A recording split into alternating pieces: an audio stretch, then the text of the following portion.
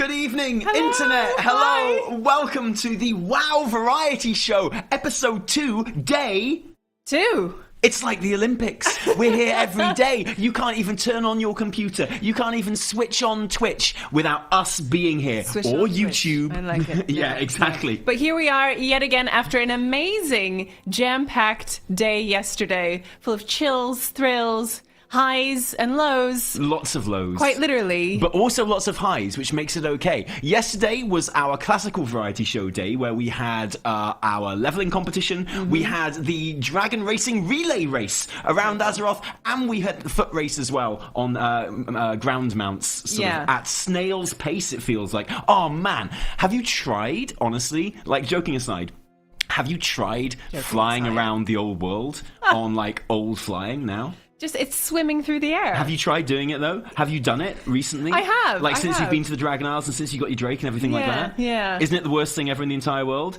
Don't you, like, just want to uninstall the game and delete your account every time you have to do it? The other day, all I wanted to do was go to the Dark Moon Fair to get my rep buff, right? I just wanted to go on the roundabout and get my rep buff. That's all I wanted to do. So, you know, I put on my teleport to Stormwind cloak. I teleported to Stormwind. My macro went off, telling me to change my cloak back again to the one that I'm supposed to be wearing, and then I just went outside. I mounted onto my flying mount. Well, first of all, I pressed my mount button a few times and my dragon didn't appear, and then I manually dragged another flying mount to my bars and mounted that. Then I pressed my takeoff button, nothing happened, and then I had to press my space bar, and then I went up in the air, and then I moved like slower than any human being has ever moved in the history of the world. It took me 5 years. I only just got there. I started when the variety show ended yesterday, and I only just got. I haven't even got to the roundabout yet. Haven't even got my rep buff. Listen, Tally, it has its applications. Yeah, it really does. But I mean, I am dragon riding for life now. That's all I care about. I'm with you. I can't get through the day without just like slamming on the ground and murdering every critter around me. That's a sentence you can't leave hanging. I'm so sorry. I'm getting rid of that. But anyway. Today, you know, you might have had some fun yesterday, and we had fun as well, didn't we? Oh, we did. We had loads of fun. Today, no fun. None. Today, it's serious stuff. Okay, there's going to be some fun as well, because it's our Mythic Plus and PvP day. Ooh. Whereas yesterday we had the cream of the WoW streaming community taking part in fun events. Today we have got the cream of the competitive community. Yeah, these guys are cutting edge, and we are kicking off with the Mythic Plus Showcase. Okay, so when I said, like, competitive, you know, the Mythic Plus Showcase is more of a showcase. Okay, yeah, it's not a fight to the death here. Teams are going to run through the new Mythic Plus dungeons for Dragonflight Season 1. I know what you're thinking. You're thinking, wait, Taliesin, Evertel, nice jacket, nice hair. But how are they going to do that? Because Season 2 doesn't start until next week. How are they going to go into Mythic Plus dungeons? How are they going to do it? There is no Mythic Plus dungeons yet. They have gone into the future, and they have come back. And that's how they're going to do it. Wow, that was a much better answer than I was expecting. Thank you. So we will have Team EU and Team America. Wait, it's a transatlantic rivalry going on? I would say more of a transatlantic friendship. A special relationship. Through competition. The special relationship is there. So who are you going to be supporting in that? USA. Oh, I was going to support USA. Oh. Okay, fine. I'm going to support EU. Okay, and after that, we will have the Drakthir 2 versus 2, which is going to be like. I mean, I'm going to be on the edge of my seat. It is a for that. full-on, in-your-face PvP tournament, twos tournament, but everyone has to play Evoker. Incredible. Everyone has to play Drakthir. That's the same thing. You can only be an Evoker in Drakthir. For now. Yesterday, when I was talking about Evoker, Drakthir rogues, I was lying. It was a joke. Oh, no. Yeah, it's Evoker on Evoker on Evoker on Evoker action. Just glitter everywhere. Wings all over the place. Claws, teeth, scales. Oh, exactly. So with everyone playing the exact same class, Evertel, only talent and skill will tip the scales in your favor. And we've got some amazing people with us here today. We've got some top tier players, many faces that you will know and recognize. Excuse me, anyone who was watching the variety show yesterday knows that the grand champion, and we had some amazing players yesterday. We did. We had Hazel, we had Nagura. We had Mr. GM, but also we had Annie Fuchsia, who cleaned the board. She swept the board, and she swept it so hard it was clean. We'll never have to clean it again. She took the crown, and she took the top hat. She did. She won every single event yesterday in terms of the creator. She won the leveling race. Yep. Smashed it. Yep. She won the dragon flying relay race with her team. And out of all the creators, she won the foot race as well. And you will be very pleased to know that she is representing Team EU in the Mythic Plus showcase. We'll see how she fares. So actually, I am supporting EU. It's going to be brilliant. But that's not all, Evertel. That's not all. We've also got giveaways coming up after the Mythic Plus showcase as well. So you can win things as well. You don't just have to sit there admiring other people's skills. You can sit there admiring the things you win. Oh, I can't wait. Life is so good. This is just like the Olympics, except better, actually, because it's World of Warcraft. Yep. Well, stay tuned. And with that, let's hand it over to Dratnos and Teddles. Hey everybody, welcome to the Dragonflight Mythic Plus Showcase. I am Dratnos, joined by Teddles. Hello. What up? We're back. Yeah, we've got an exciting set of Dragonflight dungeons that we've recorded actually over on the beta here for you today. We have 2 all-star teams of all-star players ready to do battle in these dungeons. Give us a little bit of a show of what Dragonflight Mythic Plus is going to look and feel like. So, Teddles, what are some of the rules for this tournament thing that we got going on? Yeah, so first and foremost, the characters are normalized to 392 item level in dungeons. That's about the equivalent of like normal raid gear. That's the item level that players were testing throughout most of beta. It becomes really difficult once you start to get to the 15 key range at this 392 item level, and so some stuff can and probably will go wrong for these teams. Yeah, we're going to have players playing between that 12 and 15 key level with this item level. They are allowed to use whatever gear they want, so that is going to include, there are going to be some cool raid trinkets and such that we will get to see during this run. Any of the gear from this season, from these dungeons, and crafted gear as well, which is very powerful, of course, this expansion. Yeah, and like the crafted gear in particular has like a lot of sockets. They also have embellished effects as well, secondary stat procs, that kind of thing. And so the crafted gear, while it is, I mean, you think, oh yeah, I can buy all this gear off of a vendor in Orgrimmar or Stormwind. The crafted gear, if you have put a decent amount of time in on that character and leveled up your professions, it's going to be a decent bit better. In addition to that, each player will have to use at least 2 different classes throughout the 4 dungeons, which, you know, it might be a bit difficult for our peers Ironic and Nagur, as they are both one-tricks.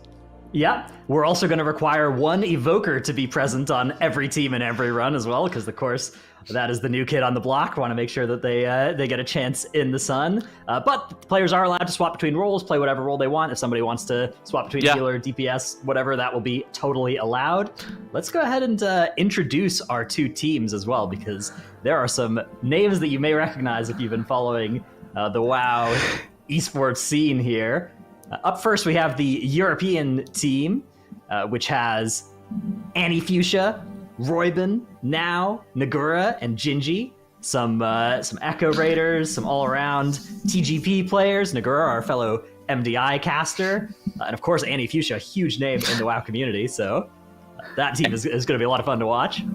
And then Team NA, joined by Dorky, JB, Zyronic, JPC, and Fired Up. So similar Race to World First experience with Liquid members. They have an MDI champion and JB on the team as well. So that's definitely going to match up quite well with both Gingy and Now. And then they have the Bear, who's going to have to do a lot of heavy lifting to carry JPC, I'm Fired Up, and Zyronic.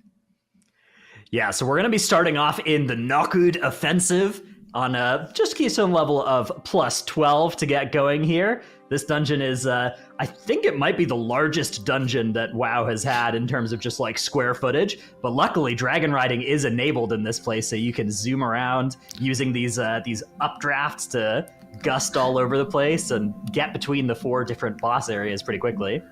If you hear Dragon Riding Dungeon, you may think of like Wrath of the Lich King and like going into the Oculus. It's nothing like that. You are basically flying throughout the whole entire zone. It is a little bit on the longer end in terms of dungeon timer. This one, I think, is currently set to a 40-minute timer. So it is a bit on the longer end, but overall, it's good, it's expansive, and there's a lot of different pulls and things that can go wrong inside of this dungeon if your pulls aren't set up like almost perfectly.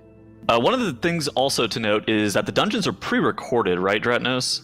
Yeah, so you may have noticed based on when this is coming out, of course, that there's a lot going on in World of Warcraft right now. So we recorded this a few weeks ago back on the beta servers, which does mean we have the ability to actually listen in to some team comms as well at different points through the dungeon. Start you off with a little listen in from our clowns on the North American team. See how the Nokhud offensive started. Oh, by the way, I'm gonna beat you guys to the first pack by like 15 seconds. You got some tech? Show us the strat. Maybe show it now. Show us now. Show us now. You won't be able to replicate it if I show you. I want to try. Okay. Show me. Ready? Yeah, go. What'd you do there? What did you do? All right, so up in the top left we have the Europeans, but the comms were coming there from the bottom right, the North American team that was fired up. You heard. Do you think Ready he's to start their dragon riding?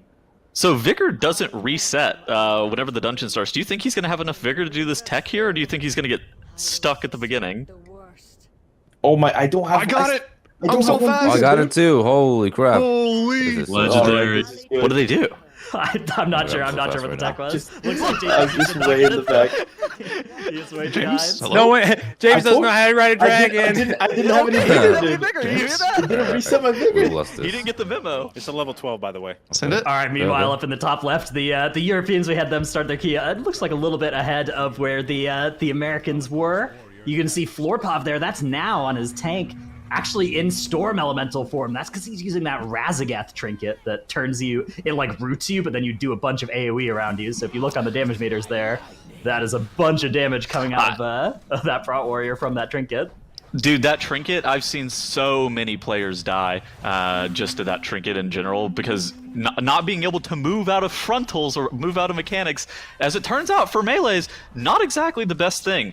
Something that we didn't mention is the fact that this dungeon has Sanguine on it, and look at Team NA, they're making sure that they're trying to kite a bunch of these mobs out of the Sanguine. However, the archers are just planted, bathing in that Sanguine, and Sanguinic are about to out-heal J. Bronze. Yeah, they actually don't have that many ways to displace mobs out of Sanguine, and some of these mobs are in fact even immune to that, but they do have, what, Ring of Peace? Drakthir Knock. Drakthir Racials, yeah, those would both potentially be effective here. This trash actually, as you mentioned, frontals, is kind of full of frontals. There's 2 different mobs in these pulls that will have frontals they need to look out for, so important positioning check here by both teams. As you can see, a Thundering proc up there for Team EU. We're watching them, looks like getting ready to clear it, just holding on to that buff for as long as they can. Now, for some of our viewers, this is going to be the first time seeing the seasonal affix. There is procking for North America as well. Those 2 marks above players' heads that have just disappeared. What are we looking at with this seasonal affix? So how Thundering works is it's on a global 1-minute timer only while you are in combat. And so every minute that you're in combat, the storm is going to roll over your head. You're going to get these like lightning ground effects on the ground, and then you're going to get 2 separate marks, a positive or a negatively charged mark that's over your head. Then you have to, whenever that mark is active on your player, you have a 30% damage gain here. And then like after 15 seconds, you need to clear with other players, otherwise you're going to get stunned and probably die. So you need to make sure that you are clearing on other players, but at the same point, making sure that you maximize the highest amount of uptime that you can get with that buff is also kind of important. Yeah, exactly. It's a little bit of a game of like, how long do we want to push it here as one's procking here for Team EU, and they're going to bring it into this pull, and they're going to have extra damage here at the start of this pull, but they need to make sure they clear these marks before they expire, otherwise they will end up dying to it. So you can see they've done a good job there. 4 people have cleared, 1 person still has a mark. If only 1 person has a mark, you don't get stunned when it expires. I just generally think it's good. It's a good idea to have your DPS be the more diligent players that are looking to clear on either other DPS or the tank and the healer, because the tank and the healer normally have a lot of stuff going on, and so you need, like as a DPS, you have a decent amount more downtime to make sure that you are able to get those debuffs cleared off. Team NA having the first death of the showcase, fired up on that character masking going down. Yeah, I guess we should mention there are a couple characters here with names that we had to do some detective work to figure out who was who. Holy Fuchsia, of course, there is Annie, which means that Mana Kek W is Roybin, and UI Maker there, the Evoker, that's Gingy, playing some Devastation Evoker. So those are, if you've been wondering whose names don't match up with what you're used to from them. That is the answer on those. Of course, Florpov, everybody knows, is now. So some people might see a Feral and be kind of taken aback a little bit, but Feral's not that bad right now, isn't it? Isn't it fairly solid in the beta? Fairly solid, yeah, you could say that. Definitely doing some pretty solid damage there for Team EU. Team NA already on Granith here, the first boss, this huge stone proto-drake. This boss actually has a pretty interesting mechanic where you have these ballista around that you use to stun the boss and interrupt it. But during the fight, these saboteurs are going to come and try and stop you from being able to use those ballistas. So Team NA doing a good job here of making sure those saboteurs don't reach the ballista until they are at least low enough on the boss that they can just start ignoring that mechanic. Yeah, and then obviously, like, really good way of dealing with that is making sure that you're either stunning them. You could also like ring a piece them. And that kind of stuff to make sure that they're not going to be disarming that ballista. And look at Team NA here, getting Granith already super low. Team EU falling a little bit behind. Yeah, now we do, it's a friendly competition between our two teams, mostly looking to showcase off the dungeons. Of course, everybody's kind of just playing whatever specs, whatever talents and stuff they think will look fun and look cool. So, no prize on the line here. Everybody's just trying to show off the dungeons. So, I'm not saying it's not a direct competition. I'm just saying, if you wanted to say NA greater than EU, this may not be the strongest of evidence for that, but on the other hand, it doesn't take people very much evidence to make that claim, so do with it what you will. I wouldn't stop you if you tried to make that claim either way. Yeah. Oh, we have a death actually here for Team EU on Roybin there on that Feral Druid. They do actually have battle reses here. They have several battle reses. Holy Paladin, of course, gaining a battle res this expansion as well, or of course Soulstone from Nagura there could get Roybin back up. But Team NA approaching the Primal Tempest now. That's going to be the second boss that they go after. JPC is actually on what looks like a little bit of a stealth mission around the side here. What is he doing? That is the mystery. Oh, okay. So his team. So one of the big deals with Nokhud Offensive and just this dungeon in general is if you're not super coordinated with where your team is landing on whenever you're dragon riding over, sometimes it can be a little bit annoying. Because if you land in the wrong spot, then you either have to wait for Vigor to recharge for you to be able to fly over to your team, that kind of thing. And so it looked like JPC was not knowing where his team was going to land, so he had to stealth on over here. This area of trash in Nokhud is quite dangerous with a bunch of the mobs in this part. It just really kind of depends on tuning, but this has historically been the hardest part of this dungeon. Yeah, these totems need to die very quickly because they stack increased damage. So you can see everybody on Team NA focusing down that Storm Surge totem just as quickly as they can. But the problem is the other mobs here, the mini boss there, Stormcaller, whatever his name is, Borno. That thing is also extremely dangerous too. Baru. There we go. Yeah. In addition to that, if there are any squalls in the pack, they also can do a significant amount of AoE damage, and so it's just something that you kind of need to watch out for. Now, the mobs have gotten a lot better as of late, but at the same point, this is still not a trivial part of this dungeon. Yeah, those primal squalls, they're those little elementals that kind of patrol around, and if you purge them, they have very little health. But there are a lot of them, so if you can make friends with a Blood Elf and have Arcane Torrent for this place, that is a really good answer to that. And hey, this expansion, even if you're an Alliance member, you can get a Blood Elf on your team with cross-faction gaming. Team EU wiped. Uh-oh. All right, well, 5 deaths on the board for Team EU. Yeah, it looks like they were not committing their battle res on that encounter, so ended up kind of slowing down and running into problems there. If you don't kill the saboteurs in time or you're not CCing them appropriately, if they disable that ballista that you need to use, then the boss will end up getting a full cast of his shatter ability, and once that goes off onto the players, you get dropped really low, and then he starts recasting it again. It's probably not going to one-shot you 100 to 0, but if the second one goes off, then you're likely going to die. So you see that eruption here going off, now leaps towards that ballista and getting that, he gets that clicked on. I think that we've normally seen it just kind of be more of a healer job than anything else. But Team EU is actually doing something interesting. They're keeping one of the saboteurs rooted, and they're letting the saboteurs go and deactivate that ballista because they know that they're not going to get a second round of them. Wow, that is aggressive from Team EU. The boss is still fairly high on health here, and you can see from that energy bar at the bottom, it does look like it's potentially going to get another cast here. Annie also going down for Team EU. Oh no. I'm a little bit worried here about their chances. Team NA, on the other hand, are pulling the Raging Tempest. This is another boss that has been pretty scary at various points on the beta, does a lot of raid-wide damage, but it expels these orbs that increase the raids. Anybody who picks them up gets increased damage and healing. So at least when I've been doing this dungeon, I've been having the healer prioritize picking those up so that they can heal us through the intense raid-wide damage here. Whenever I've been doing this dungeon, I've been prioritizing picking up these orbs for myself, because at 10 stacks you gain a 50% damage increase, and I need that. I need as much help as I could possibly get. This is definitely one of my favorite dungeons across this whole entire season, because you're able to get such a high damage amp here. And look at these orbs, they're getting so close to the boss. If they do contact the boss, he explodes and does just a ridiculous amount of damage, so you need to make sure that you're playing keep away a little bit, and maintaining that buff as much as possible is important. Yeah, of course, spreading as well when that big blue circle shows up around you, also important. Luckily, the boss has a pretty large hitbox, so even if you've got a lot of melee, it's fine. But Dorky has gone down for Team NA. They have Zyro with Soulstone. You can see casting that right now. And it looks like they're actually not going to have any more deaths as a result of that. Dorky's able to get back up and land that taunt. And they are somewhat stable here. Okay. Ends up using Zen Meditation as well to help stabilize, but wow. That was pretty sketchy for Team NA, closely averting disaster there with their second death on the board. Meanwhile, Team EU are also over in this area of the dungeon now. They took out Granith on the second try. Not too bad. Look at Team NA in the bottom right. You can actually see that there's that Kodo patrol that's running around. The Kodo patrol is actually decent count, but at the same point, it's pretty difficult to deal with any additional trash, and so it's still kind of unclear, like, routing in these beta dungeons super early on. I think that this is a situation where it's like, oh, routing is still in its infancy and will likely get solved later. Oh, Zyro! Unfortunate there. Looks like his dragon riding mount didn't quite go up quite as high as they were looking for. JPC now.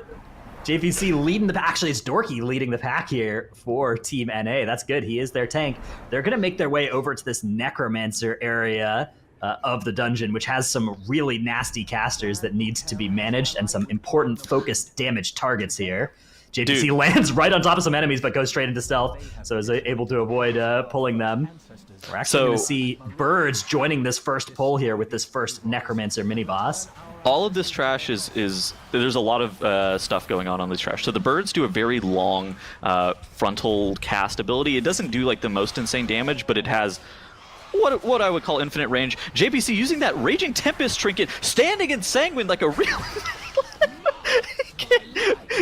Travis mentioned it earlier, and you can't move with the trinket, so he just was standing in Sanguine. So that's the Razageth trinket. So those of us, of course, watching this right now, we can't get access to that until a couple days from now, but it is available here for these players on beta, and does do quite a bit of damage. It can be pretty high item level as well, because it comes from Razageth, but it does root you. Okay. You can still use movement abilities, and Cloak of Shadows, which actually is what JPC used there, it looked like, to survive that Sanguine damage.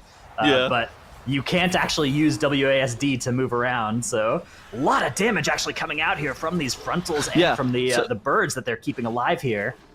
So this pull is actually insane that they're doing. So in addition to just those birds that do the frontal, they also, that big mob there has a Shadow Bolt volley cast. In addition to that, there's like a Soul Sever cast where you have to go and pick up your soul, otherwise you're going to be doing 30% reduced damage. And on top of that, there's like these orbs that are spawning on top of the players very, very rapidly. And so there's a lot going on these pulls that Team NA is doing, just in regards to how many mechanics there are in these burial ground pulls.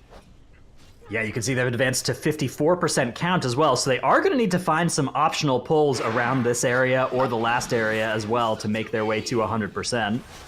I think that you normally lead this area around the 90% trash percentage mark, maybe a little bit higher. You get the current meta, at least at the time of recording this, was you end up getting around that 90 to 95% mark from this spot here, and you get like a larger portion of your count from here.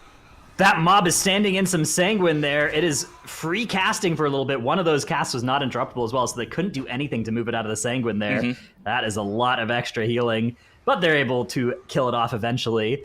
These mini-boss mobs, they have this Devour Spirit ability where if you don't focus them down first, they will consume the energies of the other mobs that you've killed, making those pulls a lot harder if you just kind of indiscriminately AoE. Looks like EU, they're sitting here in the top left, still in that Raging Tempest area. They're starting to get their trash packs killed off with. They're taking things a little bit slower. They did have that one wipe on Granite. It looks like they have now accumulated 11 deaths. I think do they have another wipe on Trash? It would be pretty embarrassing if we hadn't noticed that, so, Oh, they're lusting this pull. And Royman goes down immediately on lust. Things you hate to see. Whenever you die on lust, that's whenever you're like, all right, I'm ready to go next dungeon. Okay, the totem, gets another Storm Surge off right before it goes down. Nokhud are gonna send that Battle Res. And they're gonna keep pumping this damage into the pack here. With that totem down, a lot of the danger is gone, but not all of it. Most of these enemies are still pretty lethal, and they don't have a lot of interrupts here for these Stormbolts and these Tempests. That Tempest cast needs to stop! I have a question. Has Nokhud cast Soulstone 5 times now? I think she might be, yeah. Well, okay, now Andy goes down for Team EU. Are they gonna wipe here? Nokhud doing her very best to keep this pull alive. Drain Life going to be coming out, but it's not enough. We're going to hop back over to Gingy now, dragon riding his way back over there. One of the nice kind of consolation prizes for wiping in this dungeon is you get to do some more dragon riding at least. So that is a silver lining here for Team EU, but they are having a lot of trouble in this dungeon. Now going down, I've been in this situation before. Yeah, I've wiped to this very pack. And I've only done this dungeon like twice on beta, but I've wiped to that pack, I believe, once or twice. That's a hard one. Yeah. Nokhud Offensive is definitely one of the harder dungeons this season for sure. There's definitely a lot going on, and it requires a decent amount of preparation and practice. Team NA milking this Thundering buff for as long as they can here to help kill this pack, and they're actually doing a really good job here of getting this mini-boss down.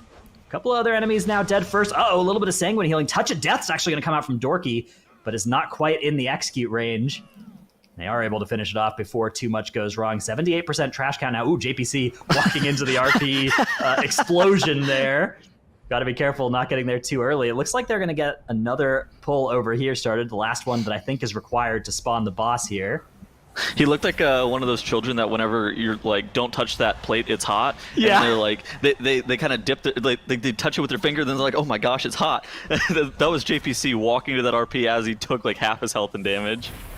Yeah, those of you who don't know JPC, that is a pretty perfect descriptor of him as a person as well. As I suspect that over the course of his life, he's touched maybe 50 or 100 things that, somebody told him don't touch that, that's hot. All right, and now Team NA quickly dispatching some of the remaining packs of trash in this area. A lot of the trash kind of have similar mechanics in these burial grounds. You need to make sure that you're kicking that decimating roar, make sure you kick the volleys, and then just kind of dodging out of the frontals, dodging out of these swirlies. There are a lot of different mechanics that each of these mobs have, and it does get kind of visually very difficult to see exactly what is going on. We have a Thundering Stun here on JB and Zyro. See, JB was trying his very best to last second clear that, but Team EU is wiping the damage. All right, Team EU up to 20 deaths now, as they are experiencing a lot of trouble with the Raging Tempest trash, which, it is a rough section of this dungeon.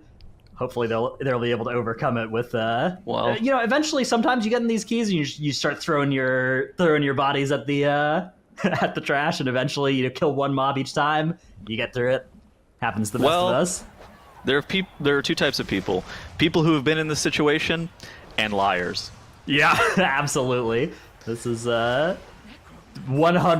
the kind of thing that can get you, especially, in Nokhud Offensive. It's a new dungeon. It's a hard dungeon. It's a lot of these players haven't spent a huge amount of time as well just blasting these dungeons, and a lot of them also playing some for fun classes, some for fun talents.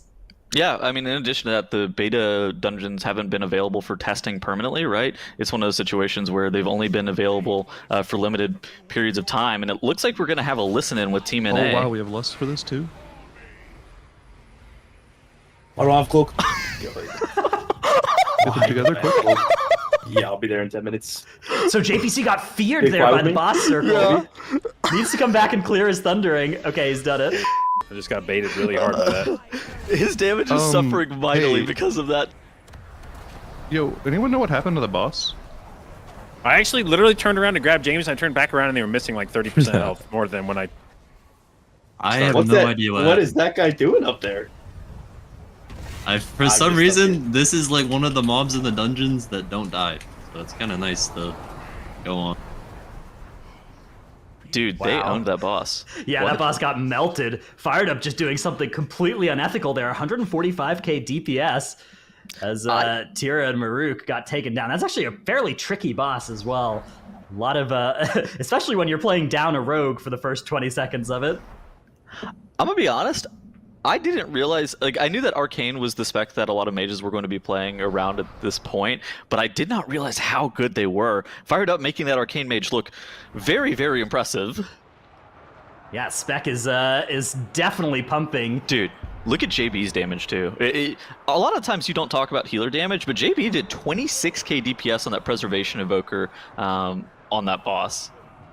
All right, so Team NA now, they're landing as they get towards the last boss of this dungeon, Balakar Khan. You can't use your dragon riding mount too close to Balakar here, so they've ended up having to land and now sneaking around the side of this encampment, trying to avoid these centaur. Looks like we're going to listen in once again. I wonder if the admins can't do the debuff either. Oh, some boys are coming. Yep. We're doing a pack. We're doing a pack. Come back, Dorky. We're doing this. He's not even there yet. I'm not even up there. Wait, well, what are we doing? Oh no, they're body pulling pulling. Use the evoker landslide. I dropped a gateway. I dropped a gateway. Pulls without their tank, and this is a recipe for. Oh, you guys He's are almost almost here. by the way.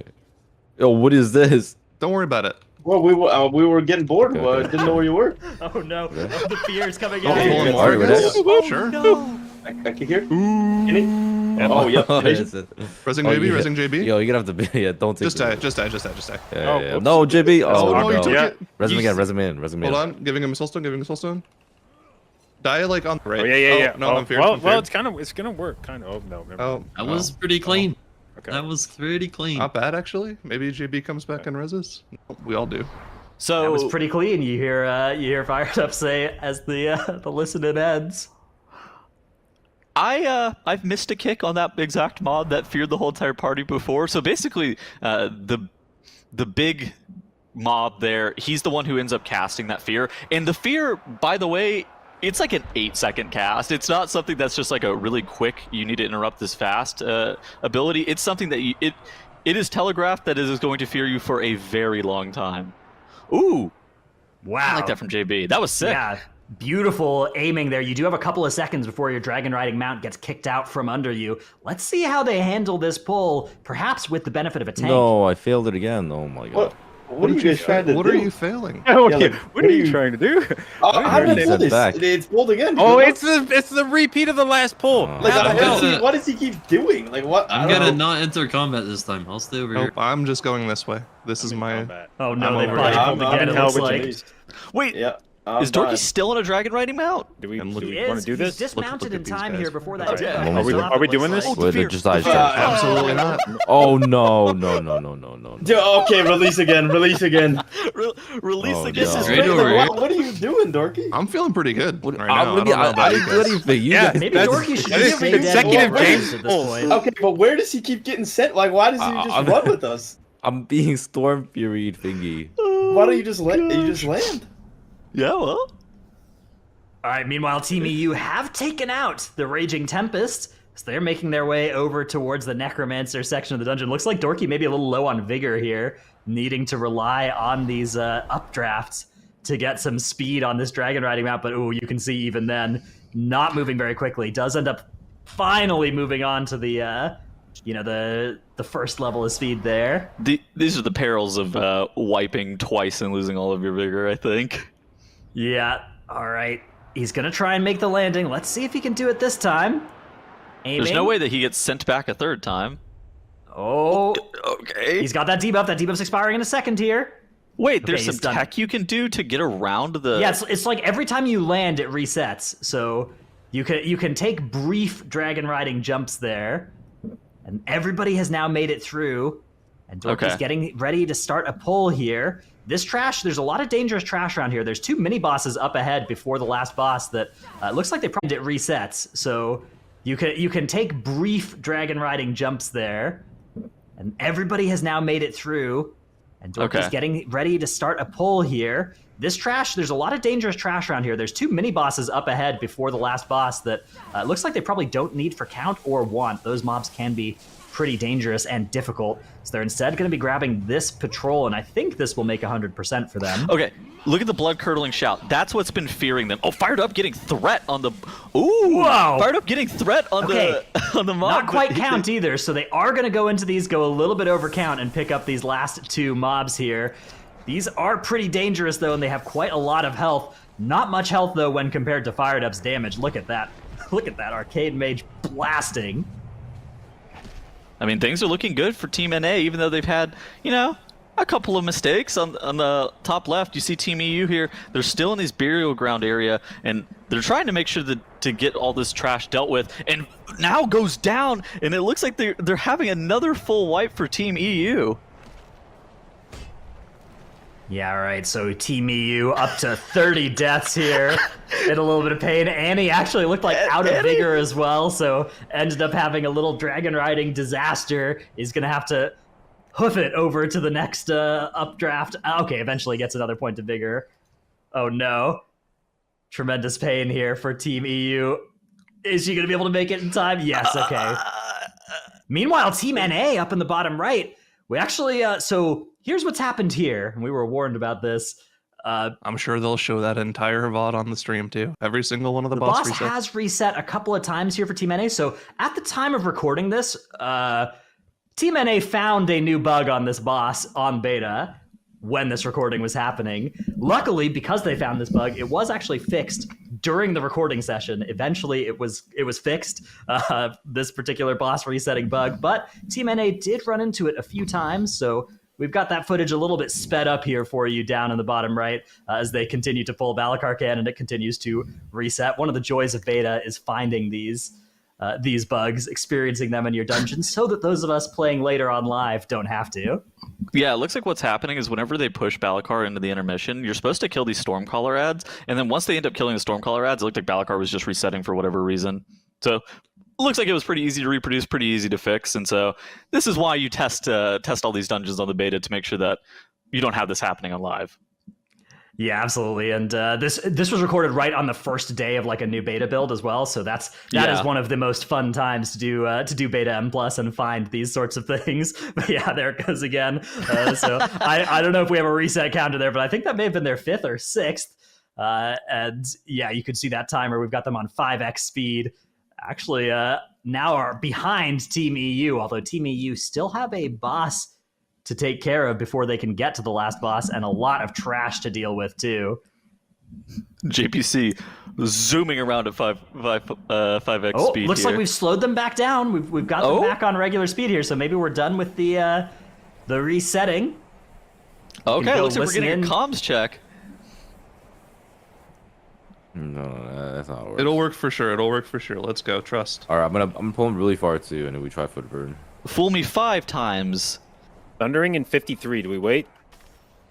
Oh yeah, we need to line up as much damage as possible.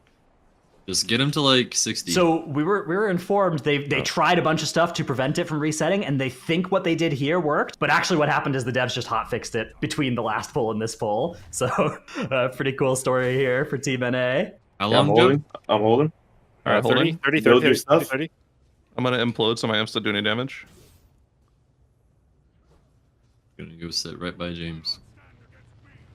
Hello, mate. Oh, pushing on upheaval would be good.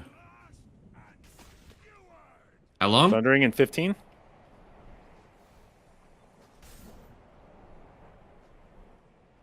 Yeah, I'm ramping. Oh no. Oh no no no no! Oh, He pushes at 60, not 50. No, we got Okay, trolled. well, it'll be good. I think I won't bug this time. Yeah, I think we're good. Maybe just don't kill the ads ever.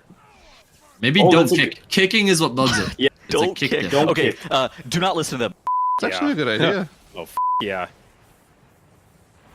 Okay, the mobs do damage when the cast goes off, I think. Okay. They are working. JP, they got stunned. Wait, it didn't Multiple respawn. people Oh. getting stunned by thunder. Wait, we're good? Official tech. Hold up. Hard hold up. mode. Hard mode has been called. Zyro does have Resin JB? Soulstone, Okay. and there are 2 This is reses available winnable. for them, so they are going to be able to get JB up immediately. JPC or Fired Up here. Okay, this is good. Wait, we're kind of dying though. It's It's okay. We have one res. Who am I getting? Who's the hero? I mean, probably him. Oh, we did it. All right, it's him. It's him. It's him. I gotta Come know. up. Come up. Why is Startup losing All to right. the tank right now? Now listen. We cannot. He was ramping. He was we ramping. cannot charge the boss out of course, the arena. Yeah. Word. This That is is our the one thing. attempt. Boss is now in phase 2 here, so the mechanics are slightly empowered. Yeah. So one of the big things is that Spear now grips everybody to the player, and then Algeth'ar will charge straight through. So if you don't move fast enough, you're actually going to get run over and die 100-0 by this. In addition to that, there are these like lightning zones that get dropped on the ground, not was a just tough from puzzle, but Thundering, we but from figured the it out boss as together. well. And so you need to really kind of Not make sure sure that what you're we being figured diligent out, about but this. something Dodge for out of the sure. way of those as JB I think we just almost had to goes offer down somebody there. his tribute. Yeah, does eventually zap back on into melee there to clear that last stack of Thundering. Algeth'ar Khan here now 10% health for Team NA as they're barely able to make it over the finish line. Using 2 battle reses on this, here comes that next static spear on JB, but they are going to kill the boss first. That is going to be Nokhud offensive, conquered by Team NA. Well played by them. That is almost 50 deaths between our teams. 1 bug encountered and resolved as well as a result of this testing. Very, I would classify very that cool as- to see. I'll classify that as a win. I would say a resounding success, not just for Team NA, but for all of us WoW players as well. With that that boss reset bug fixed. I would think that that's a resounding win for the Nokhud offensive as well. Yep, sure. In fact, Granith, the Raging Tempest, may be among this dungeon's biggest winners for sure. All right, up next we do have Azure Vault plus 13. Let's see what happens in that one.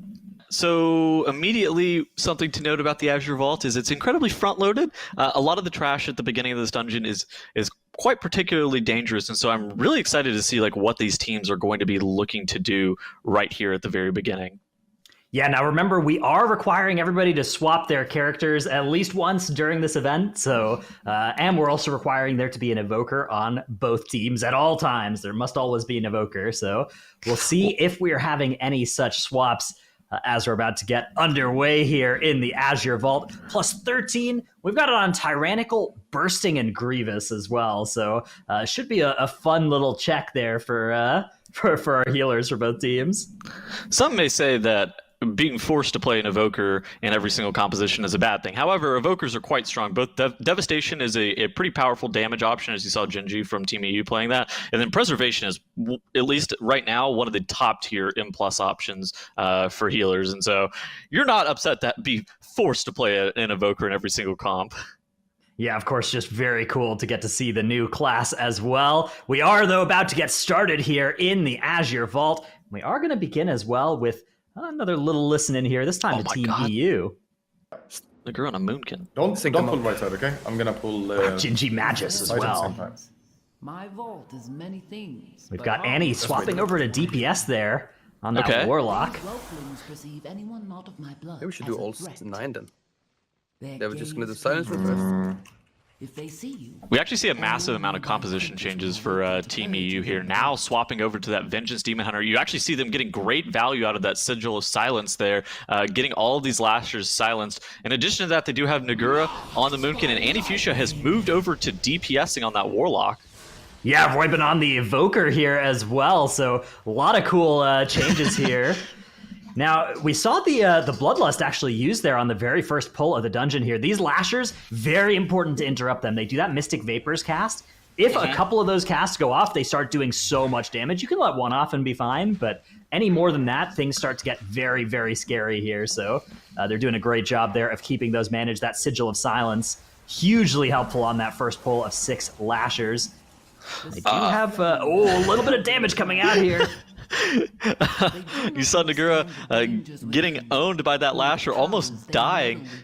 Like the front, like I talked about earlier, the front loading in this trash is very dangerous. Oh my gosh, that Shrieking Whelp cast went off. This is so bad for Team EU. You never want to pull these whelps, and you definitely don't want their Shriek cast to go off, because then it activates these Crystal Fury mobs, which do ridiculous amounts of damage, and frontals, as you saw Nagura get clipped. Genji dropping incredibly low, having the ice block off that debuff as well.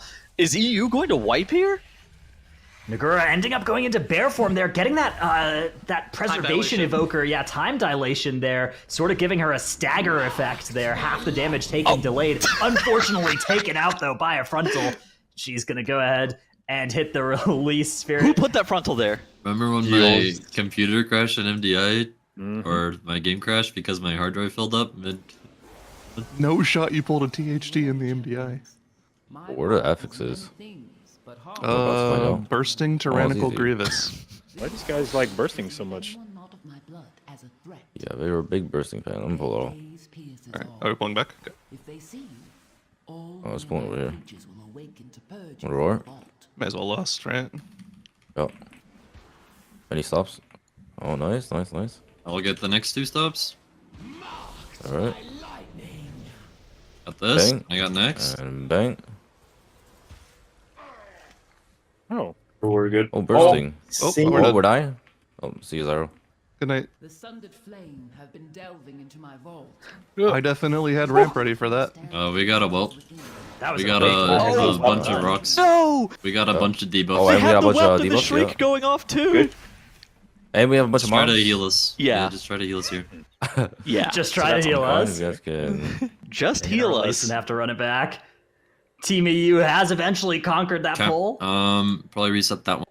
I think we're dead. Team NA on the other hand. We're dead? Okay. I also think they're dead. Believe it or not. It's a hard to think of, but Yeah, they are indeed dead and running back now. We have the first pull going pretty well for Team NA. Second pull, a little bit less well. They're going to start it once again. Team EU also putting some deaths on the board here. Gingy turned into a potted plant there. So they've made a critical error of pulling 3 of these mobs at once. So they have a erratic growth cast that needs an interrupt. They're running triple ranged interrupt with the preservation evoker, so they don't have a ton of interrupt coverage. They do have the Vintage Demon Hunter, which can supplement that a little bit. But I think that pull is maybe a hair aggressive, considering how many interrupts they had. Yeah, we'll see how they decide to approach this the second time as Team EU gets down once again, grabs another tender. They're going to fight, it looks like just the 2 tenders at once here, leaving that one far away and interrupting that erratic growth much more cleanly here with just the 2 mobs. Team NA jumping down as well. They are getting started. Is Dorky going big? Is that like, looks like he's indicating that he wants to. Gonna send over a Moonfire and grab that last Arcane Tender in. 3 tenders for Team NA as well. You really need to make sure that you're coordinated with your interrupts on that erratic growth cast, because if it full channels, you turn into a pot plant. The insta-onk. Yeah. Grievous here starting to tick up on the players of Team NA. 1 erratic growth, full cast going off on Fired Up there. That erratic growth, it turns you into a plant, and then when it expires or gets dispelled off of you, anything within that circle around you also gets turned into a plant. So you gotta be very careful there, how you manage that one. Ooh, they lost this. I thought they lusted the first pull. They called for lust on the first pull. Maybe I thought they did. I bet it's Fired Up with the talent that lets him double lust. Yeah. Yeah. That's the Fired Up double lust talent. I was confused because I saw the time warp icon pop up on our UI. That's probably going to be a good thing for our MDI UI observers set up to incorporate in this expansion, because of course mages can hit that lust again while it's on cooldown if they choose to talent into it. Both teams now fighting the first boss here. This boss is all about taking out as many of these trees as you can with the frontal from the boss there. That's going to be coming out soon for Team EU. You can see now sort of lining up a shot here. Nagura a little bit in front of the boss as well. Should be in a little bit of worry, but is just off to the side there. And they've taken out a bunch of trees that way. And now the rest of the trees, they're going to want to take out with the circles around players here, the explosive brands. Oh! You can see all the players making their way over, trying to hit as many of these trees as they can, because any that are still left are going to cause a lot of extra damage to be dealt to the group here. They've taken out, it looks like, all of the trees. Very well done by Team EU. Yeah, and then once those trees do go down, you have those... Oh no, slime spawning as an awkward situation occurs with Nagura and Now both stunned by thundering there. They're allowed to survive here, which is great for them, but it's still very dangerous. Anytime you get stunned by thundering, the dot that it puts onto you does an insane amount of damage to your character, and so it's really, really dangerous if you have that happen. Yeah, absolutely something that you need to be worried about. Team NA about to get their second explosive brands here. Explosive Brand Cast also knocks you away from the boss. Stampeding Roar is going to come out. Everybody's trying to get as many of these trees as they can, but it looks like they are not going to hit one of them. That should be fine. They should be able to survive one tree being left alive. You have to be incredibly careful with healer threat whenever those slimes spawn as well, because if you don't, like, if you're not paying attention to healer threat, a lot of the times your healer can just get aggro on all of them and they get meleeed and die very quickly from those mobs. Yeah, once again, we've got some incredible damage coming out from both of our teams here. Tank players as well, really keeping up in both teams. We've got tank players fighting for that third place damage spot here now, and Dorky just doing tremendous amounts of damage. Now, to be fair, there is a little bit of AoE spamming that you get when those slimes come out that the tanks do tend to pick up a lot of DPS during. Zyro in the bottom right, proving why he in fact is a caster, competing and doing bear damage on that pull. Yeah, so we have Team NA now stealthily making their way around these whelps that have the expanding and contracting detection circles around them. They really want to avoid activating these mobs. Not another one. So they are going to make their way through and just fight these elementals by themselves. Let's see if Team EU is able to achieve a similarly stealthy movement through here. Yeah, Looks these like mobs are waiting. They're petrified, but if the whelp cast goes off, then they activate. Kind of similar to what we saw at the beginning of the first section of the dungeon. You are able to kind of run around them, as you do see both of the teams electing to do. You really don't want to deal with these mobs. These mobs are pretty gross. Team NA taking that book in towards this ring. They are nearing the Azure Blade encounter, but they've got to take care of a bunch of trash first. There's like there are buffs that you get in this ring, correct? Yeah. Look at Team NA. They're having swirlies channel over their head. Can you talk about the buffs a little bit? Yeah, so you get a kind of wild magic effect, and you can see Fired up there masking the mage has a blue circle around him. I believe that is the damage done increase circle. So if players are standing within that, I think they'll be doing extra damage. You can see he's running at people, but Zyro fleeing the extra damage, of course, not wanting to do too much damage and lose his job as an MDI caster, be forced to play once again. I think it's actually haste is what the circle is, but it looks very similar to the other circles that also come out on this trash. So you have to be kind of cautious. Sometimes that circle, it looks like it's going to hurt you, but yeah, it also puts additional haste on the mobs as well if you're standing on top of them. So you can get like one of a couple of assorted buffs. There's also one that gives you these wings. It slows you down, but it gives you like 50% damage reduction. There's one that gives you movement speed. There's one that puts a 25% slow on all the mobs that are surrounding you. You see JPC has the frog slow one on his character. Bunch of cool effects for sure there. Ooh, you can see JB ends up tanking one of the stomps there. That's the other circle. Yeah, that's the same. It looks pretty similar, but it is in fact a different one. Yeah. These are also not the haste circles. Please be spread. Yeah, Gingy, on the other hand, does have the haste circle around him for Team EU, as you can see, although it is about to expire there for Team EU. Team NA, Dorky going down! Gets taken out there. I do have no battle reses either, but the pack is pretty low. It looks like the call is actually being made, hey, don't release. This pack is low enough that we can get through it. JP Charizard going down, though. JB is going to have to send out the mass res here. He's trying to make sure that his team won't die to Bursting and Grievous while he's trying to cast this mass res. Yeah, it was a bit of a pain there. Resto Druid, kind of a naturally good counter to Grievous in that your HOTS sort of counteract the dot. On the other hand, a lot of other healers can remove the stacks very easily because you lose a stack every time you receive a direct heal. Resto Druid HOTS don't do that every time they tick or anything, so sometimes you can get a pretty nastily ticking dot there. Team EU are going to be committing their next Bloodlust here to, it looks like, just one of the trash pulls here. I mean, unless that might just be Gingy's personal lust. No, you can see they all have temporal displacement, so that was their next lust was on that bull. Do you think it was on accident or do you think it was on purpose? No, I think it's a fine time to hit the lust, especially, I mean, there are some tough bosses here, but if you're holding your bloodlust for the bosses, you end up sitting on it for quite a long time in this dungeon is the problem. Dungeon's like a 35-minute dungeon as well, so there is a level of like, do I want to lust at, like, to get more lust in the dungeon, or do I want to lust at optimal times? Because I think that Azure Blade would probably be your ideal second lust of the dungeon, all things considered, but if you're going to lose a lust for it, is it really worth? And so I guess you kind of have to factor that in. Yeah, it's a question of quality versus quantity of your Bloodlust, right? And it looks like quantity is what at least Team EU is going with. Team NA doesn't have their Lust available for another 30 seconds, so we will check in with them when that becomes available. JPC going down once again for Team NA.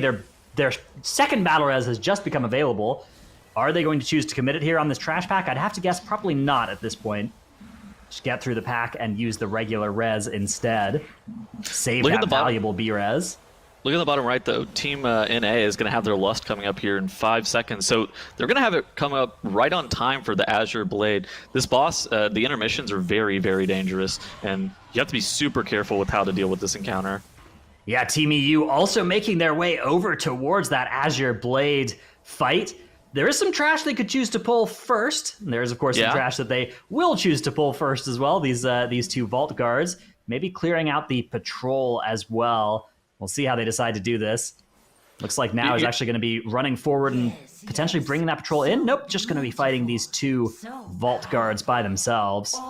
You're kind of pressed for space, so you normally end up killing these Vault Guards plus the patrol. In addition to that, like, you can kill some of the other guards off to the side, but they're not normally pulled by a lot of teams just because you don't need to move them for the boss. Now, if you want them for count, it's a little bit of a different topic of discussion, because like if you want them for counter, you think that like a pull would be more efficient because you're playing them, absolutely, but as it currently stands, this is all the trash that they need to kill here to make sure that they have enough space for the Azure Blade encounter. Yeah, this Lieutenant gonna be eventually going down here, and we'll see if they decide to go straight into the boss, or if they want, it looks like maybe they're gonna be grabbing this right hand pack. That lets them fight over there pretty safely. Ooh, Nagura actually gonna be pulling in the left-hand pack as well, so they're going to be clearing out a lot of the trash in this room. Thundering procs as this encounter begins. Not the encounter, rather, but the two trash pulls. They're going to actually be sitting on these Thundering debuffs again for a little while for some extra damage. I mean, the grouping of this pack has been very, very difficult for them, but I think that the mobs that are in this pull, it seems like a pretty viable pull to do altogether. Yeah, getting the two pulls grouped up is indeed the hard part. You can see Annie going down for Team EU. They are going to do their best to finish off this pack, though. It looks like they'll be okay, and they'll be able to just send the battle res, and they should be able to then get in the boss. We'll have a listen in to see exactly what they have to say. And this boss, you have to be a bit careful in the intermission phase. He constantly spawns like 4 orbs around him that move out afterwards, and it's like really quick. They constantly have to dodge. Okay. Pulling. And he casts one big frontal that needs to be dodged. So. We need to kill ads or what? Yeah. Can I drag to We it? dropped it as well. This is frontal or drop? Can I drag to the ad or what? Yeah, he should be able to. He just does a cast sequence. Can he also curse of tongues? Oh yeah, now we get the that's orbs. intermission. Constant orbs now. Yeah. And also damage on the whole team. You can use rotate personals. This Thundering timing is actually pretty good. The extra damage and healing is useful right here, but they do need to clear. Need someone to clear it. Oh, Thundering. Oh, it's on me. I didn't That see. I'm stunned. I'm actually gone. I'm dead. Yeah. Same. Just so you can I rest. tried to find someone, but I just need to heal them. couldn't see fast enough. Rest more and more. I think honestly we just clear Thundering here immediately. Don't even try to win Yeah. But then at the same time, there's a lot of incoming damage, and you need a lot of damage. It would be nice to have it. I guess. They're playing such a caster-heavy comp that those intermissions are so scary for them because they're not able to plant and do a lot of damage. I should just look out earlier. Like, even if I don't move immediately, I should know Mana can kick. Yeah. where I intend to go. Would you become somewhat like stacked in that phase, like the healing and stuff? Yeah, unfortunately, no battle res here. Also make it easier. Okay, watch it. It's a mission again. We got a mob. Uh-oh. Oh, no. It's not that bad. If oh. I guess that's fine. Logan got smacked. Looks like that's going to be a wipe here for Team EU. Yeah. Yeah. Okay, we go again. Yeah. This was hard though, actually. This was actually really hard, yeah. Agree.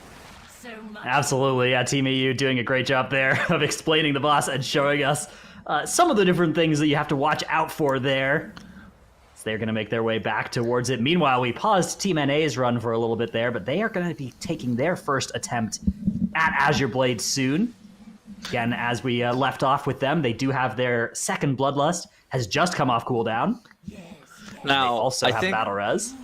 I think that Team NA may have a little bit of an easier time on this fight just due to how Resto Druid does their healing in the intermission relative to that Preservation Evoker. Preservation Evoker has to channel a decent amount of cast. They have to use their empowered abilities to be able to top people, whereas JB on that Resto Druid has a lot more casting on the move, a lot more mobility just generally, and can kind of help mitigate that Grievous in a way that we saw was a bit more difficult for Team EU. I think that like you kind of hope for more melee DPS more than anything on this boss, though, right? I do think Team EU had a good call, though, which is like, hey, if we stack up a little bit better, actually, and if we make sure that we're all playing on the same side, we're going to have a lot of easier time with this boss. And they didn't end up doing that the first time, which, you know, it's not like it was just it was a learning moment for them. That's the joy of early keys here. Big pull coming out for Team NA. So they actually are going to commit their Bloodlust to, it looks like to, oh no, that wasn't their Bloodlust. That was maybe just a proc lust for Fired Up or something. Maybe he's playing the proc lust thing. Yeah. They continue to let these condensed frost casts go off. I don't want to make any suggestions, but I feel like if we pull things with the boss when you have cooldowns to live, it will all die. And then the intermission will also die. I like it when you're a suggester. That is what it sounds like, pulling with the boss with their cooldowns, and it'll all die. They do have lust available. Oh, here it is. Bang. Insane timing. Insane timing has been called. No, Zyro. Insane timing indeed. We're still in good shape. Watch out. It's still perfect. Bindings, Okay, nice. get the root, Okay. Big orb. You there?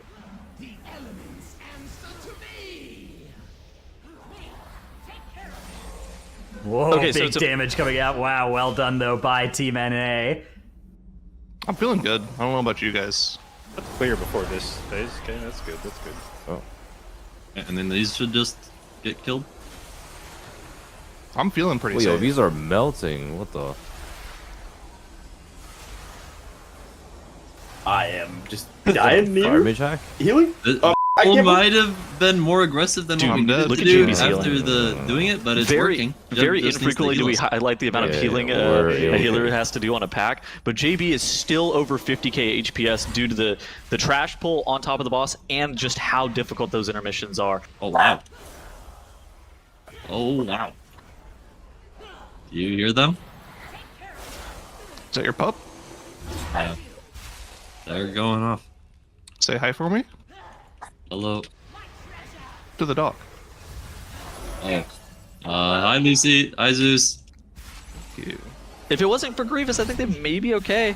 Team NA in the bottom right, though, I mean, it looks like they're going to be able to kill Azure Blade here in a relatively short period of time. They are getting one more intermission, though, so they're going to need to make sure that to pop all their defensives. JB immediately convokes that as well. Oh, Team EU. Who can I clear on? Living on a prayer here. They're trying to get that battle res out. Yeah. Oh, JB gets stunned by thundering. But I did all my Team damage. NA is trolling him so hard. Are we not the same killer, Jeb? I thought we were. Were we different players? I needed to be clear on Zyro. I'm doing this thing where I'm playing a class that I haven't played yet, and I'm just looking at my bars the entire time. Zyro on that Elemental Shaman, a very fun spec this expansion. It's kind of working pretty well for the damage part, not for the living part, though. Yeah. Oh, Nagura going down for Team EU. Roybin going down too again after they've used the battle res. Yeah, that is going to be a failure for Team EU and a success for Team NA on Azure Blade here. Unfortunate turn of events for Team EU. Team NA, on the other hand, looking pretty good there. They get that boss killed off, and they're about halfway through the dungeon. A little bit more than halfway. I seriously think that their comp is not great for dealing with this boss. It's really difficult for Team EU. Yeah.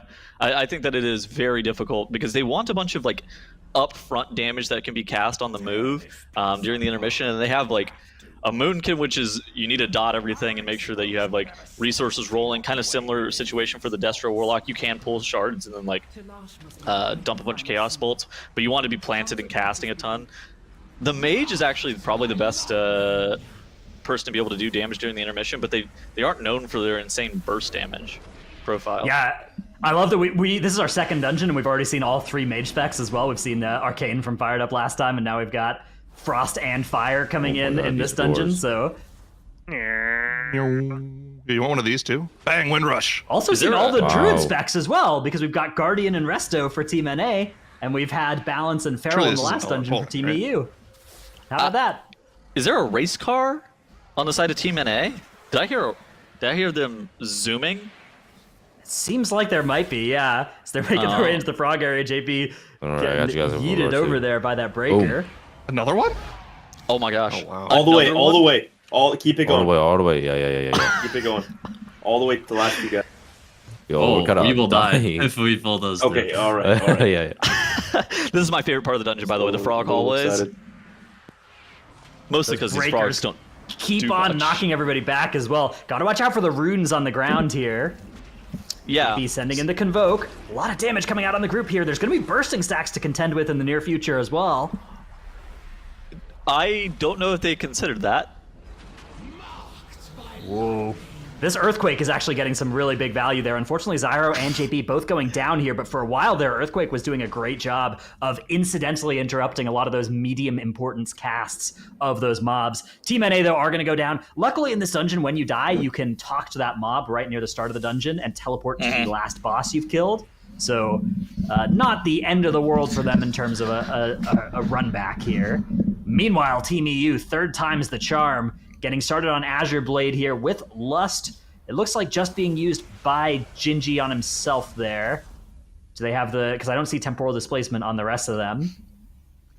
Although maybe it is actually just not being shown, as they are doing some huge damage to this boss. Annie Annie going. Blasting. Unfortunately going down here in the intermission. That is going to be a tragedy here for Team EU. Looks like Nagura dying as well. Oh no, she got clipped by a ball. Yeah, they are going to take a little bit of I assume a reset of this boss at this point with 3 players alive. The problem with this boss, as you said, those intermissions are time-based, so as you start having players dead, you start end up having exponentially increasing length of encounter. I may have been observing 4 members of my group do this dungeon, or do this boss, as I was dead. And then once we got the 3rd intermission, that was whenever we promptly wiped this encounter. Because it was just it was like ridiculous to be looking to do it down a couple of players. This is a very, very challenging fight. Yeah, Team NA nearly done with this trash, as they're about ready to get towards Telash Greywing's little circle there. You can see they're going to go and use that tome. They've got a tiny area to now, well, a big area to fight this next boss. This is a pretty cool boss encounter here. Telash Greywing, kind of a space management thing. Side note, I'm really glad that they have the names of these bosses on our on the side of the screen there underneath the timer, because I would not be able to tell you the names of any of these fights right now. Okay, so they got that first mechanic. They're dropping those snowy zones, and they're dropping them in a nice line, and then everybody is staying on the same side of that line. You can see on the ground there's that big rune there, and after they drop these next circles, they're going to head over and get inside that rune, because that is the only protection from this absolute zero cast that Greywing is now doing. JB barely alive sends that tranquility. I feel like the keys had to have been buffed at some point. I'm telling you, it's a 13 and we're just getting demolished. Like this is not right. Oh yeah. Okay. Oh, we are getting owned. It's not even a 15. I'll block this. I'm pressing this button. Makes it go off. See that, Jeff? Yeah, it is. Yeah. I can't keep breath. Here it is. Yeah, here comes that Icy Devastator cast, just kind of blasting damage into Zyro. They are going to hit it. I think that might be fired up just playing the Lust proc, actually, looking at it now. Yes, that might be what's going on and what we're seeing on the Lust tracker, yeah. So they make their way towards that next big rune here. Here's that next Absolute Zero. This one doesn't overlap with the dropping of the Void Zones as well. Rush to move fast out of this. Pretty safe here. Look at it. Boss getting fairly low as well. Well, they're wind rushing out of this. Zyro said. Plenty of space. Yeah, because the next Frost Bombs are coming out. I'm feeling very safe right now. So there are only 3 runes, correct? Yeah, but the old Void Zones start despawning after the 3rd Absolute Zero cast, so you don't run out of time on this encounter. Oh, that's a tweet right there. Oh my god. I'm chilling. There's so much hostility in our group. A good way to deal with Grievous is you want to top someone really, really quick, Jeb, and then work on the others. Did he just call I'm alive and die? I think so, yeah. Fired Up also giving some helpful tips there to JB on how to handle the Grievous affix. I'm sure that advice will be much appreciated. Here comes that next Absolute Zero cast. Yeah, you can see those rings still active in the zones. He's dead. Okay. Now do it again, Jeb. Now do it again. It does or we die. It does or we die. Nice. Nice. Looks like they are going to kill that boss, though. Fired Up just going to jump on down and use the blink to avoid taking fall damage. Everybody else having to take the book to get down to the last boss. Yeah. Umbral Skull. You're allowed to take the book. Yeah. It is this is a pretty tricky boss as well. A big old dragon with some crystals growing out of it. They should add a tail swipe mechanic to this fight, I think. Yeah, I agree. It should have a tail swipe behind it, a frontal, and also the wings should swipe to the sides. Just give it 360 degrees of pain. It does. It already does have a frontal, right? Yeah. All right, so we're going to start off here with Oppressive Miasma. That is a stacking movement speed slow as you move. You can see everybody there quickly getting slowed nearly to the full amount here. Yeah, one of the big things, though, is like if you end up standing in place for an extended period of time, as you do see Zyronic has done, you do actually get rid of that debuff on yourself, and it allows you to move every so often. And so you want to actually make sure that that debuff is dropping from time to time, particularly before these detonating crystals come out. These detonating crystals, you need to just kind of make sure that they end up dying before their Fracture Cast goes off. If the Fracture Cast does go off, it does a lot of upfront damage, and will likely wipe your group if you don't end up killing them. And then they spawn periodically on the boss's HP. They spawn every 25% of his health. Yeah, you kind of are knocking them off of the boss during this fight. Very cool encounter. We're all seeing that Unleash Destruction. That's going to knock everybody back, so they have to be really careful to not have those arcane orbs behind them during that. Those arcane orbs doing damage if you are standing in them. Looks like they've got a pretty clean area of the room here, and that boss is just melting. Fired Up, showing that maybe Arcane does a lot of damage, but so does Fire here. Team NA just taking this boss away as those orbs start accumulating under the boss. The next set of 5 crystals has come out. We can go to a quick listen in here as this team is getting pretty very honest low performance on the from this one. This was not bad. Only 18 deaths. It's our best one so far, right? It's up there for sure. Well, top two runs for sure. Dude, I want to play this class in Algeth'ar. I'm trying to pump some. Is it actually fun? Equals. I mean, it's kind of fun. Like, I don't really know why though. I couldn't tell you why I'm having fun. It's very weird. Well, if you hover over the damage meter, there's probably like 3 sources of damage from Devastation Evoker. So that's it's the right. It's a satisfying rotation. It is hard to describe it though. I think that could go on some of the Dragonflight ads.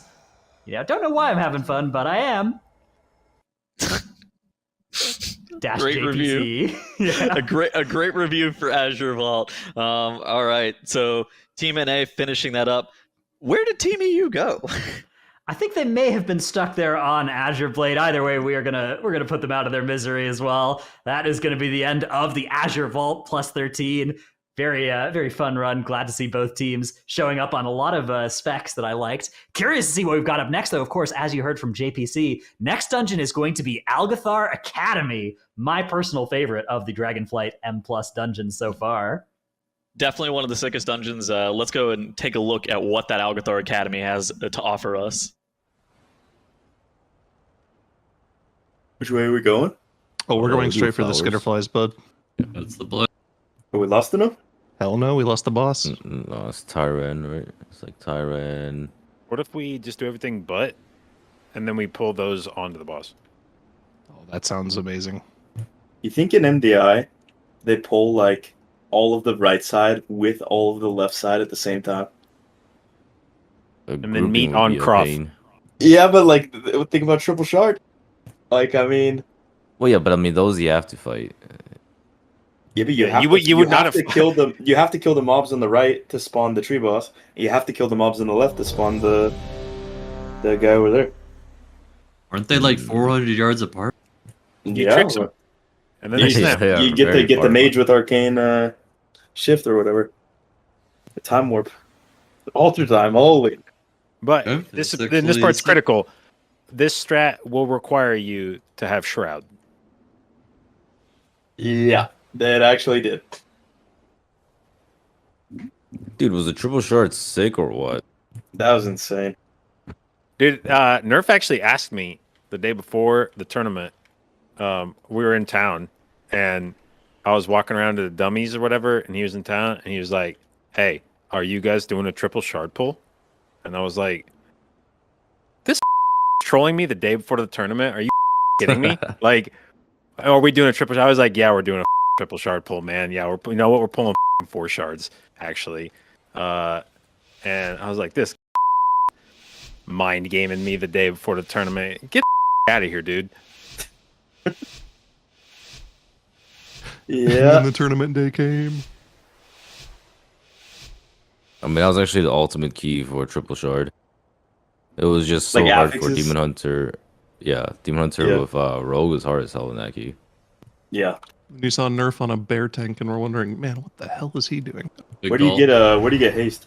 It's the bronze one on the left. First on the left. The one on the left right here. Yep. On the right? Yep, on the right. On the left, right? Oh, it's quaking. This is so good for our comp. It's on the left, right. Great story time with Team NA. Yeah, that was about the MDI with the Halls of Atonement triple shard pull that, of course, was famous there. We have a listen in, though, to EU as well. All right, we got this. This is it. Nice. Let's go left. Let's go left first. We're believing. Okay. Okay. Are we doing big pool? Oh, you're doing the 2 packs, on the bridge? Yeah. Yeah. Welcome to Let's take Algeth'ar your Academy. buff in the beginning. I am delighted that you received our invitation. Yeah. Yeah, that bronze Dragonflight tends to be the most popular for a lot of classes. That's the haste buff. Yeah, so you can just grab that one. The Dragonflight at the very beginning of Algeth'ar Academy, they give you 5% of stats, and yeah, the 5% haste is typically the most popular one. You don't see too many people taking other things. Now, it looks like Dorky went with the black Dragonflight, but most other people have pledged to the bronze Dragonflight. Teams going different directions, though. I love to see this here. Team NA heading towards the Overgrown Ancient first, whereas Team EU instead heading left towards Veximus. This first pull on the left that Team EU is doing is actually incredibly dangerous, and the fact that they are foregoing lusting this pull and just making sure that they utilize their interrupts here is actually incredibly important. I actually like their kind of composition for dealing with a lot of these surge casting mobs, those elementals there. They have a Vengeance Demon Hunter and a Moonkin, so they have a large amount of lockdown time to where they're able to kill off some of those mobs, because you need to really have coordinated kicks, especially once you start to get to a little bit of a higher key level in this dungeon. Yeah, I think we have seen now everybody on both teams successfully swap characters as was required at least once, so we do have some swapping around happening. Looks like Gordon is back over onto that Druid, although this time she's playing Resto, not Feral. We actually have Annie sticking with the Destro lock for Team EU. Team NA, on the other hand, pretty similar comp to what we saw out of them in the Azure Vault. Dorky has swapped over to a Protection Warrior, though, so they're going to get started on the boss here. Fired Up has also swapped over to Frost now. He is playing the third mage spec now. He's played all 3 the elements over this event so far. This is definitely one of the better... Yep. I was going to say, this is definitely one of the better dungeons for Frost. What were we going to say about Overgrown Ancient? Yeah, this is a cool boss. So you get these Lashers spawning, and you can see they're kind of getting AoE down here by Team NA. There will be another wave of them that spawn, and then the boss will uproot all of them. It can get quite dangerous. So during the second Germination cast, which is what actually spawns these ads, right after the second Germination finishes, he casts Burst Forth, which does an insane amount of AoE damage to the whole entire party. Ooh, Team NA running different directions. And if you don't personal this Burst Forth cast, you actually can die if you're not fully topped. Now, they do end up killing off that branch, which resets those bleeds that are on players, though. Well, so when you kill the branch, it does a small green circle around it, and you need to actually get in that to reset those bleeds. You can see Zyro didn't do that, still sitting on those bleed stacks. Everybody else jumped in, though, into that green circle. Very important thing to know about this fight is that you want to actually get into that green circle when the branch dies. Looks like Team NA making short work, though, of this encounter. Not even clear that it's going to get another burst forth here. Team EU, on the other hand, about to engage Veximus. They're just dealing with these books there that put you to sleep if you don't stop them. And they're getting ready now to fight Veximus. I really think their lockdown that they have from this composition with the Solar Beam and the Sigil of Silence is really, really solid, assuming that they have the amount of like burst damage to be able to kill off a lot of this trash. Yeah, Team NA already now making their way towards Croth as well, so they are zooming. But Team EU, we started them a little bit after Team NA this time. Of course, you know, the two teams, we're playing them for entertainment value rather than having them start at the exact same time for this rebroadcast. So we are seeing Veximus now engaged with arcane orbs, making their way towards the boss. Now is going to be the primary soaker of those orbs, it looks like, then quickly getting dispelled after soaking the final one there. It is so you want to avoid those touching the boss, right? That is the big danger. So if they contact the boss, they do probably like 20 to 30% of your HP, maybe a little bit more once the key starts to get pushed up. It is also tyrannical, so maybe a little bit more. So you really want to avoid those contacting the boss, but he also gains energy if you do let them hit the boss, and then he does more of that phase. In addition to that, the only other real mechanic on this is the mana bomb circles that go onto players periodically. You kind of want to defensive them or make sure that you're topped every single time they're going to expire, as Nagura drops so low from that mana bomb. Beyond this, like a lot of the difficulty is put onto your tank in this area. Let's take a listen to Team NA with what they're doing with all these birds. Oh, phone call. Is that an actual phone?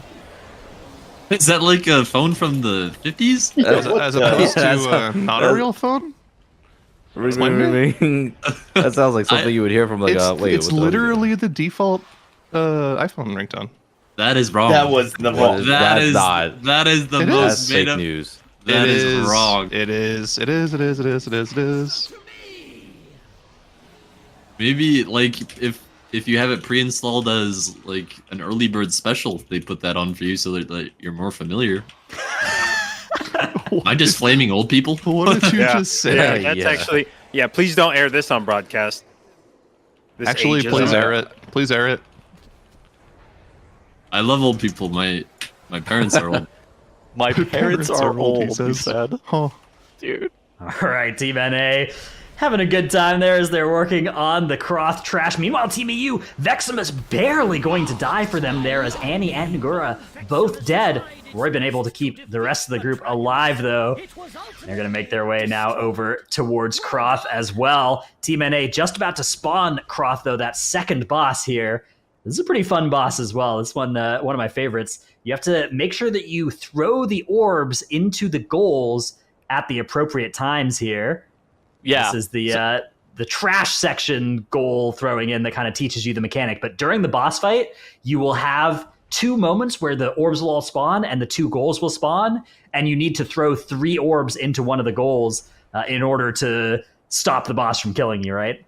Yeah, so basically how it works is the boss has a cast. It's called like Sonic Screech, I think. It's an interrupting shout cast, and it stacks up this Sonic Screech debuff onto your player. And so the only way to reset it is by dunking 3 orbs into one of the specific goals.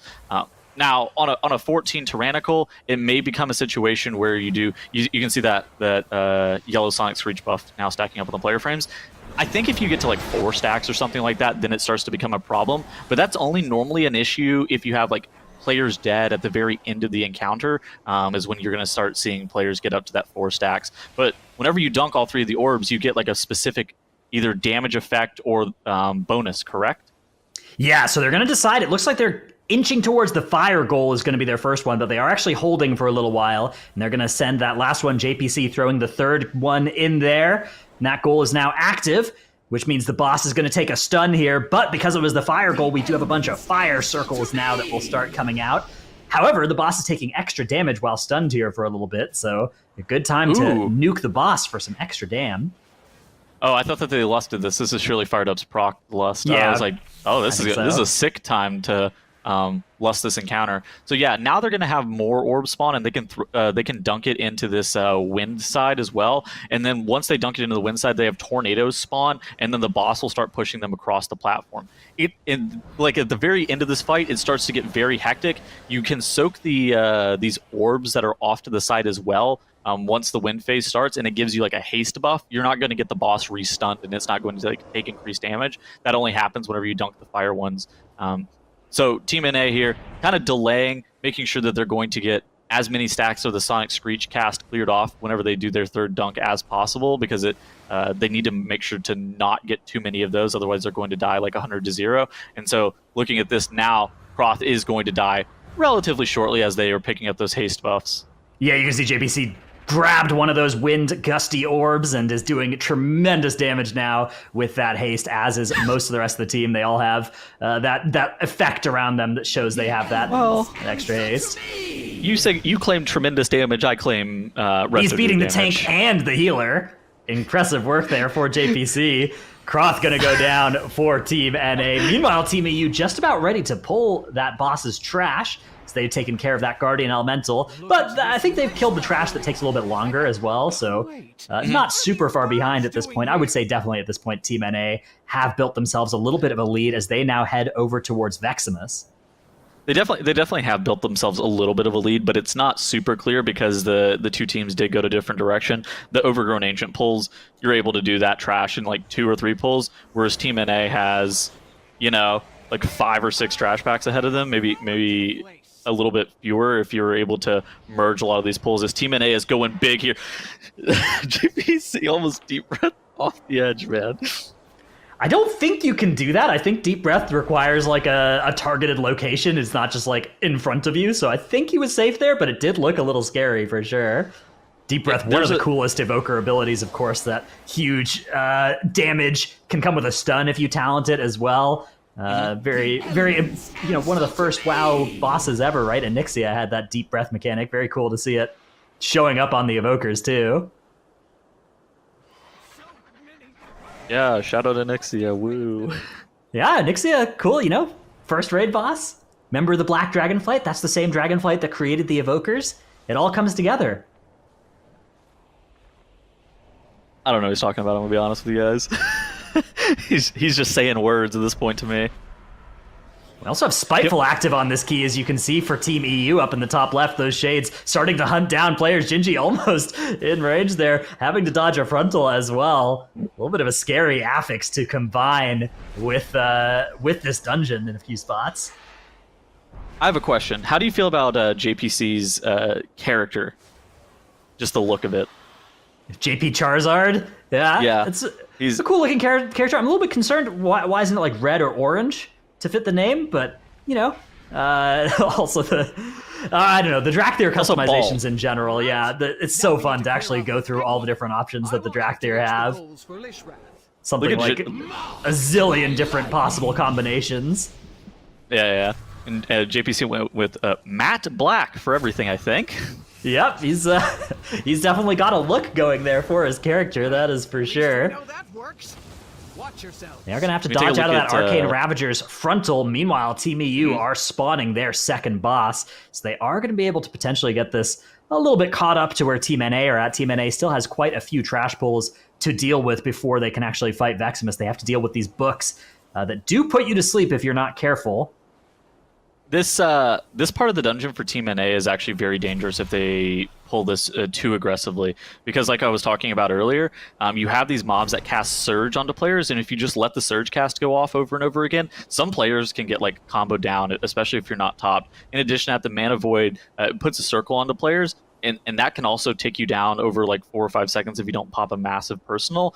And then, if that wasn't enough, there are these books here that you alluded to that if they channel and they put you to sleep, and so those are forced interrupts. So this is like a really heavy caster pack that you need to make sure that you're coordinating stops on.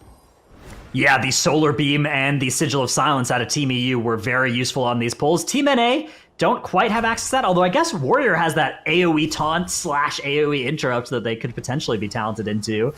Earthquake's also providing some good incidental stun value. The elements answer to me. Yeah, I think that it's just about making sure that you do have enough interrupts and enough stuns with like Cap Totem and that kind of thing to make sure that you are able to get everything dealt with accordingly. Yeah, it looks like Team NA are going to succeed here. They've killed off that last bit of trash now.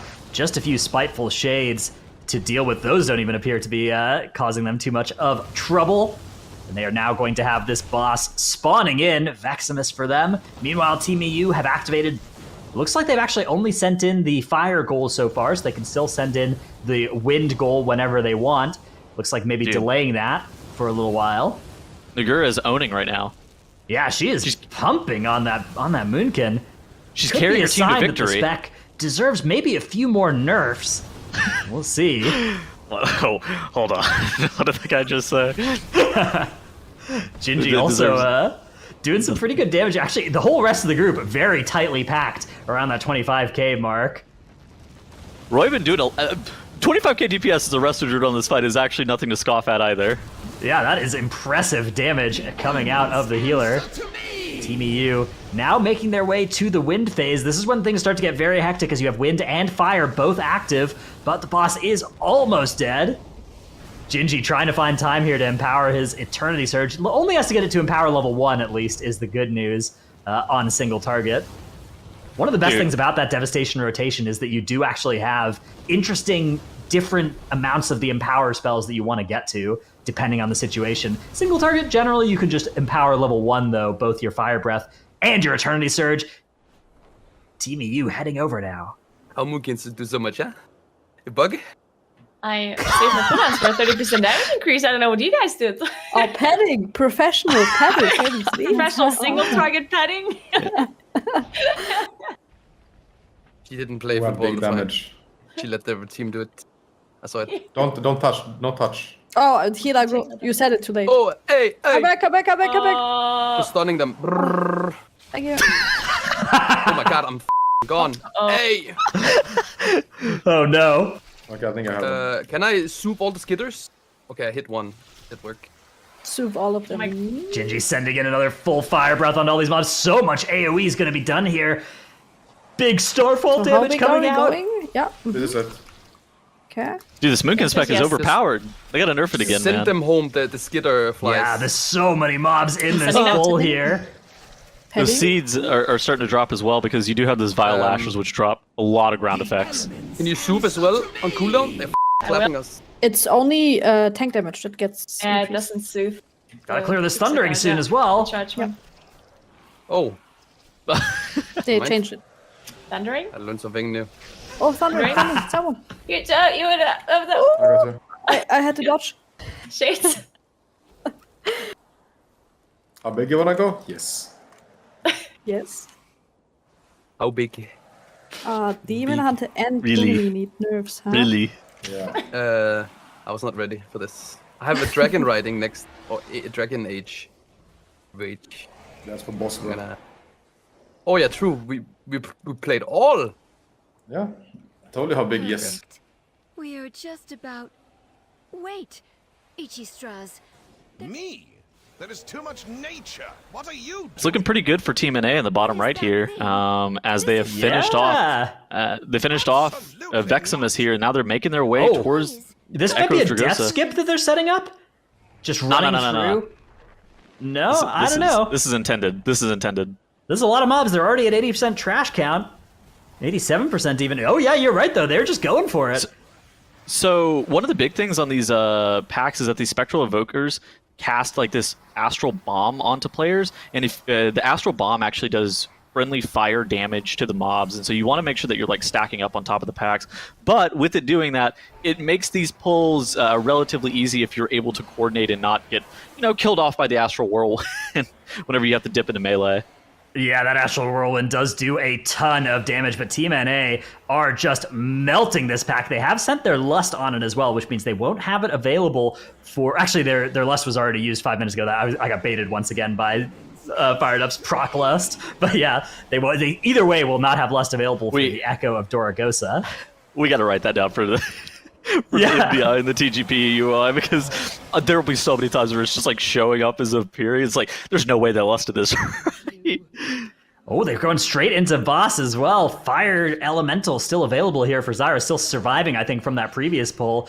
This is a boss that can be pretty fun. It can get out of hand very quickly if you're not careful. As you start gaining more and more stacks of the debuff, you'll start dropping more puddles, and the puddles will give everybody more stacks. But the debuff does give you 5% bonus damage per stack for the first 2 stacks, so there is some incentive to get a little greedy with it. You can see Fired Up already sitting on 2 of those stacks.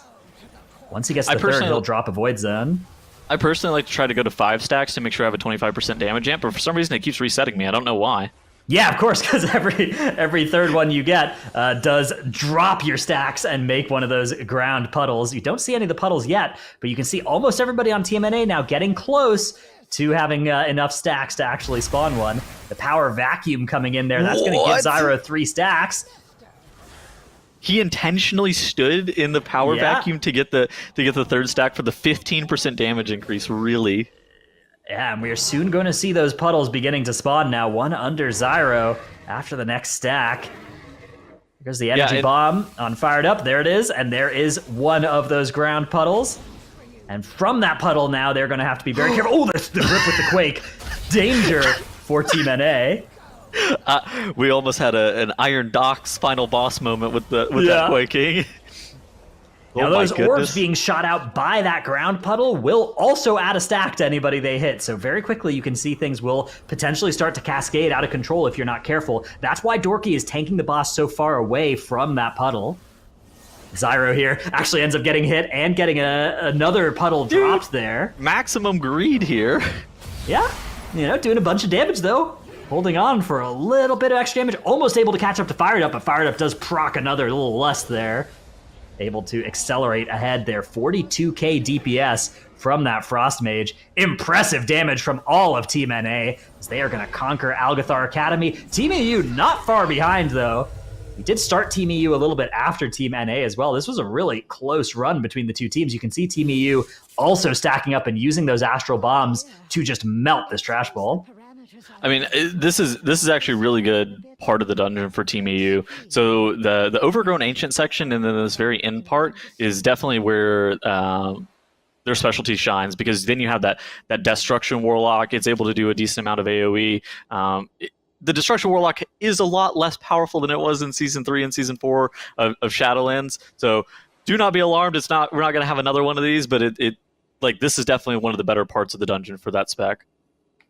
All right, and with that, I think that is going to be the end of our Algeth'ar Academy run. Team EU did also vanquish the Echo of Doragosa, but we are going to be done with that dungeon. Another great run by both teams.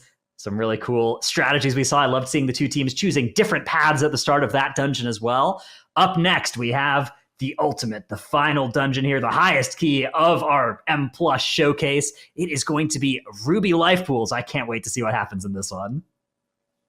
All right, so Team EU, things maybe haven't been going the best for them today. We saw some struggles in a couple of the dungeons.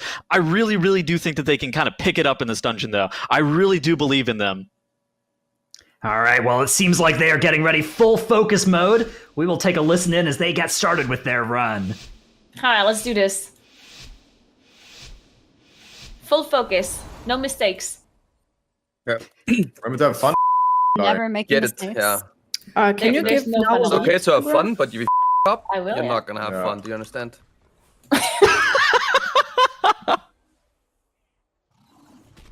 Okay. Oh, explosive! Wait. Choo. Remember bursting as well? Did you say you wanted to last this? No. Yeah, I'll do. Oh, Titanic Slap? I think we lost the boss. Really? Is it tyrannical? It's fortified, Yeah, bro. yeah. Fine, Oh, it's fucking fortified? send Okay, it, so we dude. lost it. Shadow Fury, any? Get it. Nice.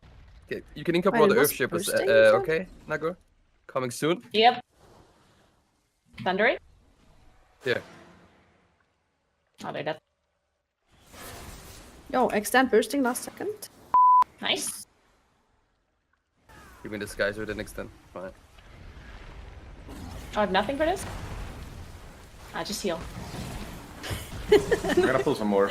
I'm gonna silence when we pull this in, okay? Yeah.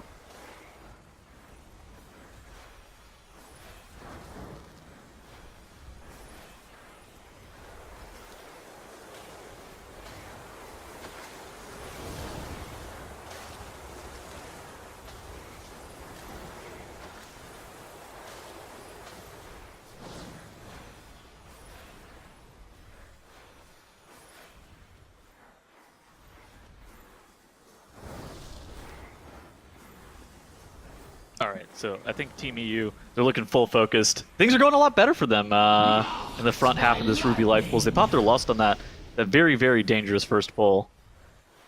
Yeah, here comes that first thundering, or that next thundering again for them as they're working on this trash. This trash has some pretty dangerous mechanics as well. Gotta be really careful of it, especially when you have those big rock elementals. The circle they do must be dodged. Nagura finding Annie there to clear the thundering debuff last second. As they're making their way around. There are also some eggs around the side of this area that will spawn extra whelps if you want them. Looks like that may be exactly what Now is looking for. He's grabbed a few of them, at least from earlier. Explosives also potentially going to be a problem here if they're not careful. Nagura coming in with a good Typhoon. They did overlap the Solar Beam with the Sigil of Silence, which is kind of unfortunate, but, you know, they're actually... things are actually going pretty well for them. I'm interested to see if they skip that Juggernaut, though, because you can hug the far right and not have to pull that mob. Yeah, we'll see what they decide to do here. They are, looks like, just going to finish off this pull. Now has been doing a little bit of a chain pull up until this point. Next order of business is going to be the question. They don't have a shroud or anything like that, but they do have... It looks like Now is just running in, and here we go. Yeah, I can do first on blow. Thundering spawns. Slam. Boom. Thundering? Yeah, just meet as a range group every time, pretty much, I think. The thundering call, 1 second left. Thundering? Thundering, boom. Did you see when we played earlier? Thundering, boom. 4 people stunned. It's better to call it. Better late than never. Well, I do agree with that. Ooh, bottom right. We found an A. I was wondering where they were. All right, I'm going to give us a little roar here at the start of the dungeon. Not bad. Very good. And I'm playing the 1 minute roar, so we're just gonna slam that thing all the time. Oh my god, that's so good. No tricks, no tricks.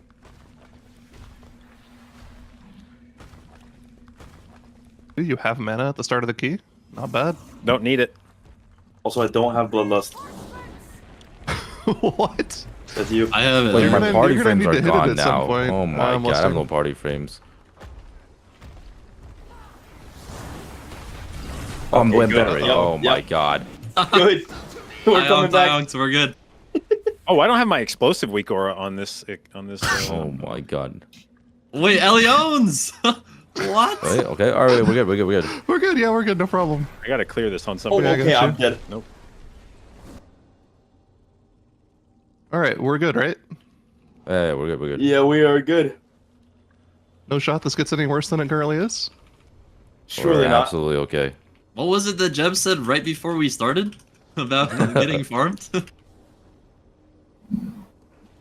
Oh, pain for Team NA as this first pull is farming them indeed in the Ruby Life Pools. 10 deaths on the board already. That is a lot of enemies they were trying to fight at once. The quote, "It doesn't get worse than this," is the quote of a person who is about to see how it's about to get worse. Meanwhile, Team EU working on that mini-boss, almost done here with Defiler Draghar. Gets through it. NA has 13 deaths. Yeah. We are 45 seconds, 55 seconds into the dungeon? Yeah, let's check in to see how they feel about that. All right, it's okay. We can come back back from this. We can come back from this. Yeah, this is easy. They're probably suffering. No great champion gets through life without any controversy. Amen to that, honestly. I am inspired. Is that how it works? Amen. All right, Team NA in good spirits still. Team EU starting up this first boss. So you're going to have these whelps spawning. Nagura wasting no time dotting them up. Annie also just pumping into those ads. So this Frost Overload cast does need to get interrupted. They have to break through that shield. A lot of damage coming out here. Roybin healing everybody up there on that Evoker. They're able to get through. Scary, scary boss here. The Evoker, both the Evoker and the Resto Druid are so good for this dungeon. I think that this actually may be one of the best dungeons for that Resto Druid, but I think that both of these healers here are so super strong. We have another listening with NA? Give me 1 second after this pull to see if I can figure out if I unloaded one of my weak auras. Like all of my ability weak auras are just gone. That is not what you should be saying right now. Yeah, I'm not a fan of this method of healing. AGing, we're topped. I'm cauterizing. Yep. Okay, Ellie is nuts. Ellie is broken. Yeah, you are doing it all. Well, you know, it sounds like JB's having some problems with his UI. He doesn't want to play the way that God intended with no UI. I thought they updated the UI for this expansion. Shouldn't he be playing with default? He should have all that he needs from that. Team EU, unfortunately, don't have all that they need to take care of the first boss, though. That Frost Overload cast is going to wipe them. I guess maybe not necessarily the whole team. Now is still alive. But this is going to start being extremely scary. That next spawn of whelps, without the DPS to kill them, might be too much for him. We'll see if he can handle it. I think that vengeance is very strong, but I don't think that... Well, he's going to surely die to getting stunned. 35% of the boss strong, yeah, especially because you do get stunned on this boss if you don't kill those whelps quickly enough. Yeah. He's going to run into those ice shards to end it. Meanwhile, Team NA now working on catching up. They're still playing from 9 deaths behind. We've collected a lot of deaths here early in this dungeon for both teams. I think that it would have been really close if he wanted to solo the boss or not. I think the stuns would have been the problem, yeah, but maybe. I mean, it is fortified, not tyrannical like the last 2 dungeons were. So where do the stuns come from on the boss? It's the whelps. Yeah, exactly. Better not clear early, JB. I'll tweet at you. Yep, you'll tweet. Tweet. They stack up on you, and I think it's only 5 to stun you. At least last I checked on Mythic, it was on the lower difficulties. I think it's 10. It used to be 10 in previous iterations of the beta. Then they changed it to 5. Yeah, very scary boss to play a tank on. Now actually going to go and clear these frost spikes out of the ground, getting them out of there for more space for later. Good thing to do early in a fight like this, even if you take some damage clearing that kind of thing. I feel like it's going well though. Yeah, we're doing kind good. of owning. Not a bad recovery. Pretty good actually. Dude, I wish I could watch the broadcast to see how they're doing right now. Yo, do you guys play with the broadcast up? Oh yeah, of course. Really? Someone on our team does. I don't. I don't do that, but I do not do that. A lot of people do. I definitely am not doing it right now because there isn't one. Nerf has his brother watch, and then if they're ahead, then he just messages him in game and says, "We're ahead, just stay pace." And if we're not ahead or it's really close, then he just doesn't say anything. Okay. Okay. That's a good I don't system. know what cooldowns I have available at any point in time on this fight, so... Okay, how could whatever you're doing be that bad? What is going on? I would guess that you have some of them available, so that's probably good for us. JP's still playing without a UI, it sounds like, as Team NA bumbling through the dungeon. Meanwhile, Team EU also on this boss here. You can see a lot of those whelps coming in. Nagura actually getting hit by one of them there. That's going to be enough to take her down. Explosives also need to get taken care of, but unfortunately, Team EU getting overloaded there by Frost. That is going to be another wipe for the Europeans. Meanwhile, the Americans working on this same boss here. Frost Nova coming out to keep those whelps a little bit under control, to keep Dorky from getting in too much trouble against them. And they're able to take care of those with JPC actually on that Devastation Evoker, leading the charge in damage against those adds. You know, if you save your cooldowns as a Devastation Evoker and you can hit it with fully channeled Empower spells as those adds are spawning, followed up with a Dragon Rage and just nuking pyres into them, that can do so much damage in AoE. I really do think that like Devastation Evoker's damage profile is super good for that kind of thing. You just need to make sure that you are balancing enough single target damage to where you don't get a lot of those circles in the first phase, while also having a decent amount of offensive CDs to be able to kill these whelps off and get through this Frost Overload shield. No, there's one in the back. Clear. We're alive. We're alive. Res me. Oh no. All healing swing. I have AG. We might be wiping. I had it for like a half global. We might be wiping. They might be wiping. Unfortunate there for Team NA. They're gonna have to go back, and this does line up with my experience fighting this boss as well. Very, very challenging boss on beta right now. Of course, this is recorded back a little bit before the current day for those of you watching this in December. Recorded back in November on the beta. You really just need to make sure that you're balancing having enough offensive burst, and then like obviously your healer CDs are very, very important during that Frost Overload cast as well. And then on top of that, normally the healer is the person dealing with explosives, but they're definitely not going to be the person dealing with explosives during the intermission here. Yeah, Explosive, a very tricky affix when you have 10 whelps all spawning explosives off of themselves, and you need to deal with the whelps, and the boss is doing damage to everybody, so important to manage everything there and have a good idea of whose responsibility it's going to be. Like you said, usually it's the healer, can't be during this time, though. It looks like EU's in a pretty good position here. They do have Celestial Alignment. They have a decent amount of their offensive cooldowns available for this pack, and so those whelps get annihilated. Now they just kind of need to get through this Frost Overload cast, but there's no longer that many explosives spawning. I mean, I think this is looking pretty good for Team EU. They should be able to get this killed off pretty easily. Yeah, Team EU doing good work there against that set of whelps. They are spawning all tightly stacked for these frost spikes, making sure that they aren't spread all over the room. Nagura landing the Stampeding Roar as well, as that next tornado comes out. Everybody has to make sure they clear their Thundering here. Team EU has managed to do that this time. Amount of wipes to Thundering failing to be cleared is actually not surprising to me at all. That does kill you very dead. Team NA, though, we're going to take a quick listen in as they get low here. There might be a few explosives here, too. Oh, yeah. Oh. Let's go. Nice. What are we gonna do with the dragon? Do you think we can do that, Robin? Oh. Can we just play it? Or? About that. We got a ninja bullet if you don't play it, I think. Let's play it. It's gonna be easy. I require your aid above. Okay, I'm gonna try to insert as well one person. The other one just press defensive on the debuff. And try to stand close, Annie, if you don't know that. You need to dodge a frontal. It's easier to dodge it if you're close to the mob. Are in grave danger. A powerful primalist is attempting to burn all the nesting areas. You must clear them to get to her. Okay, move close. It's the big dragon that does the frontal. Now. What? And then you need to like just pop a personal on the upcoming. This one. Now.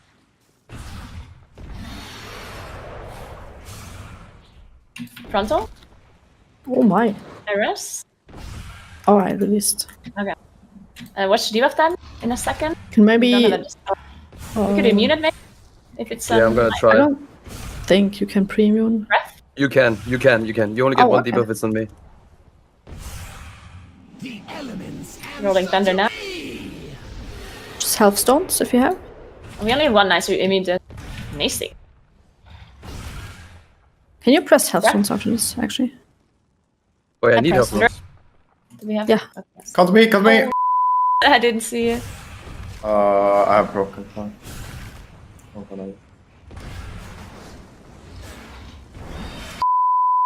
Oh.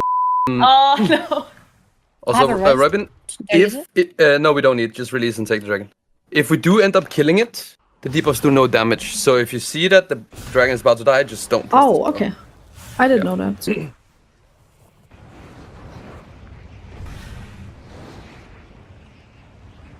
Oh my god, he's gonna so nice. Oh no. So I didn't know we were... Yeah. Not insane timer.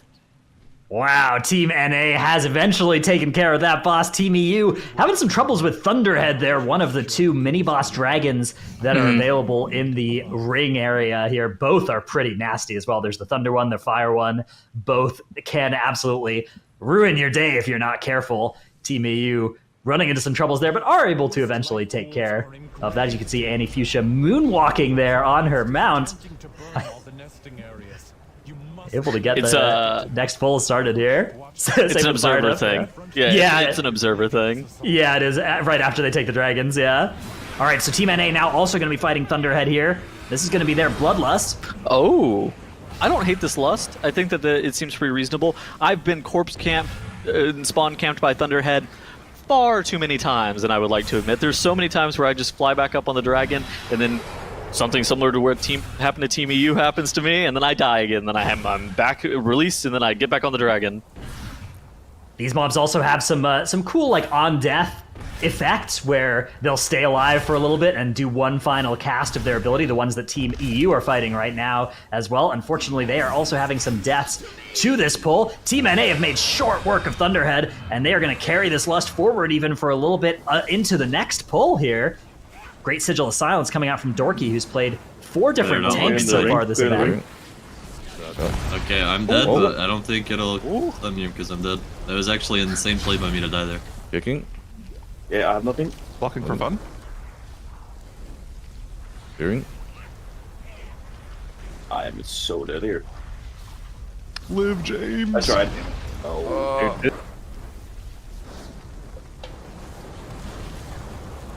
We can kill the 2, we're probably fine. Yeah. IGN does this. I think? Yeah. Alright, we're good.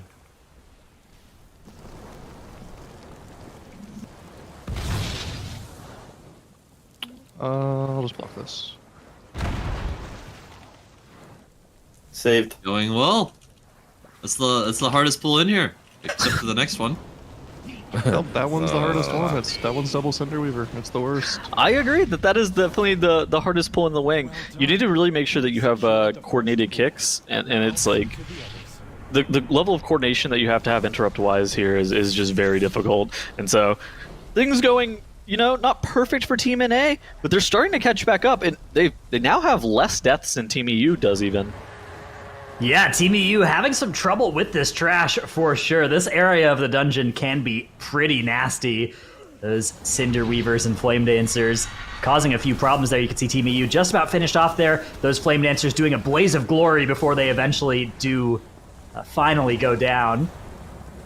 They're making their way now towards the next pull. You do have to clear almost all of this outer ring before you can engage the next boss as well, so a lot of trash that does need to get killed here. A lot of explosives spawning for Team EU as well. They've done a good job of clearing it. So how it works is like the ring has like 4 of these Blazebound Destroyers, and you have to kill all 4 of them before the boss will activate. I'm vibing out so hard right now. I don't think you guys get it. This is awesome. I'm just pressing buttons, and sometimes they work, and sometimes they don't. I'm dead, by the way. No vibing, though. Still a vibe. Oh, yo, we need to clear. Oh, fuck. Yeah. Oh, that's an insane living flame on myself. Boom, right there. Do not let the primalists Wow, Team NA just having a great time here, fired up on that Elemental Shaman, just having a blast with those. It's a really fun spec to play, this expansion. They're making their way around now, nearly done with this outer ring. That fired up line is like a motivational quote. Sometimes I press buttons and sometimes they work, sometimes they don't. Oh, I'm having a blast. Yeah. Oh, I'm dead. Indeed, a classic Team EU, hot on the heels of Team NA, but let's listen in once again to the North Americans. Are fired up good next time? Okay, explosive. Damn. No. Far enough, that's explosive, unfortunately.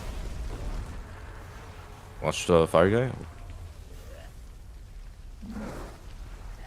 I have no personal here.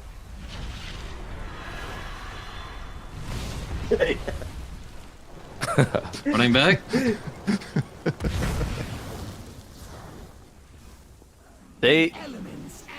Dorky and JB are definitely doing a lot of the carrying for the team. JB doesn't even have a UI and is still able to carry a lot of the brunt work for this team right here. Yeah, beautiful bark and bear there by JB. Beautiful extension of that thundering as long as they could keep it there between JB and Dorky. This Blazebound Destroyer nearly killed here. I believe this is the final one that they need to eliminate as well. Zyro rejoining the party here. Once they get this one killed, we'll see what they're up to next. Team EU also has this last one to do. It looks like they pulled the Fire Dragon. They've killed the Elemental at least. Yeah. Royman body pulls Flame Gullet, dies, gets battle res by Nagura, but Nagura ends up going down as well. So this is actually, I don't want to say like fine. This is definitely not what you prefer to happen if you're on the side of Team EU, but this is okay because Nagura can come back. Flame Gullet starts to ramp up damage. It does like stacking buff, kind of like how Prideful would stack up, but it only starts doing that at 50% HP. And so it's kind of okay. Nagura dying again on the run back. I hate to see that. Yeah, they do. Teams both do have one more Fire Elemental to kill after Flame Gullet here as well. They're looking rather good on count, at least. Here comes a Thundering for Team NA as they push Flame Gullet below 50% health. That is actually really good timing for them. That's going to let them just melt this mini-boss before it does too much damage. Last couple of debuffs cleared, JB with the final Thundering debuff, but because nobody else has it, nobody's going to get stunned. There is Flame Gullet going down for the North Americans. They make their way now to the final Destroyer. Nagura is still not back for... Yeah. Uh-oh. This Flame Gullet explosion starting to do increasing damage to the team. Yeah? We've been doing our best to keep everybody top tier on that Preservation Evoker. It's looking like they're going to be able to get over the finish line here. It is getting a little scary. Emerald Communion comes out. Gingy and Annie both in trouble as well here now. Gingy going to use the Ice Block. Annie getting that, getting a lot of targeted, single target healing there. And that is going to be enough to keep them alive. Here we go to the NA though. Man, I can't wait until I see it in chat. The other team is won. The other team. Oh, they're down again. No. All good. I'm doing great. That was a death skip, I think. I think I'm dying here. She can summon reinforcements. Are you guys in combat? combat? We're for sure. What? Dude. Alright, running back. I got a thing on me. Okay, I don't want to alarm anybody, but we're in a good spot right now. As long as we don't die anymore. If we die one more time, we'll be double the key level in deaths. All right, we've got this. Here it is. Dude, think of it this way: if they haven't won yet, that means things must. That means we're winning. That means things must be going very. We're probably in the lead. Great news. Little do they know. Are in the lead. All right, so they're going to start off on Kokia Blaze Hoof here. This boss has some pretty tough abilities they need to deal with here. Spawning those Firestorm adds, they're going to want to focus down here. They've managed to do that, but they also have to make sure that they now get out of this burnout. Stampeding Roar committed by JB to allow the whole group to do exactly that. A Molten Boulder now going to be aimed at a player in the group. They've successfully baited that off to the side and then dodged out of the way. Thundering procs. JB and Zyro gonna make sure that they stay for a little bit just to hold this debuff, keep the extra damage for as long as they can before eventually clearing. Beautifully done by the Americans there. Ooh, that boulder kind of going towards their future space, unfortunately.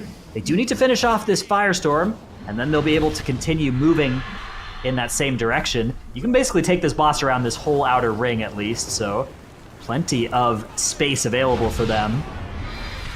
You really want to bait the boulders back into the previous area where the previous fire was, and so I really like to aggressively move this boss a lot. And look at where they summoned that ad. I think that this ad is actually summoned in a pretty good spot for them to be able to shoot that boulder already over the previous flame patches. You need to really be careful whenever you're moving over this fire zone, though, because it ticks you every like 1 second that you're on top of it. And so if you're going to move through it, you only want to contact it for a very short period of time. Yeah, very scary there. A good bait again by a Magma Boulder going back over to the side there. Not going to cause the Americans too much trouble here. Next Thundering proc is instantly cleared by JB and Dorky, but the 3 DPS players are going to sit on this damage done increase.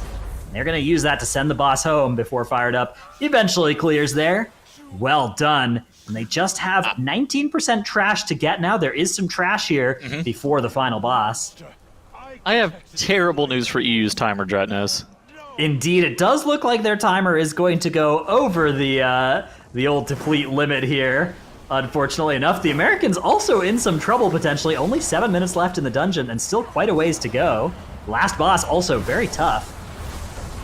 Oh, this Tempest Channeler's Lightning Storm is going to claim, it looks like JPC's life there.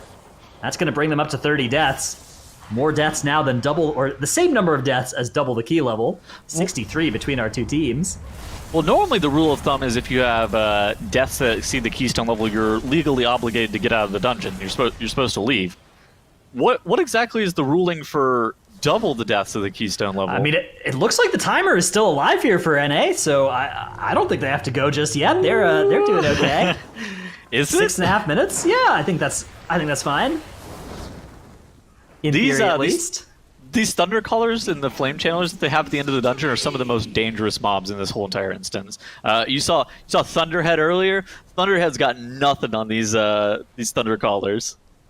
Yeah, Team NA does have a Lust and 2 Battle Reses available, though. We'll see how aggressively they decide to pull here. Meanwhile, Team EU working on that second boss, also doing a great job here of moving as a group and managing things. Unfortunately, Boulder is actually going to roll over Annie there, but they do have 2 Battle Reses available, so we may see her return to the battlefield. Yeah, Nagura going to cast that B-Res, and they are all okay there on the side of EU.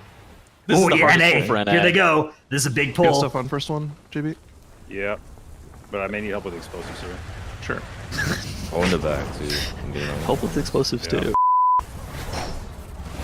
Oh, no. Yeah. Oh, no, we're falling apart. I have AG for next. Okay. All right.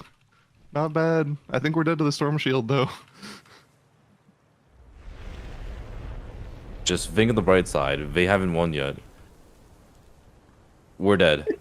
It's looking real bright. Stay up, Dorky. We are almost back. Dude, this guy's gonna have a massive shield. Line him. Oh, you can line him? There's no shot. Let me try it. I don't know. You can line the boss. Oh god, he's chasing me with the explosion. Dorky, we're dead. Oh, wow. Okay, run back. All right. Run back. So how that Tremendous trash works is the Thunder Color, it channels the storms, and that does like massive AoE to the group. That's what you saw everybody going down to earlier. That plus an explosive killed off people.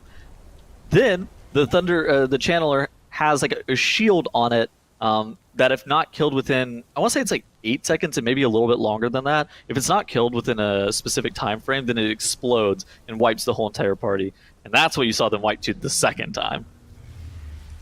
Team NA gonna take the opportunity here to put down a feast. Nope, Dorky says, you know what, we're going in. They start this pull. JPC gonna get his food buff, it looks like everybody else getting in combat. Taking things a little more slowly this time, it looks like that mini-boss not pulled. Still, this Tempest Channeler does so much damage with his Lightning Storm. Pick someone. Oh no! That should have gotten It's okay, we just run back. Not bad. That's the beauty of wiping, is you can always come back. Well, I mean, he's not wrong. He's not right. He's not wrong. All right, one of you guys have to go next. Yeah, I don't have. Maybe we can tail whip him? No, I can't. I'm gonna try maybe a silence word. It's on you. Is this how EU catches up, Travis? Okay. Could be, yeah. We actually don't have the timers showing how far depleted they are, so I'm just gonna do I do think at this point NA are also depleted. And, oh no! Okay, we're running back. Wow, that is so good. Zyro walks up, double shimmers, first global block. This is an experience. Yeah, it was a good call. That Tempest Channeler was doing a lot of damage. Here comes that next Lightning Storm, but they've done a good job of killing that one off. I wonder.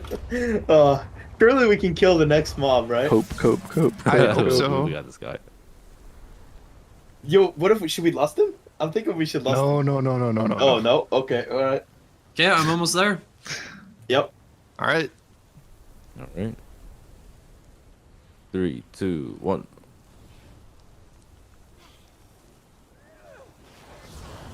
Although, now that I think about it, it is your button. You can press it whenever you feel like it. I'm dead already.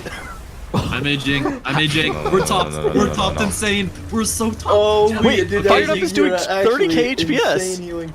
Jeb gets the next one. He's second in healing right now. All right, very good. Oh, Not we good even with you, broke the Jeb? shield this time. That's so good. Oh, I missed my kicks. My kick.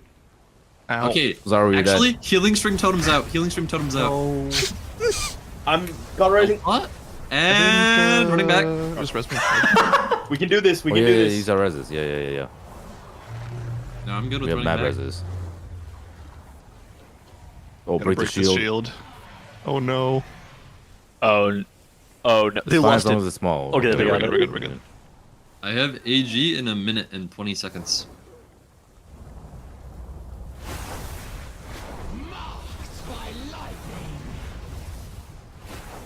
I think JPC might have been self-casting that Living Flame there even to heal himself during that. Wow. All right.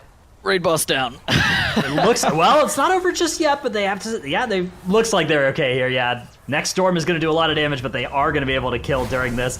Beautiful work by Team NA, eventually killing off that brutal mini boss. Now they've got to clean up just a few little ads first. Wait, that wasn't the lust. They actually didn't lust this. Okay, I was just Zyro proccing lust. Here we go, though. It is the last boss now for Team NA. Sending in the Eternity Surge is JP Charizard, followed up with a deep breath. This is a very tough boss. Oh, Team EU's gonna be wiping? The Tempest Jailer is so low. Oh no. That's so sad for them. So here's Team NA up against that last boss. They've got to be really careful with how they manage their space here, because you could very quickly get overwhelmed by lava, and there are these frontals from the boss they're going to need to move out of as well.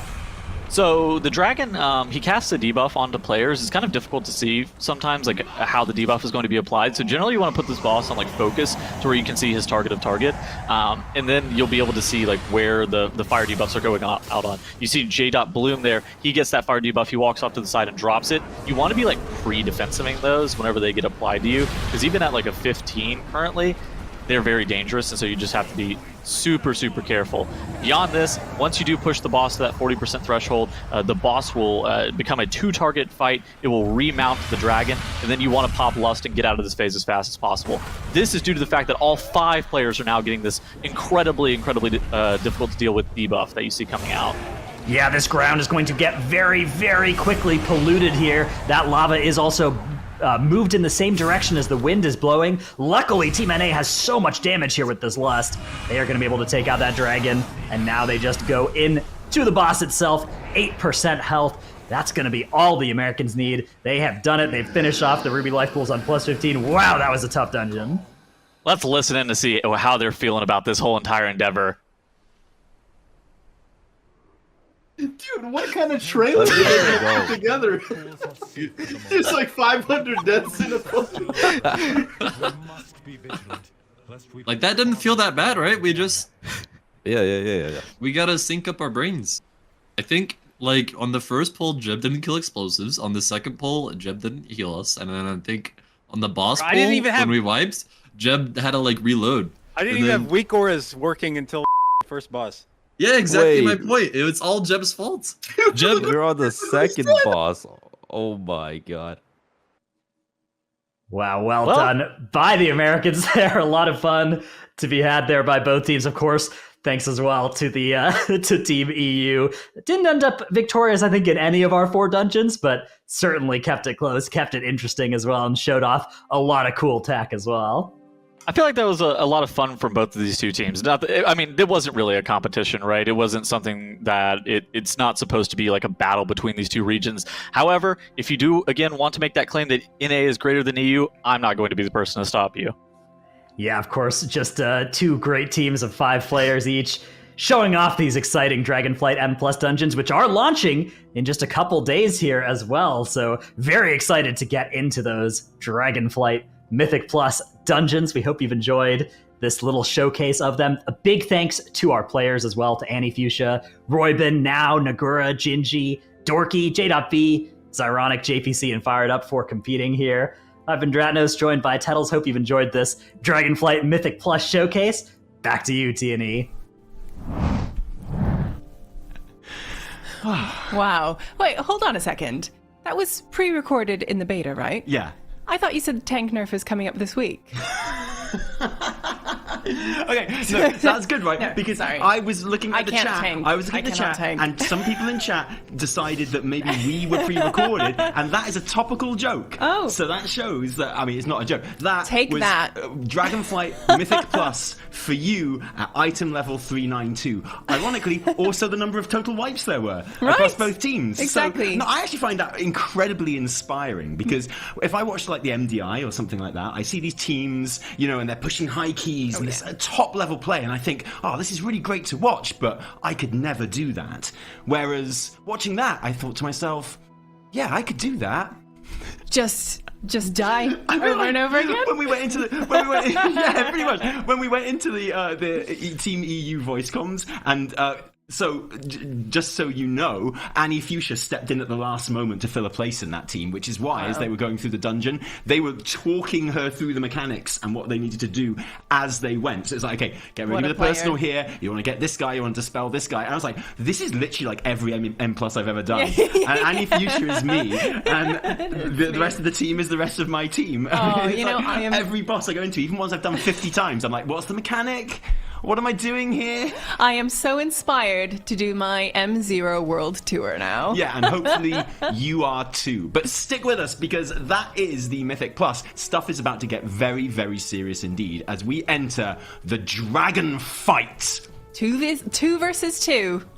Evoker only arena like matchup tournament. We've got some of the best PvPers in the entire world, on the entire planet, coming up for you. But before that even, we've got some awesome giveaways to start Just for you to enter right now, and to announce the winners of from yesterday as well. Our first giveaway today, though, post a screenshot or draw a picture of your favorite Dragonflight dungeon. I am one step ahead of you on this one. I have already drawn my Dragonflight dungeon. Oh, have you? Yeah. We want you to post those responses to at WoW Esports on Twitter with the hashtag VS for Variety Show.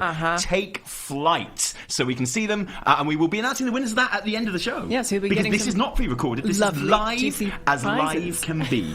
I love how just stuck on this you are, Tally. Yeah, I was like so You're offended. like, I am real. Yeah. I am real right now. No, I'm CGI, but I'm live. So yeah, join in the giveaway. Post your responses to Twitter. Tag WoW Esports and hashtag VS Take Flight. What picture? I want hand-drawn pictures.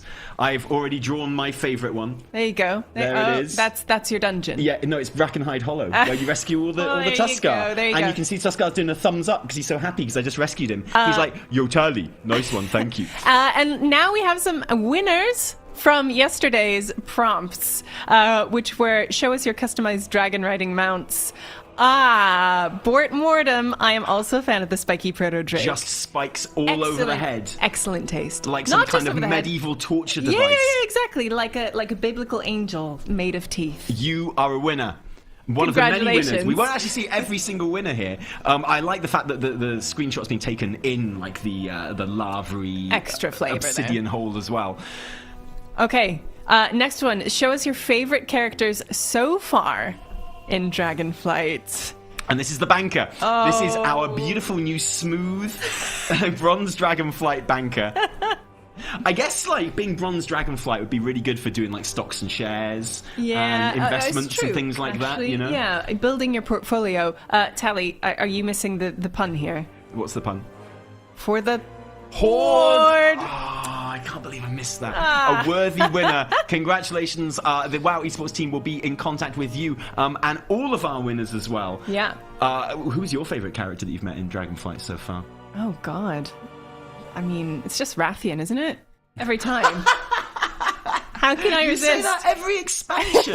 That's not fair. It's gonna be a Dragonflight only one. I'm kidding. He's so annoying. We did ask you the question: who would you choose out of Rathian and Sibelian? This is like one of those kind of like back of the cereal packet type ones. Right. You know, explain in 20 words or less why Rathian or Sibelian should be leader of the Black Dragonflight. Exactly.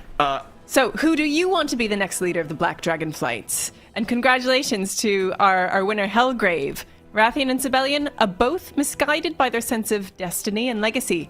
Abyssian should be the next leader of the Black Dragonflight. I mean, technically didn't answer the question correctly, so should be disqualified. But such a good answer, and one that I agree with. Yeah? Yeah, absolutely. The Abyssian, absolutely Abyssian should be the leader of the next Dragonflight. It was an open question. Do you know what would happen if you asked Abyssian to be leader of the Black Dragonflight? He'd turn you down. He'd say, no, I won't be doing that. 100%. So, I mean, you can ask. Who out of Rathian and Sibelian, though, who are you going for?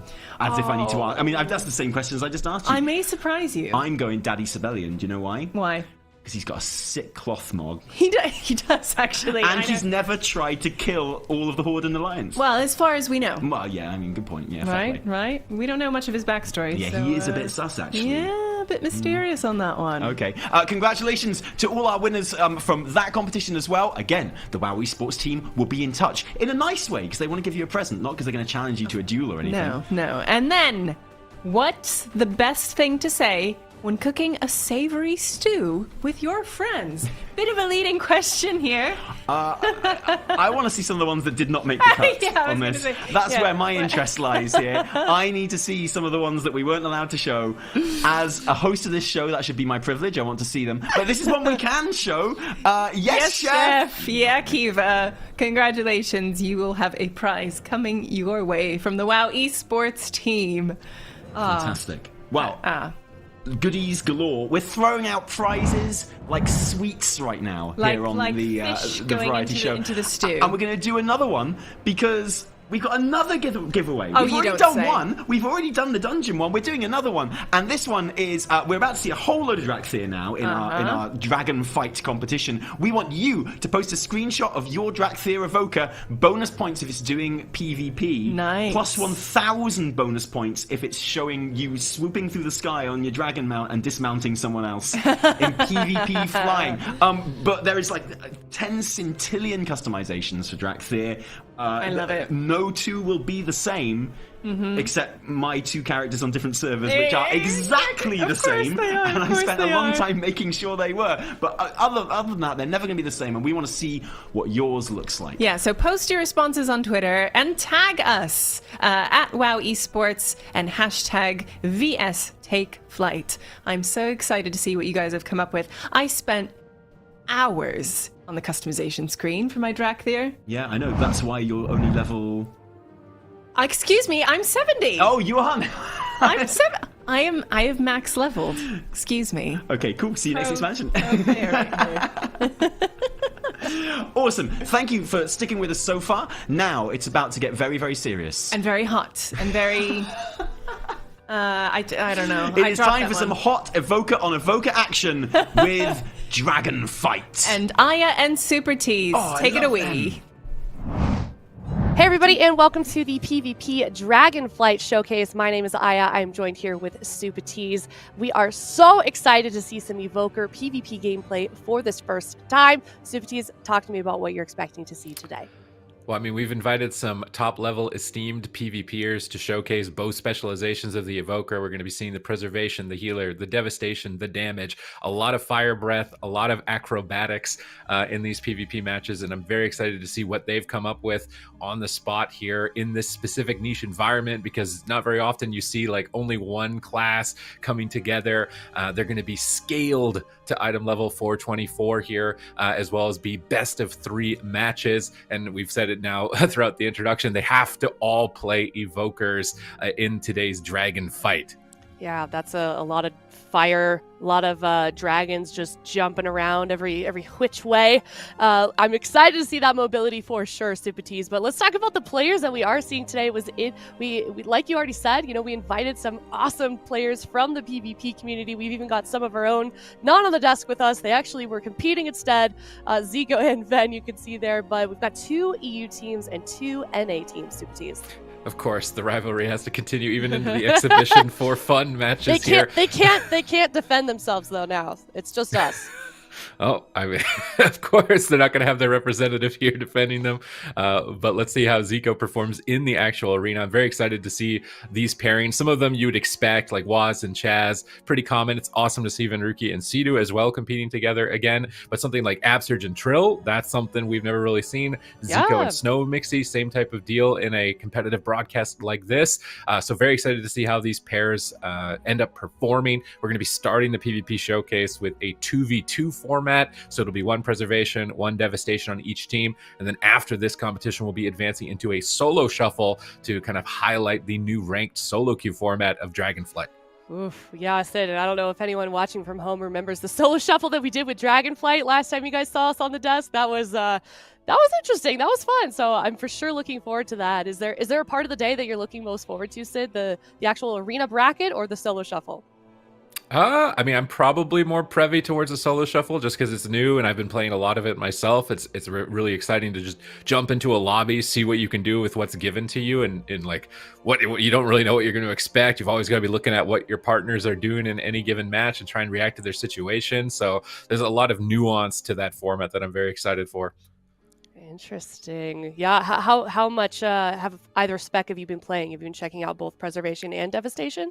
I would say at the moment that I'm a Preservation main. It's really captured my heart, and I have literally not seen a single healer that has played it at this point not say that they aren't going to commit to it, and that maybe it's kind of like tarnished the healers that they've played before because it's so amazing. They just don't want to let go of it.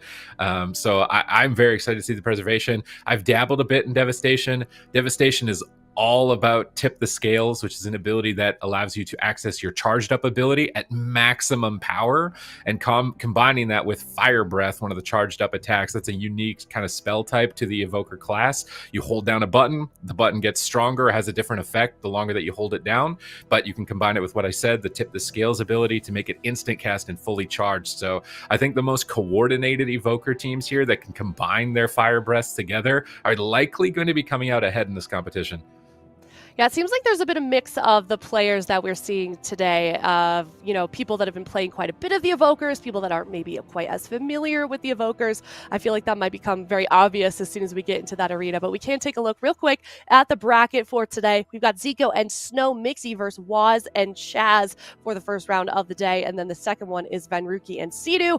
I'm gonna call them the two amigos. I feel like that's, you know, a bit of a throwback. And then we've got Trill and Absurge, and you were saying just now, Supatis, how a lot of the healers are really loving that Preservation spec. I think Absurge was even one of the ones that was saying that on Twitter, just how much he's loving that spec and how much fun he's having with it.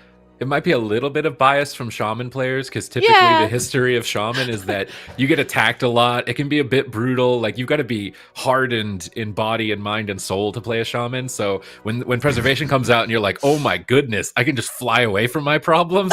I'm done. I'm out. I'm going on Preservation now. So it's definitely going to be an eye-opener. Very curious to see which healers end up staying committed to it, right? Or just try and add it onto their roster as a competitive option. I know for myself, it has definitely felt like a healer that I want to stay committed to. It is an amazing experience. I'm very excited to see how these players, we got BlizzCon champions, we got content creators going up head to head and what they're able to do with it, given that the time that they've got to prepare for this event. And of course, this is an exhibition match. It's all for fun. So maybe they're going to take some more risks and some gambles as well with the way that they're playing, which is what I would like to see. But yeah, synergy going to be a bit of a problem maybe in this first round, considering we've got, Waz and Chaz have competed at like multiple lands together. Cheating. And so there's a little bit of an edge here just based on experience and synergy. But maybe Zico and Snow Mixie have some surprises in their talent builds that they can bring out here for this first round. But they certainly have a tough competition nonetheless between any of the teams, I think, in this event. Yeah, definitely a stacked player pool here. We can load up that first game right now. We're also getting a first look at the new arena as well. I think we're still figuring out how to say it. Nokhud Proving Grounds. And what do you make of this one here, Supatis? So this map has a giant wall in the middle of it that's kind of like in a straight line. It's not like your normal wall, and then it's got 2 ramps on each beginning side and 2 pillars on each side, so it's a completely unique layout, although it's symmetrical.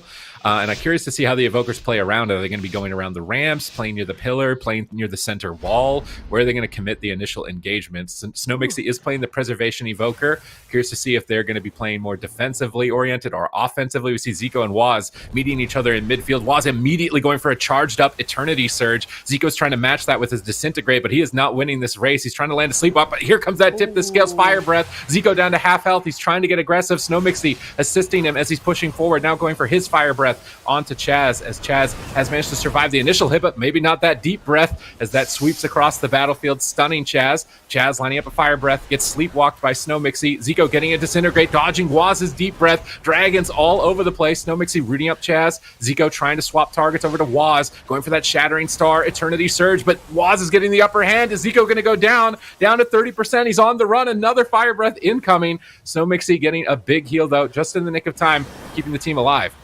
Oh my gosh, I don't even know how you're keeping track of what's going on, Supatis. There's just dragons flying everywhere and flames everywhere, and there's this ramp thing that they're dealing with in the middle. You can see Zico going down. He's kind of had low health almost throughout the start of this arena here. Snow Mixie keeping him topped up for now, though, but Waz is just relentless, just right up in his face, throwing fireballs right there.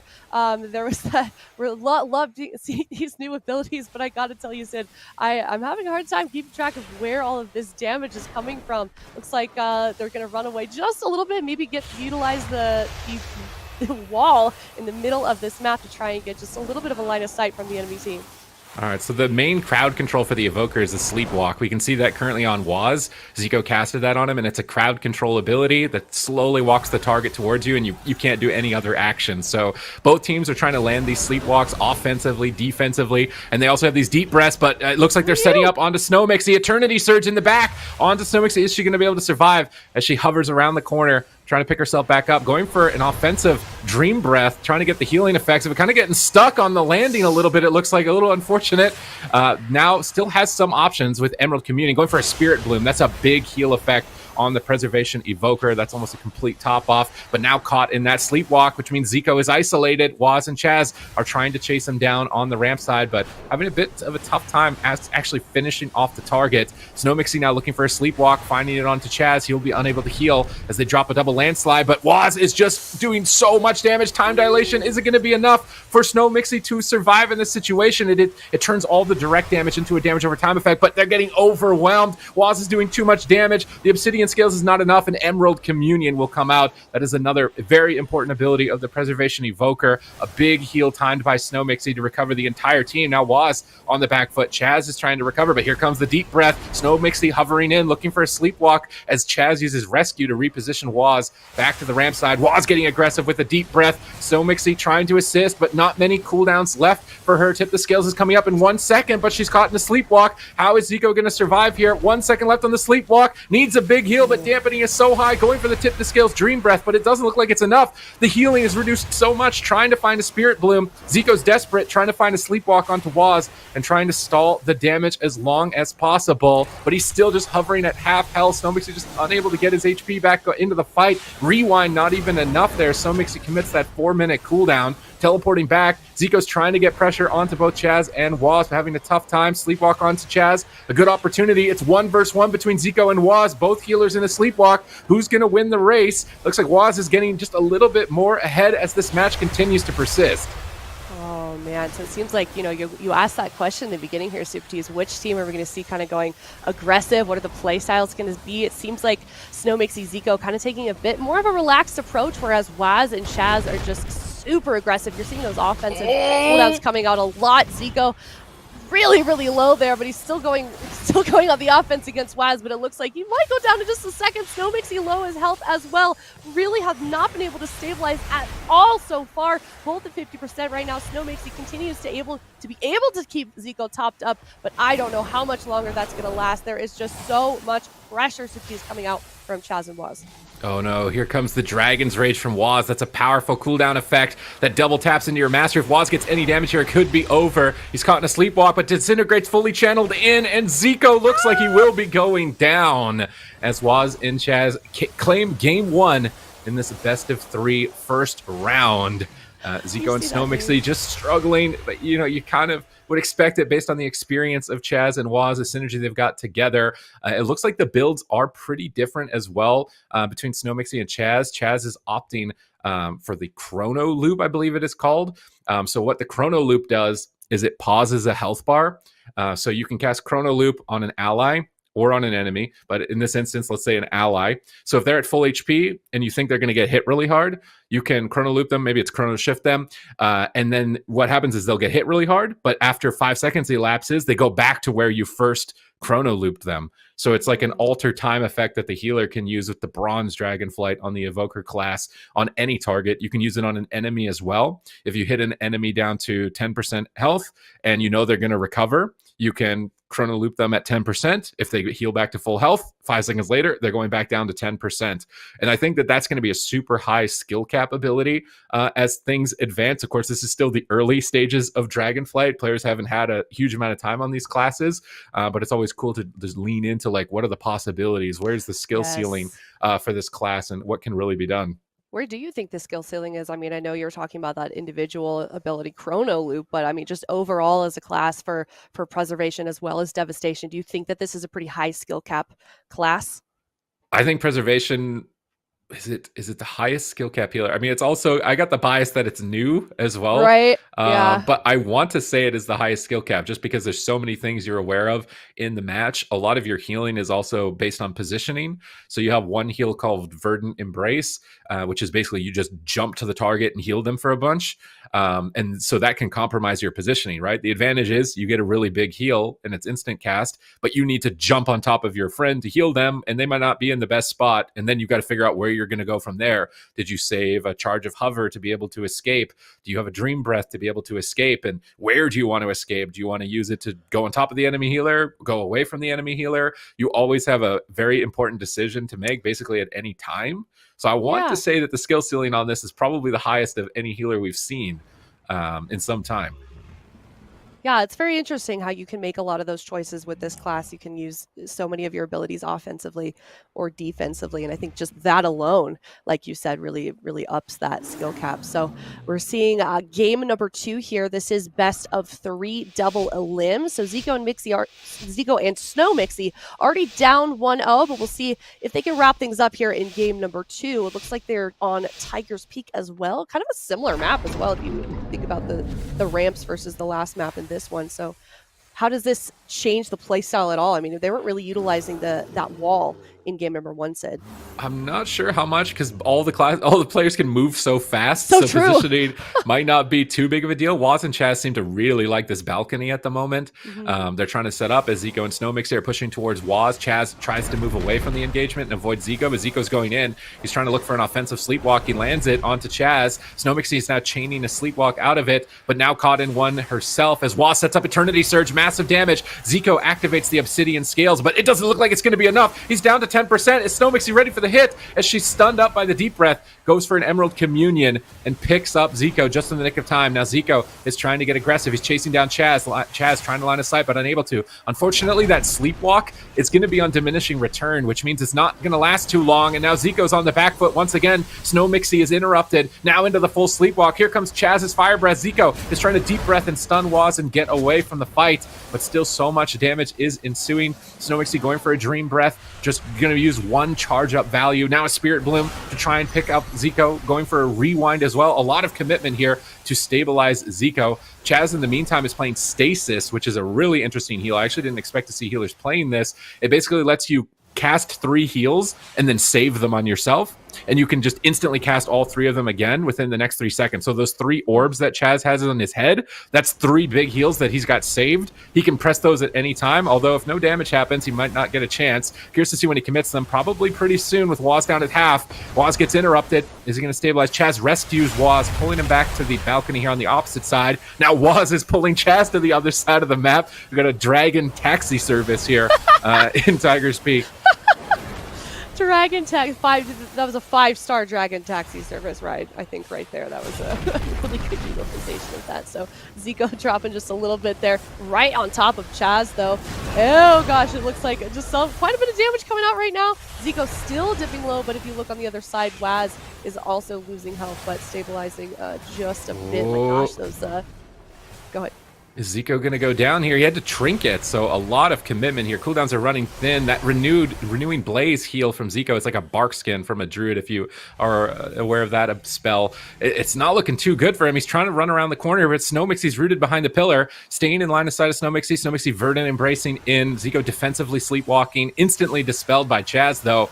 Not going to be getting any value.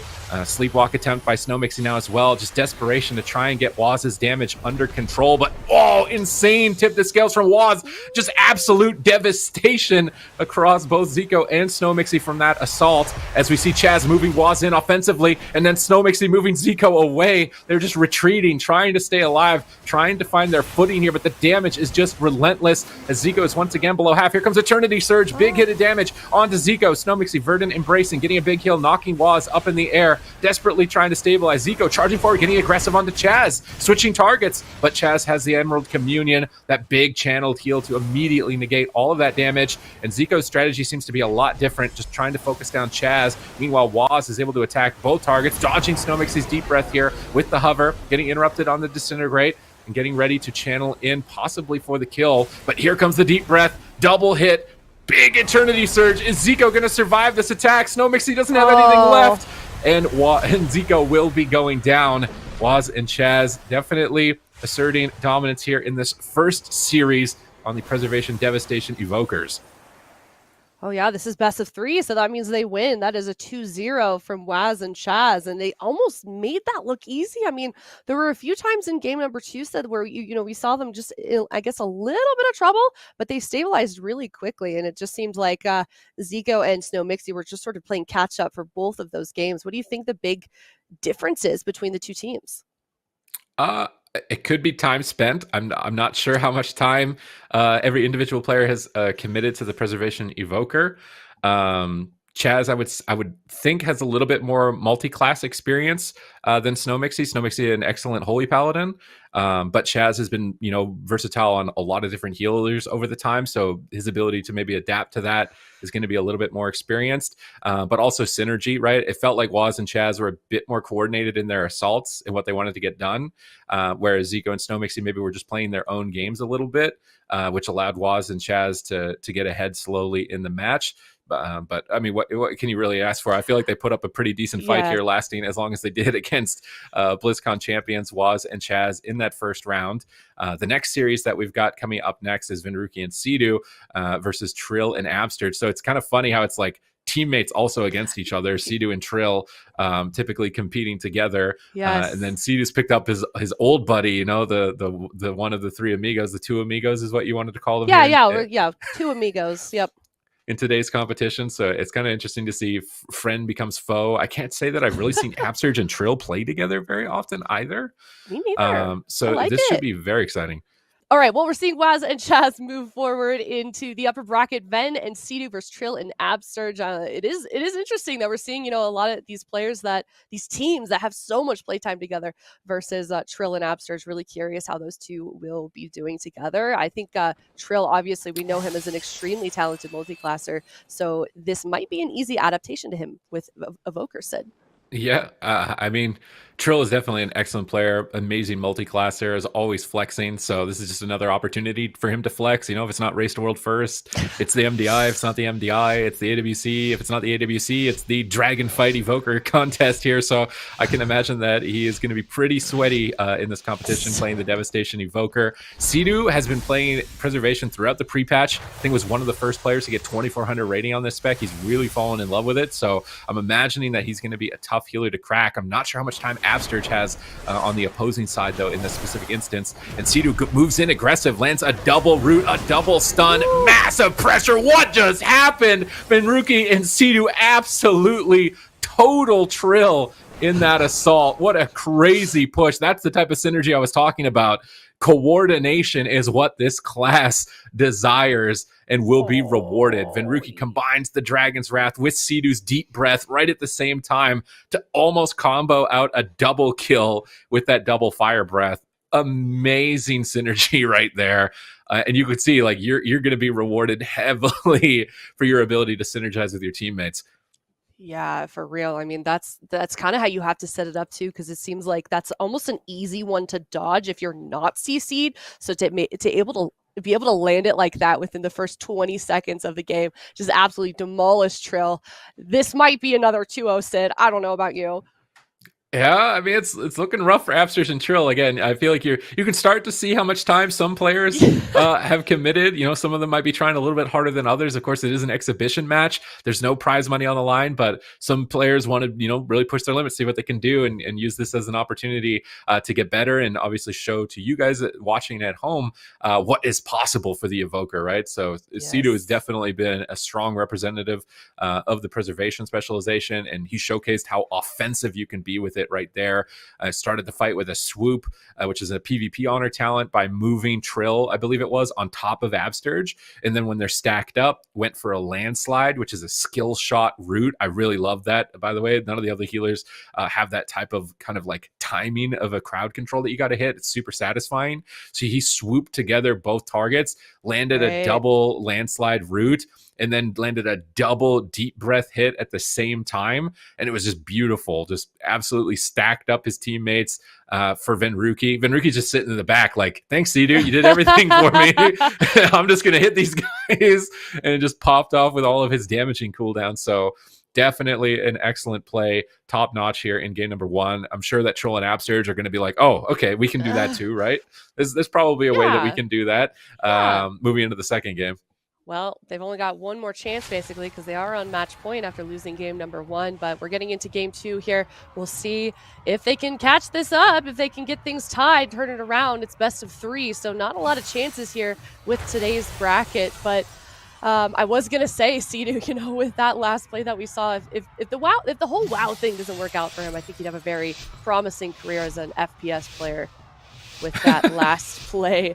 It's interesting how Evoker seems to have a lot of mechanical skill that is required. I feel like you saw that a little bit with Demon Hunters with their Fell Rush, and maybe a little bit with Monks as well, but it seems like Evoker is really taking that mechanical heavy abilities to the next level.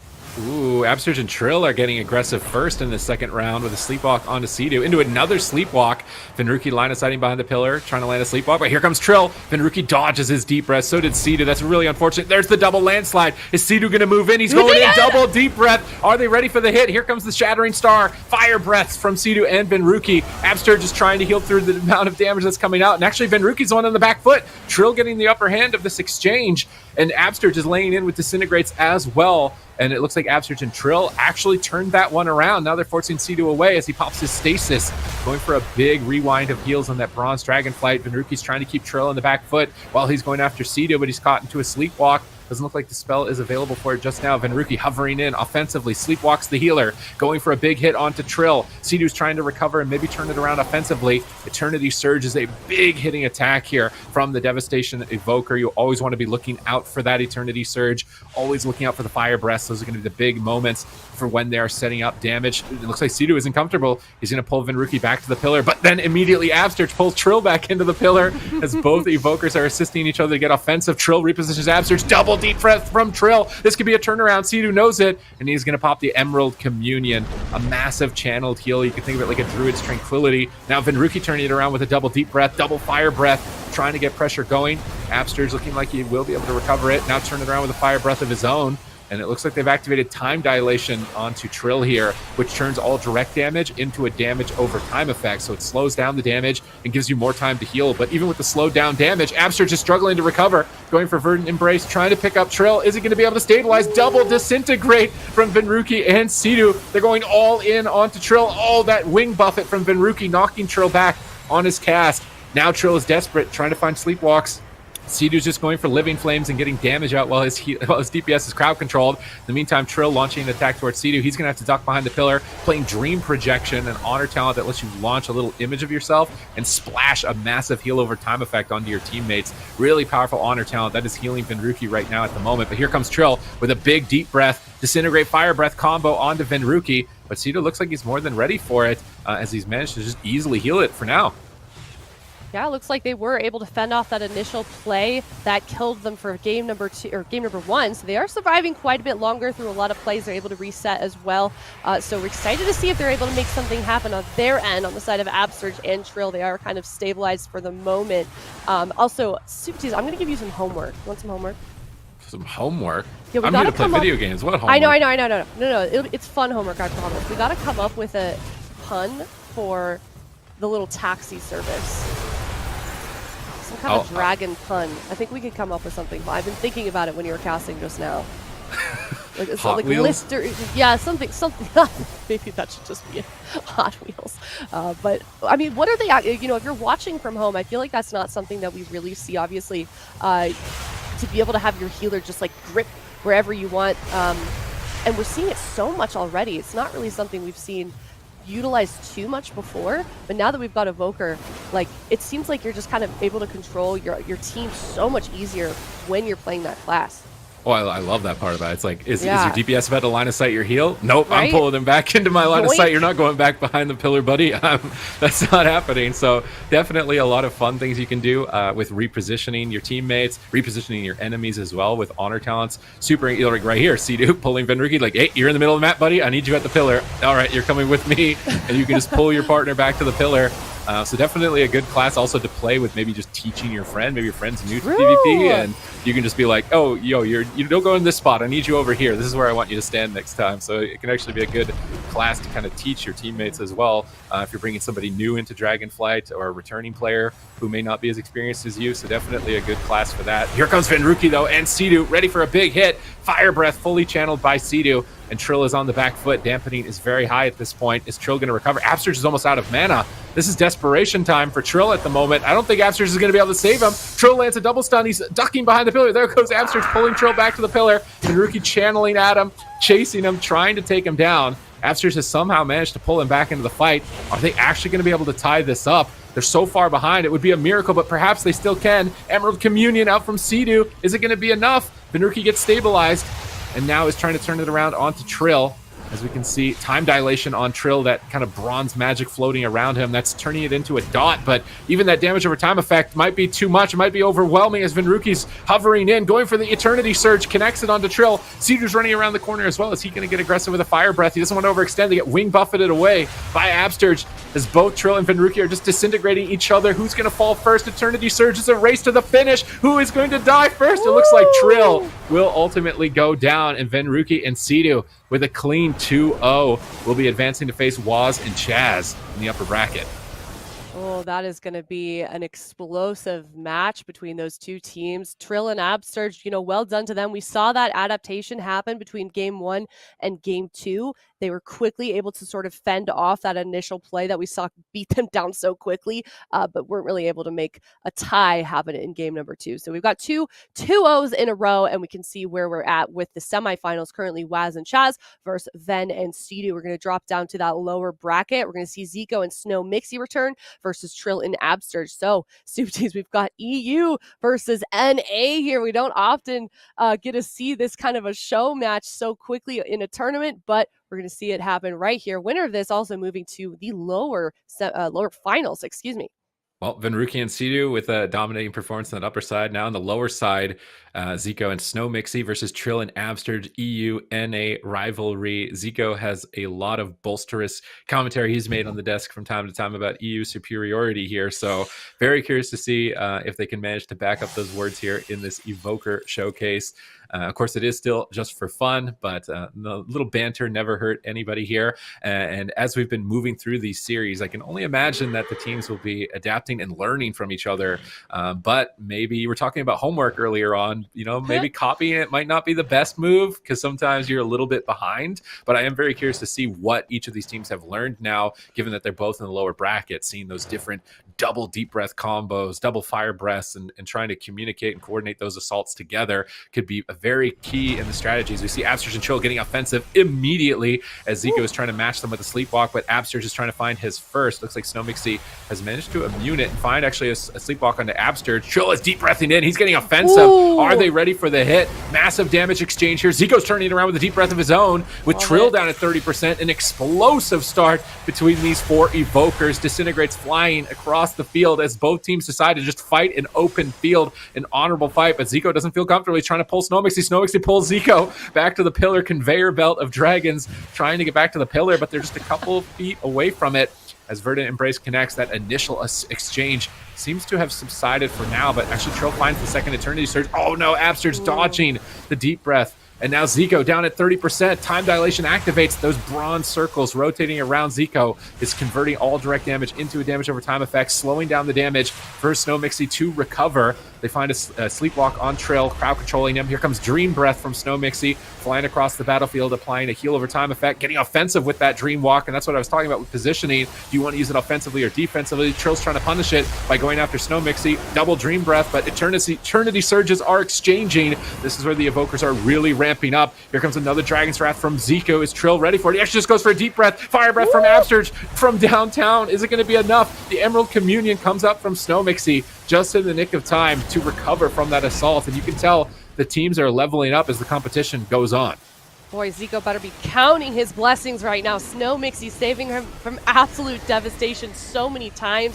It seems like a lot of the plays, a lot of the cooldowns for both preservation and devastation are such like the margin of error is so huge with this class because you can hit a deep breath or, you know, any of these cooldowns and it can either completely miss and it was a waste of your time or it's just devastation for the other team. And we're really seeing that come out right here in this game number 1. It is best of 3. There's in the lower bracket as well, so it's gonna, you know, they're knocked out of the tournament essentially if they lose for the team that loses this matchup.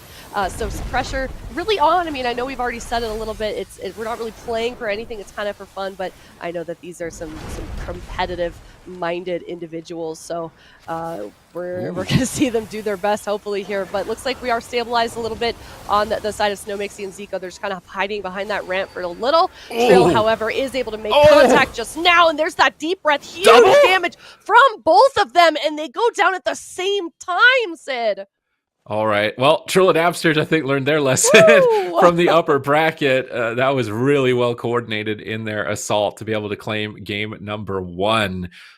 Definitely some acrobatics. I feel like I'm like, you know, at like the circus or the carnival, you know, where they've got like the gymnastics people with the rings and they're just like flipping through them and you know, that type of deal. Like fire, that's like spinning fire and doing some flips and stuff. Yeah, I mean, there really is just an insane amount of mobility with this class. It's really fun to see. It's really chaotic as well when you've got 4 of them all in the same map at the same time. It's just like there's a deep breath coming from one side and there's a dragon record. There's all over the place. And super fun to watch, super fun gameplay. I honestly said I can't wait until the actual PvP season starts and to see where in the meta the Evoker fits. I think it's got a good shot at fitting in a lot of. It seems to be very versatile. I could see it working with double melee DPS. I could see it working with double caster, a mix of the two. It seems to be a very well versed and diverse healer. The DPS spec, I think, is probably going to want to focus on like damage comps, not so much crowd control, just like getting in, doing a lot of damage. Zico just immediately flying Snow Mixie up to the top of the bridge, getting a bit aggressive with that. Oh no, he falls off the side.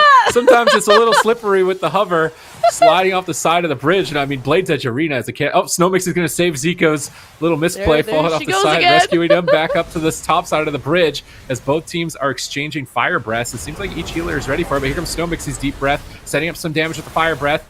But no damage found. Absterge negates all of it there. And Zico is the one falling behind. Is he going to survive here? Double disintegrates. Incoming onto Zico. Snow Mixie, Dream Breath onto Zico. He's line of sighting the Eternity Surge with time dilation, landing a double landslide so that Absterge and Trill are rooted and can line of sight if necessary. Now Snow Mixie going for a double landslide, looking for a sleepwalk, gets quelled on the cast. Zico's getting in an offensive double hit from Zico, setting up the disintegrates. Snow Mixie's trying to find a sleepwalk, but not able to connect it. Interrupted again. Zico on the back foot. Is Zico going to survive? Living Flame. You know you're in desperation when you're spamming Living Flame. That means you don't have any other big heals up. Zico and Snow Mixie desperate. Zico knocks Trill off the side of the bridge with that wing buffet. And Snow Mixie tries to knock Absterge, but oh no, Trill tried to save him, but actually took him off the side of the bridge. That's a little bit unfortunate. Oh my gosh. I mean, once again, there's that mobility factor coming to play once again, and Blade's Edge is just a lethal map for that kind of a combination. We've already seen basically half the players in this arena get knocked off here. Here it comes. Yeah, it looks like they didn't really quite get anything done there, but this game is going to continue. We're at 40% dampening as well. Basically, dampening is starting right out of the gates with these matches here, so it just makes them very lethal games. It's kind of the, just this insidious, impending doom of damage that keeps ramping up as time goes on, and we're about 2 minutes into the game, already at 50% damage. Zico almost going down there. Snow Mixie saving his booty once again, and it looks like he is topped off most of the way in terms of health, Sid.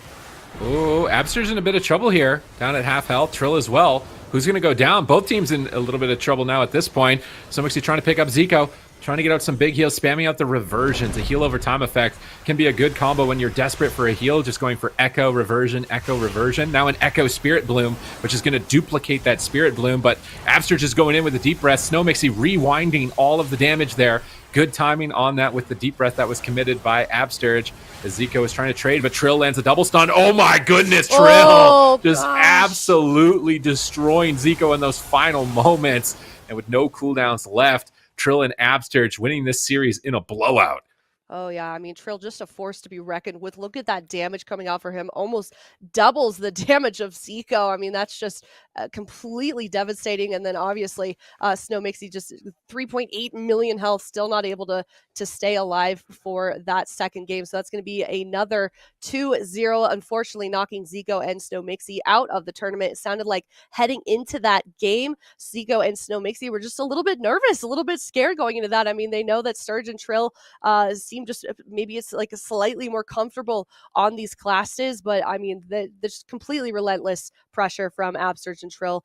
2-0, very well done. I wonder if we're even going to end up seeing a game go to game 3 today, Sid, or are we going to keep having these sort of one-sided games? Well, it's probably likely here, I think, with this series, given how coordinated Venruki and Sidu were, and Waz and Chaz were in the first round, if it was likely to happen. Like this could be a grand final series, I was gonna say, as I would predict. No, I think that's a completely fair prediction. I mean, these are kind of two powerhouse couples. I feel like I'm going to make this statement. I feel like it's a bit unfair to everybody else that we've got Ven and Sidu together and Waz and Chaz. I mean, the amount of playtime between in these two individual teams is just quite a lot. You know, that's really hard to compete with when a team has such good synergy. And then also it'd be interesting to know exactly how much practice time these teams have had, not only with each other, but just with the Evoker class, to see just the comfortability. Of course, we're seeing a lot of adaptations happening today already, Supatees. I feel like we're seeing sort of learning how this class works, how Evoker works, how Devastation and Preservation, both of those work in tandem with each other, you know, how to sort of fend off those plays that you can make when you're against those two specs together. And it's interesting to see the meta for this class sort of develop right in front of us, Supatees. Yeah, I mean, they're kind of setting the stage for everybody at home. Like, you know, you can just watch this and be like, okay, I like that combo. I'm doing that. Yoink, that's mine. Like, this is a great environment to just figure out what's going on with this class. If you've never seen it before, it might be overwhelming, right? It's a completely new class. You start at a higher level. So a great opportunity for people at home to just learn how these classes work. Here comes Waz with a big attack there as he's activating his Dragon's Wrath. Sidu is just immediately healing through it with Tip the Scales. But Chaz charges in as well with a deep breath, keeping Sidu on the back foot. Venruki's trying to turn it around. Sidu actually moves Chaz and stacks them up for a double root. Going for the double stun, but only lands it onto Chaz. Chaz repositions. Venruki's trying to set up Eternity Surge damage. Chaz is caught in a sleepwalk. Sidu's assisting. Chaz doesn't feel safe. He uses his medallion to break crowd control and get some big heals. Waz now channeling forward with a deep breath, setting up onto Sidu. Is he ready for the hit? What's he going to commit? He goes to the Obsidian Scales, a shield wall effect to soak in the damage, and Venruki will pull Sidu back behind the ramp and try and allow him to line of sight, get a deep breath. And that's more than a fair trade from the Preservation Evoker. Chaz now in a sleepwalk, trying to set up damage. Waz moves Venruki and interrupts his cast with it and stacks them up for a double deep breath. These stack up plays, the mobility and coordination is absolutely crazy between these teams. Oh, you know what I really want to see is I'm gonna give WoW Esports an idea here. We go Eye of the Storm, all Evokers, and just have everybody Zerg in the middle off of those cliffs and see how many who survives with all these knockbacks and mobility of the dragon. That'd be interesting to see. I do wonder, could you save someone that's already falling with rescue? Like they're gonna fall down into the pit, you know, in Eye of the Storm, and then I think you might be able to rescue them before they hit the ground and die. So that could be very useful. It definitely in battleground situation. Of course, this is arena right now, but definitely things to think about. There's a lot with a completely new class. That's what's so cool about the showcases. I feel like even as the day unfolds, I'm just thinking of all these cool scenarios that you can do with the different levels, the different abilities, utility of both Devastation and Preservation. Is there anything you've learned today? I mean, you were touching on it a little bit. Like, is there anything that you haven't thought of with this class that you've seen today, a play or an ability utilized in a specific way? I think the biggest one is the stasis talent. So we see it light up right now in Chaz, that glowing icon that lets you basically record 3 heals. So you can use your stasis and then cast a big Dream Breath, a big Spirit Bloom, and then save a second version of those heals for later on. And that's something that I haven't really got the chance to do. I spent a lot of time on the pre-patch with the Evoker, where it's kind of limited on how many talents you can get at the lower level. So these players using stasis to get even more healing to recover seems to be another layer that I'm going to at least adapt into my play later on. when I'm starting to go onto the ladder, because it seems like a really effective way to heal. We can see damage set up onto Waz here. Double fire breath, and it looks like Chaz pulls Waz back to the ramp, line of sighting Venruki.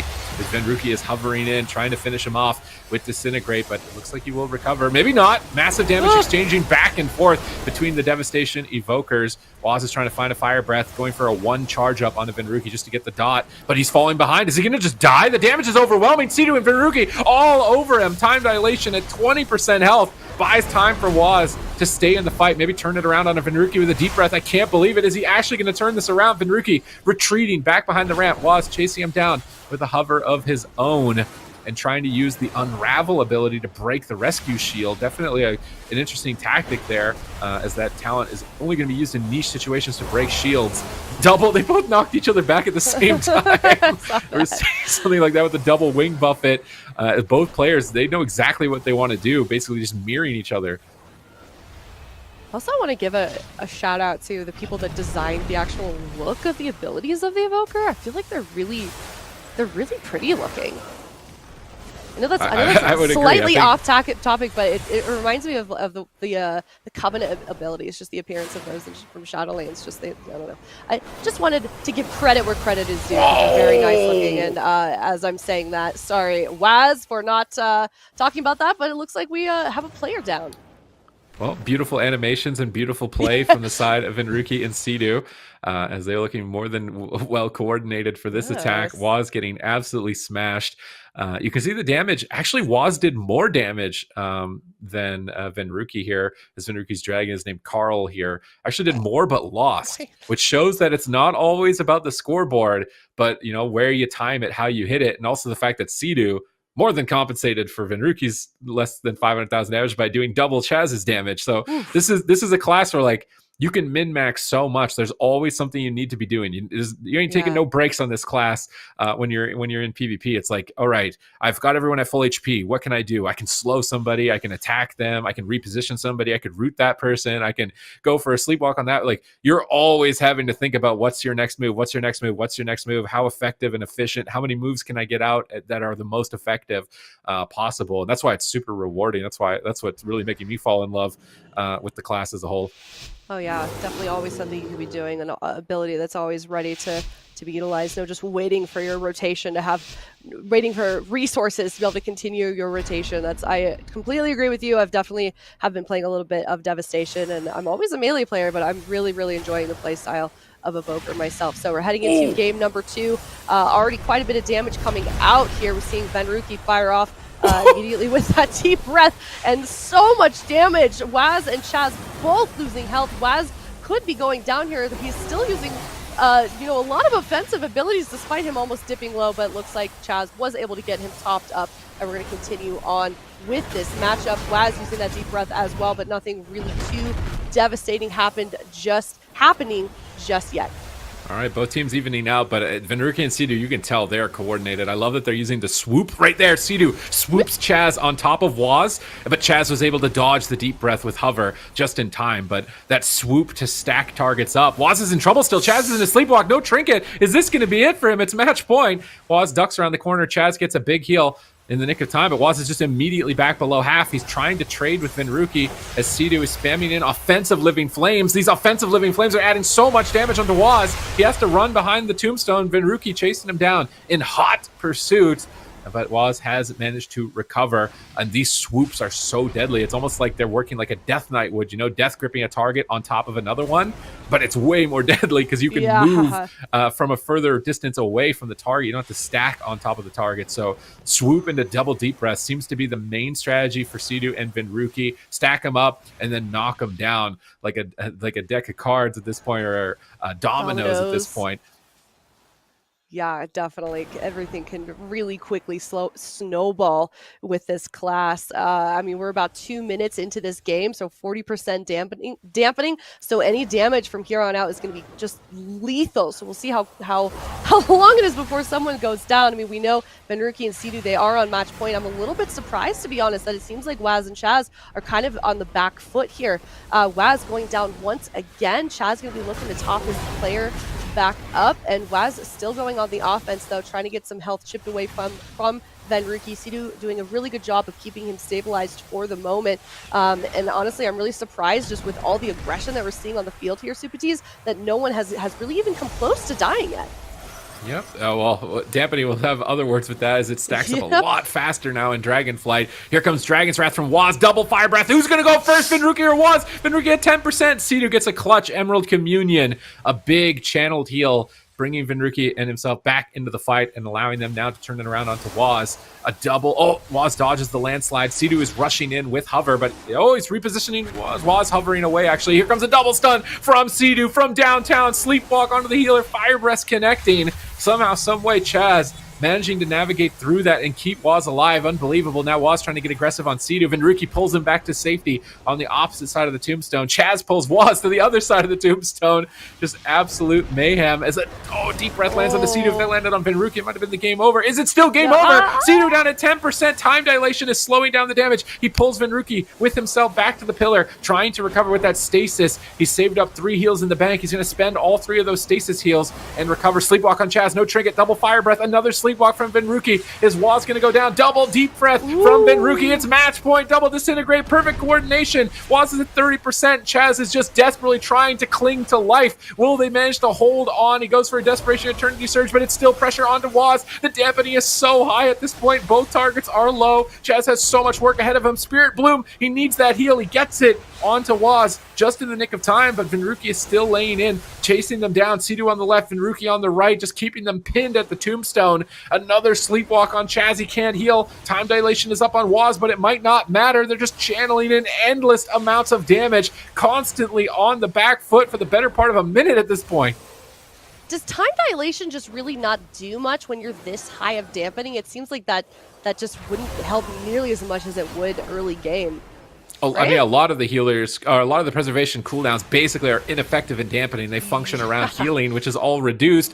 And at this point, Chaz got nothing. He's in a sleepwalk. Waz is going for a deep breath to try and turn it around and escape at the same time. I can't believe he's alive right now. Sidu gets interrupted, but Venruki is channeling in what could win the game. He gets interrupted. He's at 10%. Chaz can't keep him going. He's trying, but he just can't. Dampening is too high. Waz will be overwhelmed, and Venruki and Sidu remain undefeated in the Evoker Showcase in this dragon fight. I'm very excited to see how the teams adapt now in the lower bracket, right? Because both teams in the lower bracket have lost to Venruki and Sidu. They both got to see the tactics. They both got to see kind of what talents they're running, strategies, positioning, and things. So now in the lower bracket, this is their opportunity to see, like, what have they learned? Can they outdo Venruki and Sidu at their own game?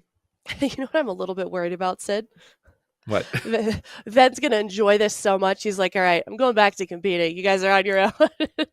Not gonna want to come back to the casting desk because, I mean, Ven and Sidu, absolutely lethal combo. They haven't lost a single game today. They're just completely unstoppable. Obviously, extremely comfortable on that Evoker class, and now they're sitting nice and pretty up in that grand final spot. So that we've got one more round in this tournament today before we have our grand final match. Waz and Chaz versus Trill and Absterge.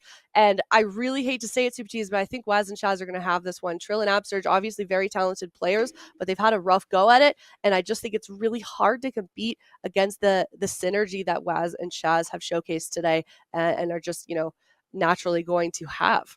Yeah, I mean, they're definitely looking like a phenomenal team. At the same time, I feel like Trill and Absterge are going to be pretty adaptive as well.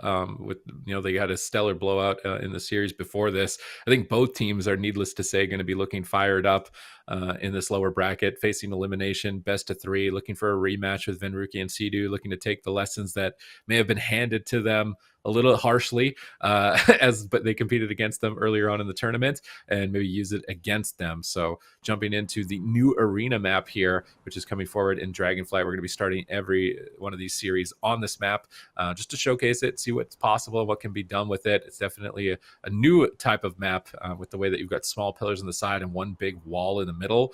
I do wonder how other classes will work with this map as well. Things like Ice Wall from a mage, for example, line of sighting certain areas and choke points and stacking up enemies, because there's a lot more of those on this map. and how it plays out for other classes as well as the Evokers. But the gates are about to open. Let's get started here. Which Evoker is going to be coming out ahead as Waz and Chaz charging in on their mounts. Absurge and Trill meeting them in midfield here on the center wall. Just going to be trading damage. Eternity Surge, big commitment from Waz as he's hovering in with Disintegrate. Not looking for Sleepwalk just yet. Oh, that pre-rescue.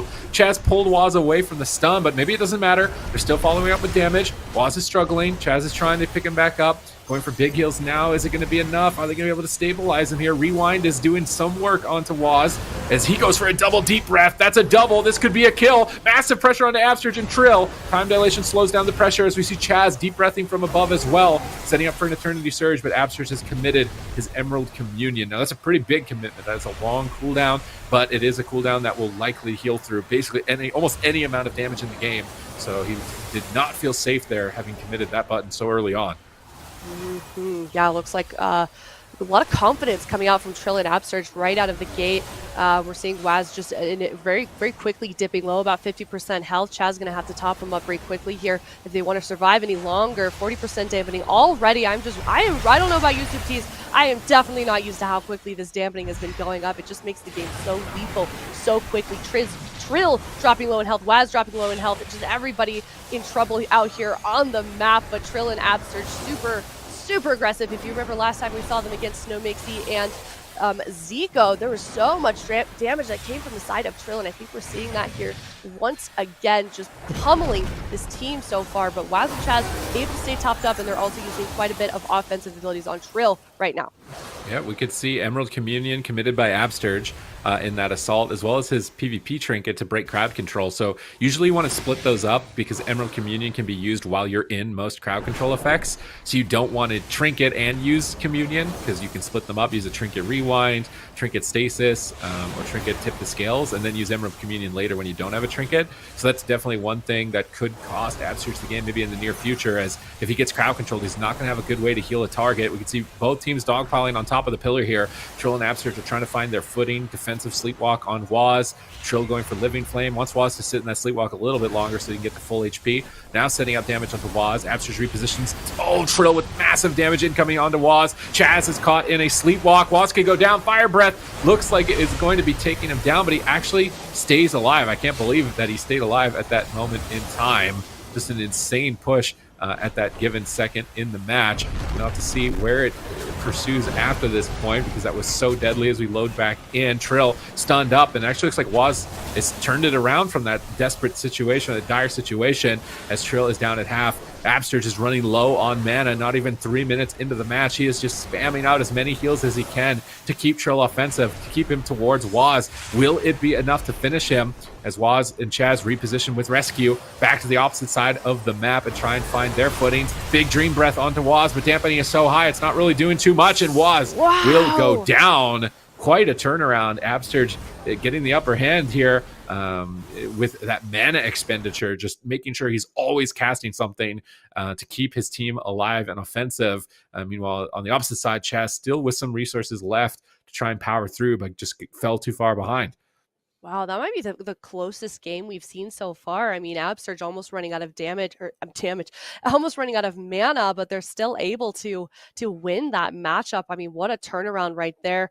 Just seemed like it was one of those games where it could have really gone to anyone. So I think I might be eating my words a bit here, Supatees. This one may just go to Absurge and Trill. I mean, you got to give them credit for really adapting so quickly throughout the day. I think we've seen them kind of become a little bit more comfortable, ease into this, double evoker 2v2 kind of play style.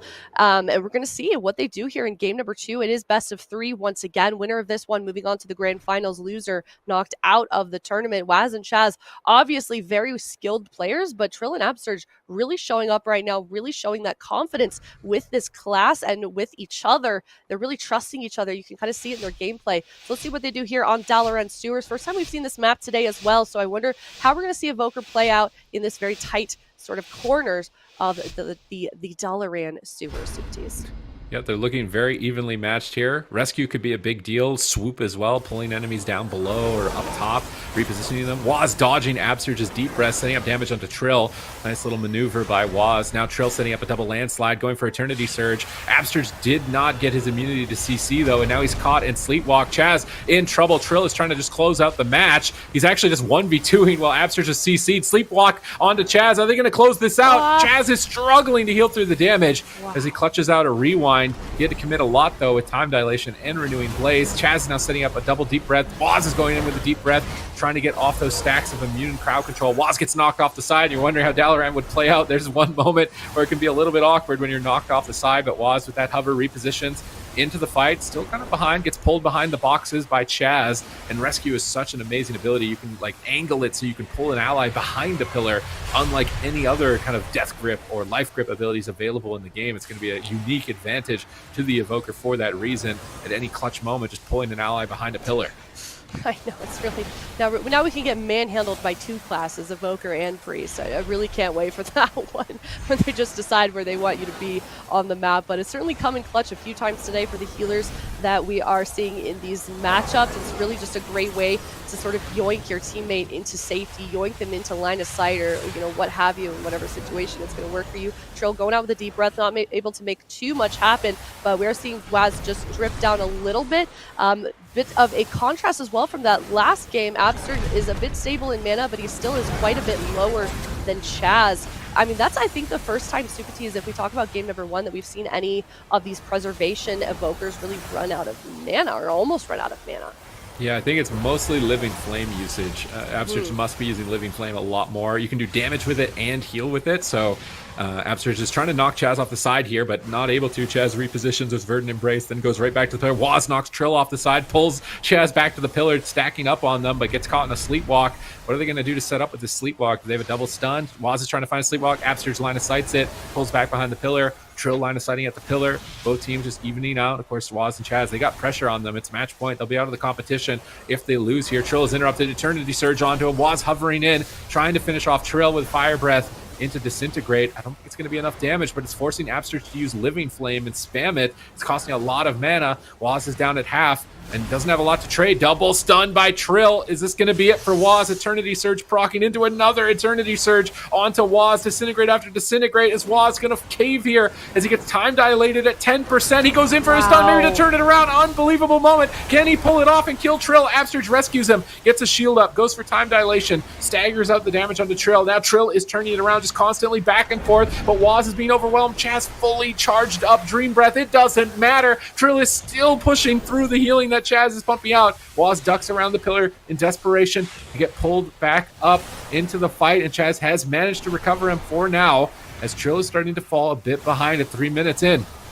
Oh, this is really one of those games, Sid, that you wish you had that details meter, because there's so much damage coming out from both sides here. These healers really doing an excellent job of keeping their players topped up. However, if you look at Absurge's mana, he is basically completely depleted. Trill is low in health as well, so it might not be too long before we see someone on the right side go down here. Trill really low at the moment. We're seeing quite a bit of damage come, and they're really relentless here with that pressure from Waz and Chaz. This might be our first tied up game of the day. Trill almost out of health, and he goes down right there. What a close couple of games, Supatis. I mean, these two teams are super evenly matched. I think this is the closest matchup we've seen all day. This is definitely looking like a Colossum series between Waz, Chaz, and Trill and Absurge. Very exciting to see how match point is going to play out. Who's going to be able to take it? What map are we going to go to? Seems like maps can play a lot in your advantage in terms of just like throwing off your enemies. Like, oh, I didn't think about you pulling him behind this box or knocking me off of this side. So definitely very exciting. And you can see the teams are really evenly matched. Damage is even between Waz and Trill. And I feel like we always notate Trill as like the damage lord, right? Like he's usually the one that's topping the meter. So to go toe to toe and be even with him here in the series is definitely showing that Waz and Chaz are stepping up to the plate to try and deliver victory. Maybe it was just a little bit of cooldown mismanagement towards the end of this one that did ultimately cost them. Absurge seems to be more than ready to just spam heals, seems to be the big difference. Like if he doesn't have a Spirit Bloom, doesn't have a Dream Breath, he's casting Living Flame. He doesn't care if it's going to cost a lot of mana. He's aware, like, the game will be over by the time I'm out of mana, but maybe actually in this instance it did, because he was completely Uma. Maybe he actually had no mana to do anything else. It might have actually been a detriment in this moment in time. But here we go. We're going to Tolvaron Arena, a big open field map. I'm excited for this one. Just seeing the mobility in combination with Tolvaron, huge map, huge pillars, really spread out. We'll see what the the line of sight between the two teams look like as well. I expect to see quite a bit of dragons getting yoinked around the map by their healers. So we'll see how this one plays out. I'm really curious as well. I really hope we get to see a Mugambala map today. I feel like that'd be an interesting one with the mobility from the Evoker, just all the things that you can do. But I mean, you kind of touched on it a little bit earlier, Sid. It's the utility from Evoker is really forcing these players to look at the map from a different perspective, like from the lens of what can we do differently now that we have all of this mobilization available to us. Trill just almost dying in the opener. Abster's going for a stasis, getting a big tip the scales dream breath and trying to recover his teammate, managing to survive. Now what just happened to Waz? They turned that around so fast onto Waz. Chaz was not ready for that hit, and if you are not ready when there's an Evoker in the game, you look like this.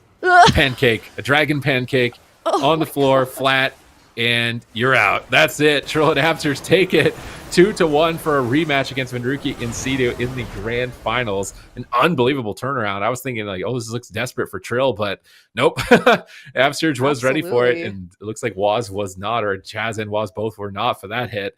Definitely a remarkable hit. And now, as they've been fully powered up, as they've been forged from the lower bracket, we'll watch it again because it was just such an epic moment, right? Look at that. Like, Trill almost died right here, right? You're not thinking Waz is in trouble. You're thinking, like, Trill's in trouble here, but Trill's like, nah, I got this. Deep breath. Waz trinkets, doesn't matter. Eternity Surge comboed in with massive damage. It was just Trill. It was literally just Trill. He did everything.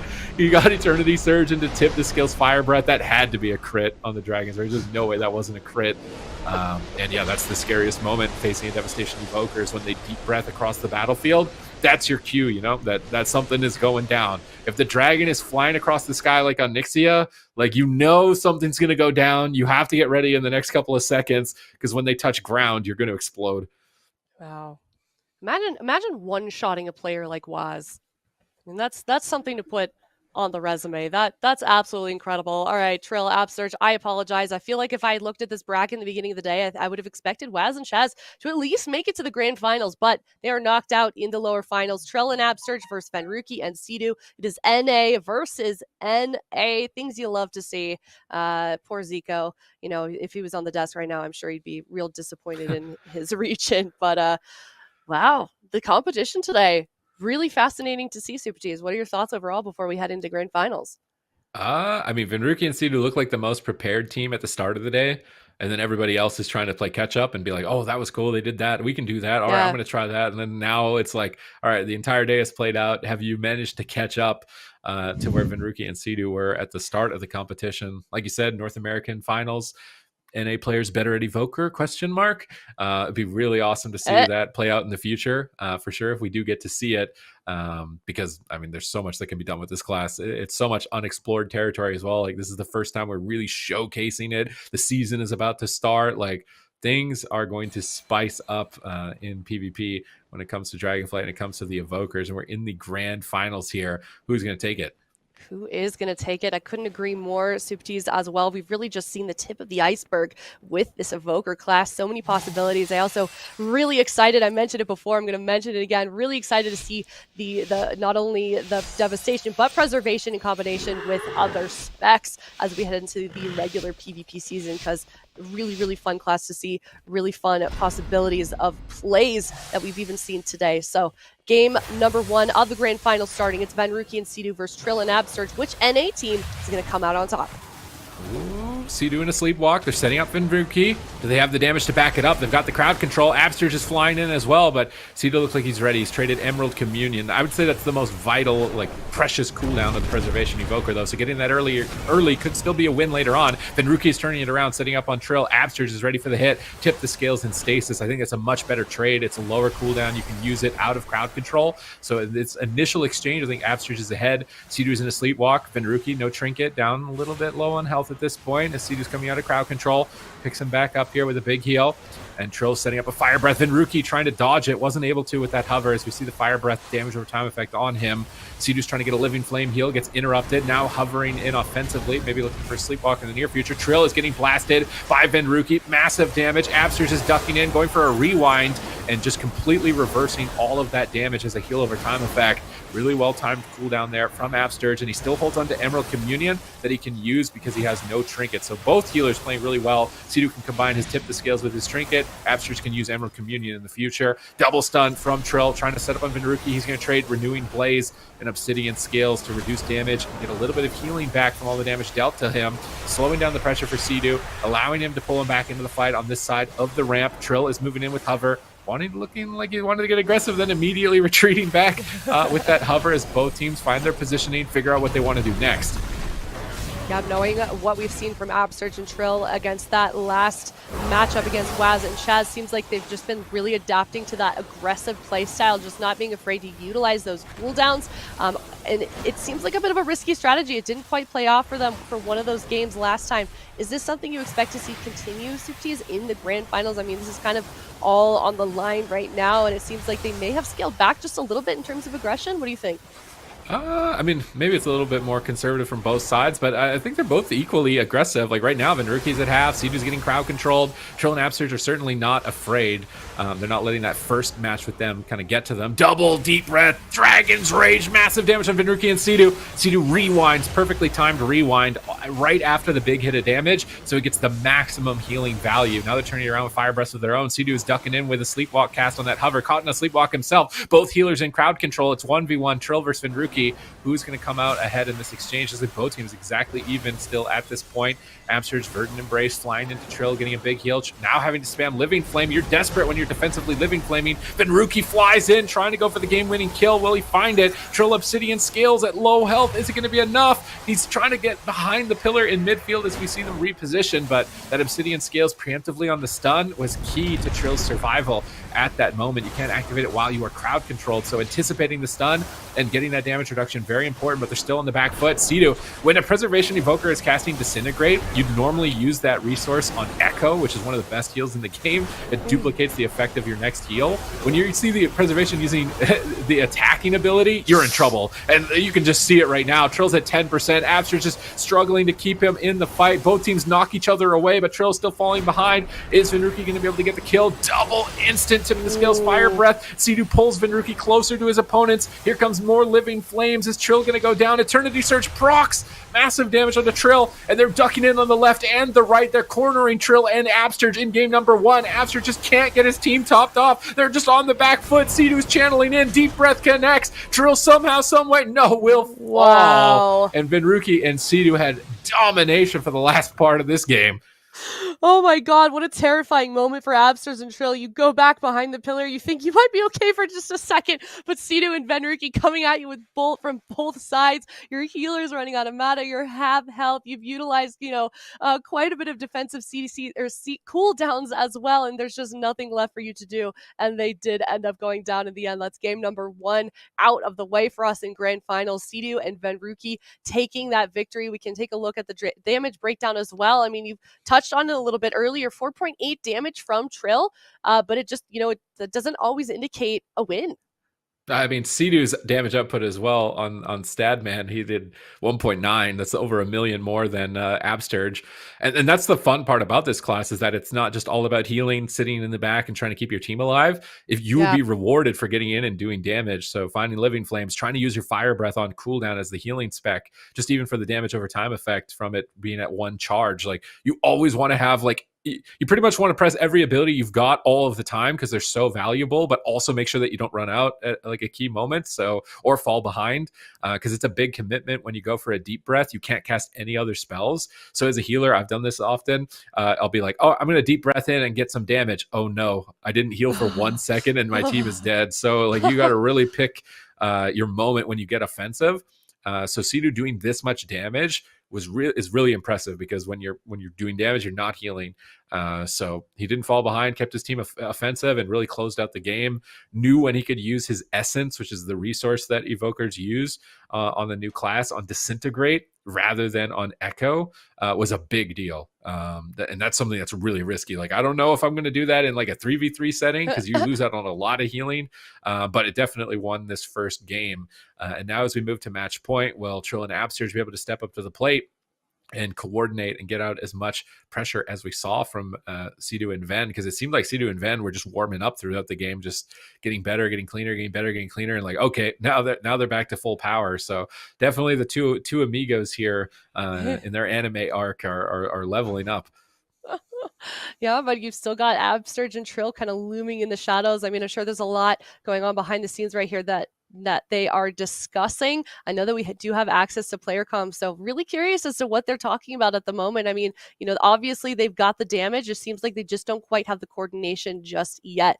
The margin of error on Evoker for both preservation and devastation, so huge. I mean, there's just so many high risk, high reward type of plays and decisions that you have to make as Evoker. Just kind of recap sort of the narrative of the day. It's like, do you make those decisions that could end devastatingly, that will lose you something like the grand finals, or do you make that choice to try and sort of risk it for the biscuit and get some victories out? We'll see if Trill and Absterge can tie things up as we head into this game number 2. It is best of 3 still in the grand finals, and kind of all is out on the table right now. There's not really any more time to sort of learn the class, get more comfortable. We've seen both of these teams do that today, but time is out. I mean, it's all on the line right now, Super T's.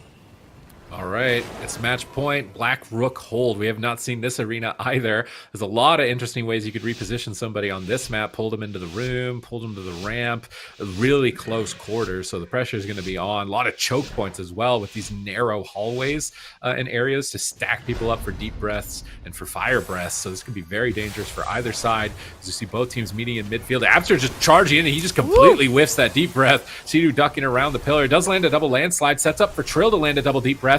Is he going to go for it? Looks like he wants to. Here comes the double deep breath. Where's the damage? Double fire breath, Dragon's Rage, insane pressure. Sidu immediately using Emerald Communion on this initial assault, knowing that the start of the fight is going to be when his enemies are most coordinated, so using his most precious defensive cooldown right at the start makes a lot of sense. The likelihood that Absterge and Trill coordinate like that again in the future is going to be a lot lower. Now we see Dragon's Rage activated for both evokers. Which devastation is going to get on top of the other? Trill seems to be falling behind. He's on the run. Disintegrate's being channeled in. Sidu gets interrupted, which means Vinruki can cast a Sleepwalk. He finds it onto Absterge. Trill's now trying to find a Sleepwalk onto Vinruki to slow down damage. It seems like Trill's going after the healer Sidu, whereas Vinruki's going after Trill. So a lot of differences in terms of targeting on match point. Which one's going to be the better outcome?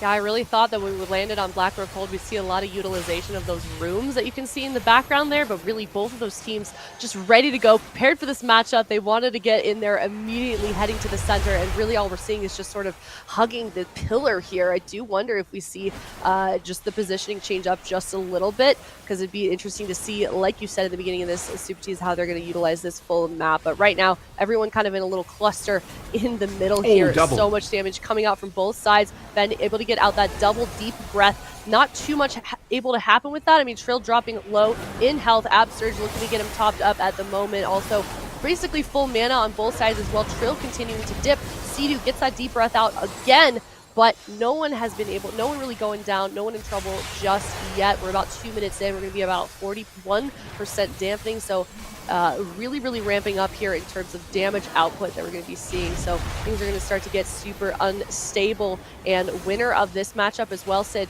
going to be on match point, so it's going to put themselves in a very comfy position here, and you can just tell, I think, from the playstyle that we're seeing out on the arena right now, both of these teams are super prepared for this and super just, not afraid to go really aggressive. Oh, we see stasis from Absterge. He's trying to set up some big heals in the future. Is he going to get to that point? He's dipping low, renewing Blaze, trying to soak up some hits with that as well. Managing to recover. He's not comfortable, actually. Obsidian scales his wall effect to reduce the pressure. Here comes a double stun from Trill. Fire breath from Absterge. Dragon's Rage, massive damage. Deep breath from Absterge. Insane pressure across both sides of the battlefield. And somehow, someway, Sidu manages to recover with a well-timed rewind, immuning all that burst. I don't know if Vinruki's deep breath misses both Trill and Absterge, losing some big value in crowd control and damage. You can tell that maybe the jitters are starting to get to both teams here as Absurge moves in, gets crowd control onto Sea-Doo, sets up damage with Living Flame, disintegrates as well. Sea-Doo repositions back behind the pillar. Venruki's interrupted. Trill's trying to find Eternity Surge. Sea-Doo is line of sighting him. Trill just trying to jump on top of him. Fire Breath's being casted from both Absurge and Trill onto Sea-Doo. Are they going to connect here? Now they're turning it around onto Trill with Living Flame. Actually, maybe Absurge. Venruki's going after Trill. Oh, is that a little bit of a miscommunicated rescue as they pull each other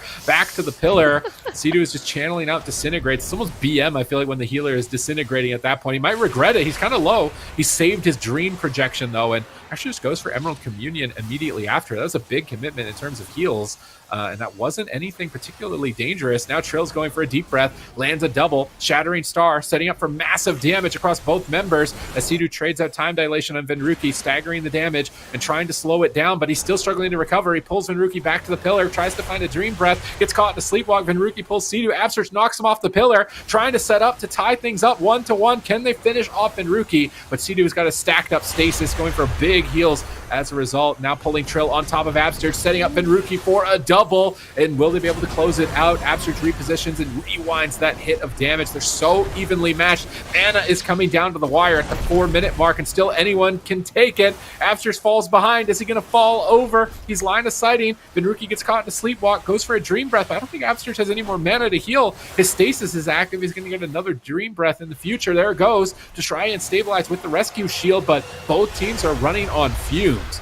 Oh, they definitely are. I don't even see a hint of blue on either side here. We're going to see if either of these teams can stay topped up for long. I mean, we see a lot of health on the board, but it's going to quickly start to disintegrate. That was no pun intended right there with the ability that was being used. But then in Sea-Doo just trying to kind of kite around the pillar just a little bit. Trill and Absurge kind of on the front line here. Sea-Doo going to be dropping down in health, and he does end up going down despite Absurge and Trill being in trouble for just a little bit there. But they turned it around. Trill and Absurge got that kill. Now it's 1-1, and we are heading into game number 3, which means Supatis, the winner of this next one, will be winning the first Evoker PvP arena of the year.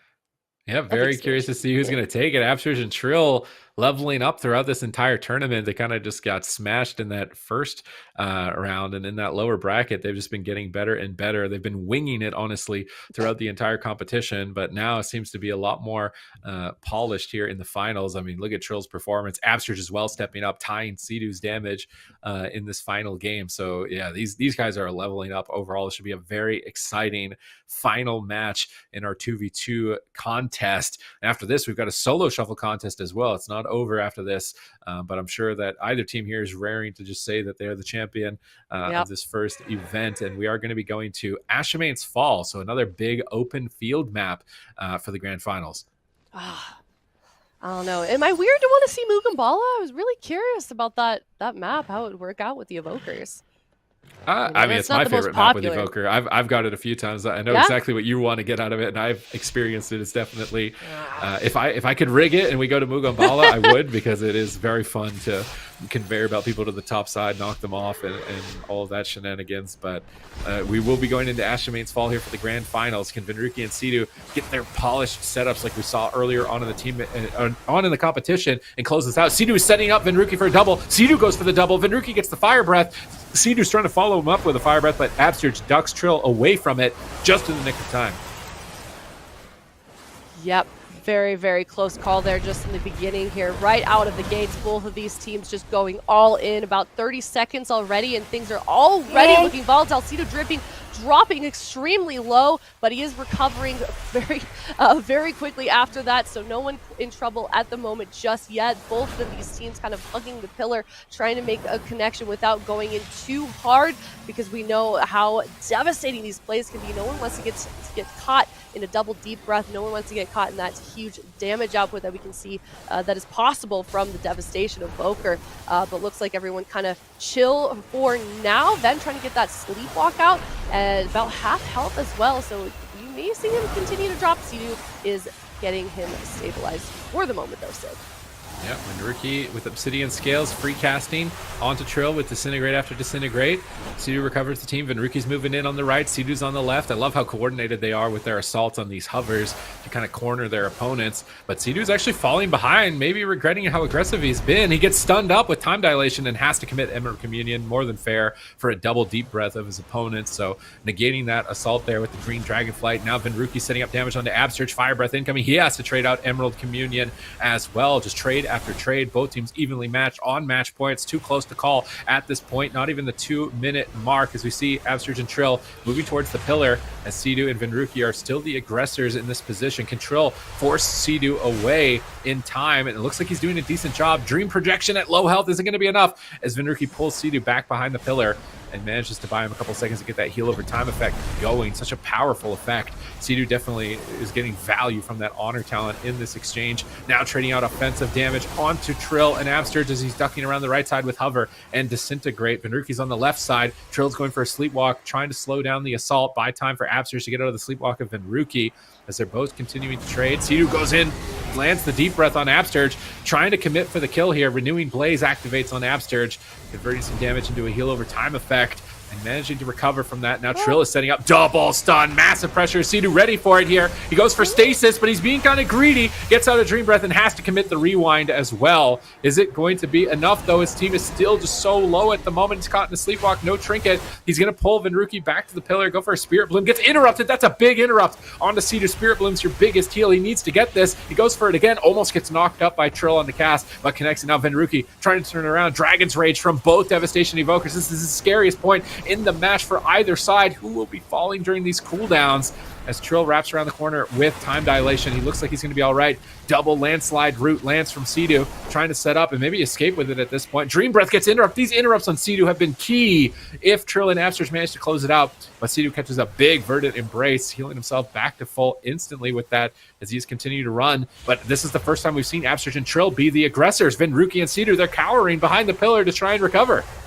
Wow, it kind of just seems like Ven and Sidu have been playing catch up this whole time. As soon as they are able to stabilize a little bit, it's just more pressure coming from Absurge and Trill, and they're looking pretty solid on the right side there. Sidu about half health, about no mana as well, so Ven is going to have to be really careful as he continues to try and get some damage off of Trill and Absurge, but things are really looking rough for them at the moment. Absurge almost out of mana as well, but really they're in a much better position than Sidu and Ven, so we'll see if they can stabilize, but looking really not good for them at the moment. Ven caught in a CC. They're going to try and hide a little bit behind that pillar, but Ven going right back into the action, and Sidu's just caught back there in the map with Sleepwalking, and they're going to be running away. I mean, Sidu's trying to run away, but Trill is not letting that happen. He's trying to continue to make that connection, trying to get that damage mitigation just going here against the team, and it's really starting to look rough, really on either side. I mean, this is one of the longest games that we have so far, and it's the last game of the day as well. 60% dampening.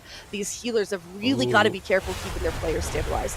Trill has a lot of damage. He's got Tip the Scales, he's got Deep Breath, and he's got Dragon's Rage. That's the ultimate wombo combo, but if he dies before he can press it, he's not going to be able to get that damage out. He's so close to it. He's going for the Deep Breath, lands it, goes for the Dragon's Rage, Chip the Scales. He has to win here. Eternity Surge onto Venruki. Now Venruki turning it around. He's got his Deep Breath. Sidu getting a Dream Breath, repositioning, pulling Venruki actually back into the fight. Wants him to be offensive. He might regret that here. Venruki's trying to turn it around with Dragon's Rage. Is it going to be enough? He's so low. He's getting overwhelmed. Sidu trying to get a big heal, gets knocked on it. Living Flame spam, but I don't think it's enough. He's at 10%. He's trying to save him with Emerald Blossom. He's desperate to do whatever he can to keep Venruki alive. Trill got way better end of the exchange on that push, and with dampening so high, Sidu's mana completely tapped. How is he going to recover? He actually somehow manages to keep his team alive. Absurge going for the rescue shield, trying to just get as much mitigation, keep Trill offensive here. Disintegrates onto Sidu. We're just rotting him down at the moment. Channeling out Eternity Surge, landing a double landslide, Shattering Star. This could be the game if Trill connects some bonus damage with the Shattering Star.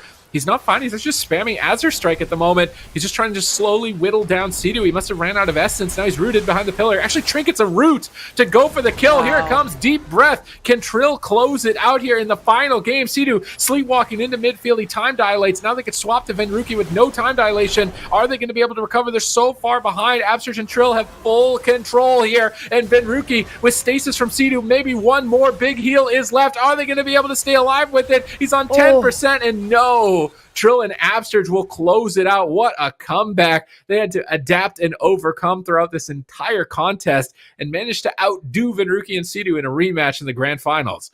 That is incredible. Absterge and Trill, bit of a dream team today. I mean, they are just completely on top of the world right now. That was an extremely close matchup. What a way to end it as well for the grand finals. The one of the only matches to be that close. I mean, Venruki and Sidu just kind of devastating.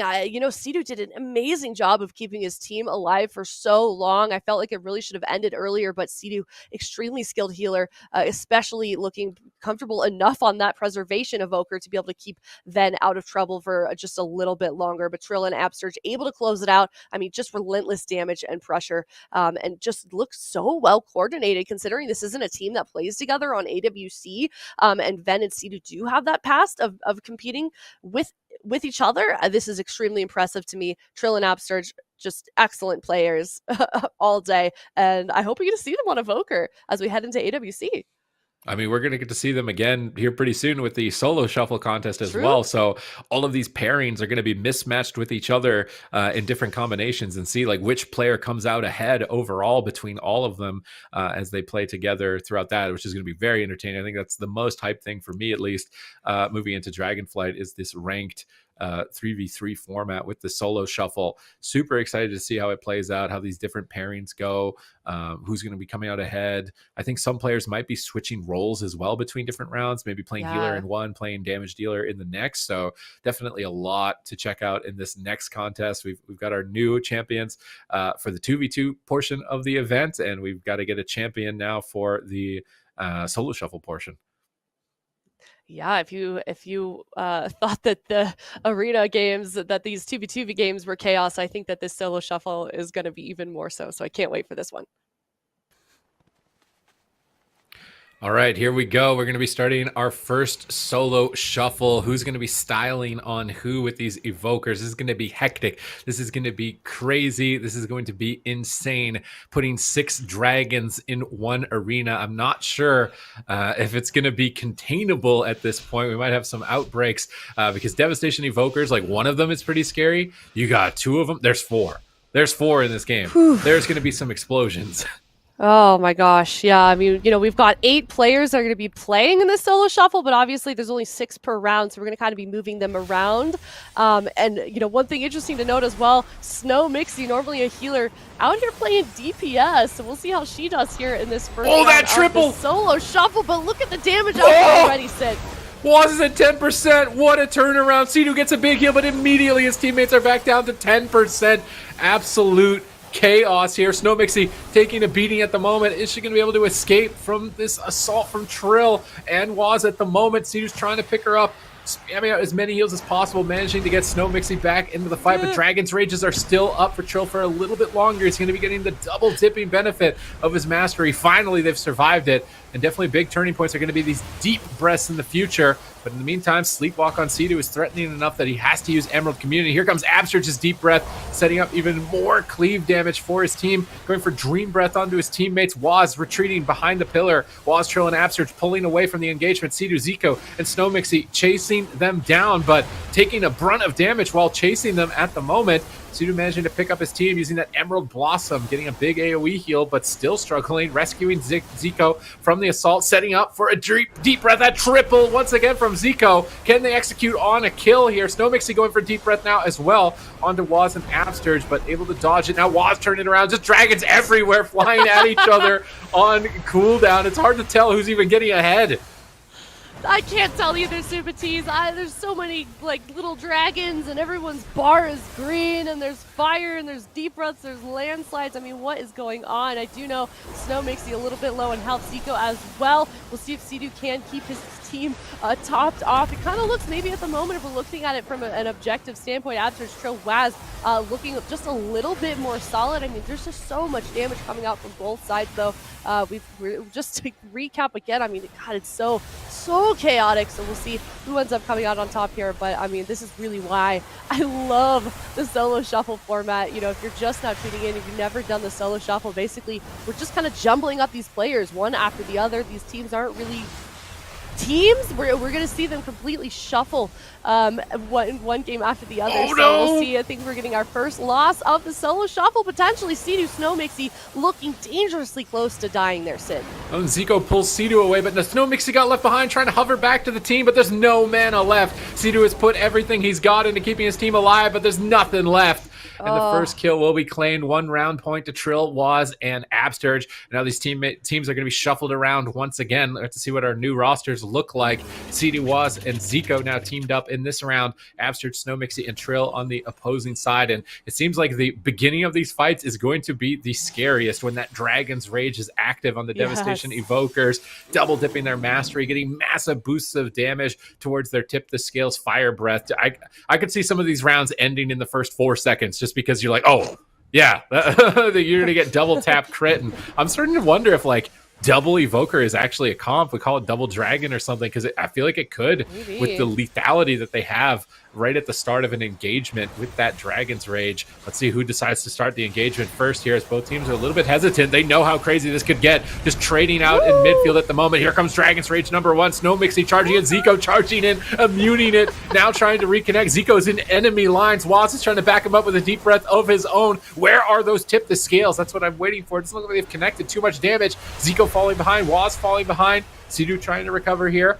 Managing to pull his team back alive. And I'm surprised that was not nearly as hectic as I expected the initial stages of this fight to be. Sea-Doo and Absturge, experienced healers. Yeah, most definitely. And I love that we're seeing other people play different roles as well. It seems like everyone's doing pretty well despite all the chaos that's going on. I would love to hear what is going on with these comms right now. I know the last time we did a solo shuffle for on a broadcast, they just kind of had everybody stay in the same call, which sounds extremely fun. I know that the community has really been embracing this solo shuffle format. So we're seeing Zico about half health right now. Sea-Doo dipping just a little bit as well, really quickly. In fact, we'll see if he can get himself topped up, but he's also got to worry about Waz and Zico at the same time. He's got to figure out whose dragon is on whose team. That is quite a large task for a healer. Really got to give a shout out to the healers in this solo shuffle type of format. It does not seem like an easy job. And now on the right side, we're also seeing Snow Mixie and Trill dip pretty low there, but both healers, Absturge and Sea-Doo, doing a good job keeping their team topped up, also keeping themselves out of damage. We're seeing that pillar ramp thing in this new map be utilized a little bit. Zico just up at the top there playing King of the Hill, blasting everybody away at the bottom. Looks like he's trying to get a sleepwalk off. Snow Mixie in just a little bit of trouble. Who is going to go down first, Supatees? Obsidian Scales up for Snow Mixie, well timed, reducing a lot of damage. Waz trading Obsidian Scales as well. Sea-Doo is just spending more mana than Absturge, though. This could easily be a mana game, as that first round was, but massive damage actually closes it out. And Sea-Doo's side manages to pull off a win, getting Sea-Doo and Zico a point, and Waz in the lead now with 2 as we reshuffle these teams. Waz, Snow Mixie, and Sea-Doo will be competing together in this round against Trill, Zico, and Absturge. I'm so excited to see how this plays out. It's got my brain juices going on, like, how can these classes work in 3v3? What classes should they be paired up with? Like, what type of healers? Like, trying to get all that going at the same time. And honestly, this looks like a fun comp. Like, we're doing this kind of just for fun, like 3 evokers, haha, kind of thing. And like, we get to see what evokers can do. But this actually could be real. I feel like this isn't just like a meme. Like, this maybe is a real composition. What would you name this comp? I don't think you want me to do that. Targaryens! What did you say? The Targaryens. The Targaryens? Yeah, oh my goodness, look at this. Oh, Zico, what? Zico's just by himself in the corner. Waz is trying to finish off Trill. It's just fire at will, honestly, with these deep breaths. Like, who cares where it goes? Just press it and hope something dies at this point, as they're just all bouncing around the map. Here comes Zico's Dragon Rage, trying to set up some damage. Snow Mixie trying to tear him, but now falling behind from Zico's Disintegrates. Trill is disintegrating as well, trying to coordinate together. Zico suddenly falling behind. Don't cross the lasers here in this fight. I think it's an impossible task. Snow Mixie's falling behind. Sea-Doo rewinds all the damage, managing to pull Snow Mixie alive for a moment, but Sea-Doo's crowd controlled, no trinket. More damage incoming onto Snow Mixie. Waz is trying to move in offensively here. Gets caught in a sleepwalk, trying to find sleepwalk now, maybe onto Absturge. Zico getting blasted down. This could be a win for Snow Mixie and Waz. Can they finish him? Absturge's in the sleepwalk, trinkets out, try and recover, but not too many options for him, honestly, to heal. They're trying to reposition and just get some casted heals out in the near future, I would imagine. Sea-Doo's side looking stable on health, but once again, falling behind on mana. yeah, we'll see what they can do. I mean, Sea-Doo half health, half mana. Certainly not a good place to be. He is really good at, as we've seen today, at kind of, you know, not having any resources, but able to keep his team topped up nonetheless. It looks like he did get just 100% health once again, but he still is just in trouble here in terms of mana. But Absurge also dipping low. Zico still just low health on the right side there. Waz, Snow Mixie also down. I mean, really just everybody is dying. Don't know what's going to happen here. There's no... kind of hard to get a cross kill in the solo shuffle. I think it's like not technically possible in this format, so there's really no sort of recovering if one of your team members goes down, regardless of what's going on the other side. Snow Mixie really looking like she could be dropping down any second here. Sea-Doo very quickly losing damage or mana as well, trying to keep her topped up. It's looking a little rough on the left side here. Yeah, it's going to be... Oh, maybe this is an opportunity. Sleepwalk, Trill down in half. Zico down in half. Can they close it out? Big turnaround, though. Sea-Doo, tip the scales. Can he get the heal in time? He's getting blasted out at the moment. He's on 1% and goes down. After Trill and Zico, another point on the board here. Going up 2-2-2-2-2. A lot of ties here as we're going to be looking to break those towards the rest of this round. And we still have 2 more solo shuffles after this, with some of the players that are obviously not in this, with an 8-player invite, getting 6 of them at a time, just shuffling them around, seeing how they can perform, what can happen, gymnastics, acrobatics, aerodynamics. Like, there is absolute chaos every single time this engagement begins, where dragons are just headbutting each other. It'd be funny if there was an animation for that where they actually headbutt if you happen to fly at the same time. Oh yeah. I thought you meant like when like goats charge at each other when they're headbutting. Yeah, like that, but in the sky. Yeah, that should be their stun animation. It's like with their head, they just headbutt them. Here comes. Oh, look at the Dragonflight! Oh my God! There's no shot, dude. You are done. You are dead. Oh my God! I think you're right. I think this is a comp. I'm starting to think it's a comp too. You know, I thought this was, you know, we're just a showcase event. We're just going to try and see what Evokers can do, but maybe we actually found the best comp in the game for Evokers moving in. I'm sure there's going to be a lot of them, so it's also good that this likely is going to be a good composition. Of course, they're going to synergize well together. Lots of mobility, big damage. They all have the same spells. So very interesting to see. Very excited to try myself maybe in the future as well.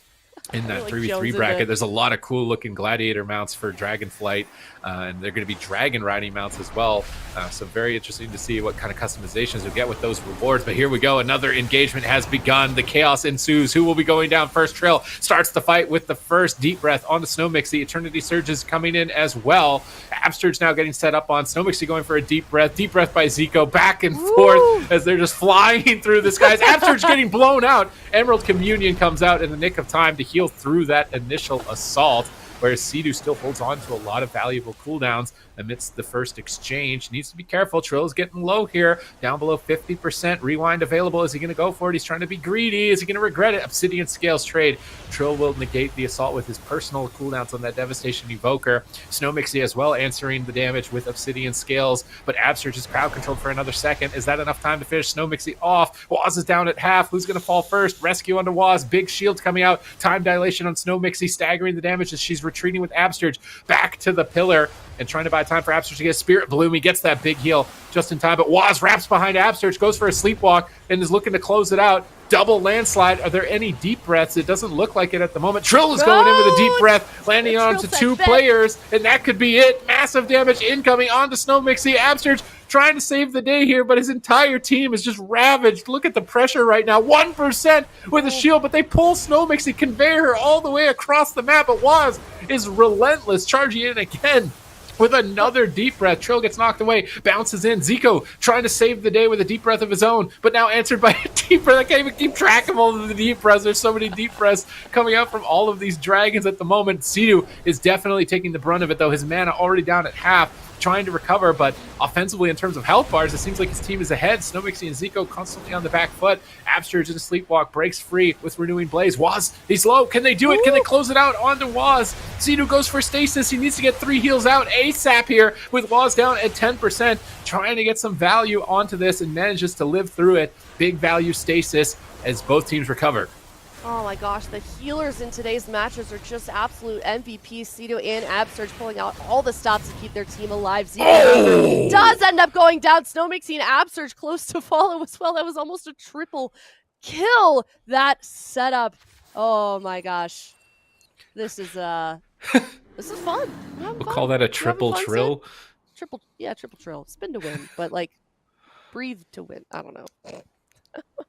All right, Trill is flexing right now, 4 points right now, looking to try and be the first victor of this first round of solo shuffles as we get a new lineup as well for the next round. But this has been super entertaining what these classes can accomplish, just getting so many like creative thoughts going in, like synergies, like what about Warrior Evoker, like what about Spear of Bastion pinning targets in a spot and then fire breathing them at the same time. Like there's a lot of different things to consider, but here we go. Snowmixy, Absurge, and Waz playing defensive at the ramp. But Trill looks like he wants to move in, but he's rooted. Now deep breath from Cedo, cleaving the team. Zico's charging in. Snowmixy's charging forward, just head bashing each other in the sky at the moment. Almost like on the football field when you're chest bumping or something. Snowmixy falling behind. Absurge gets a big heal. Trill possibly falling behind. Maybe Zico. Who is it going to go after? It's so hard to tell because they could just immediately punch a health bar down really fast. So you're never safe when the Devastation Evoker is in the match with that reverse execute type of damage.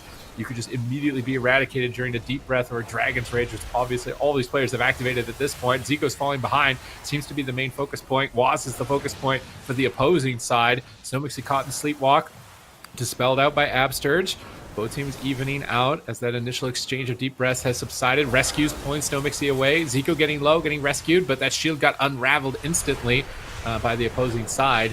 Not going to get the benefit of it as both teams are exchanging disintegrates. We see time dilation on Snowmixy, staggering damage, getting her into an offensive position. But Waz is now getting swapped to off that time dilation. That's exactly what we want to do. Don't attack into it, switch targets. Zico setting up some damage with Eternity Surge, setting up a Deep Breath, looking for a double, gets the double. Can they close off the game with that double stun? Doesn't look like it.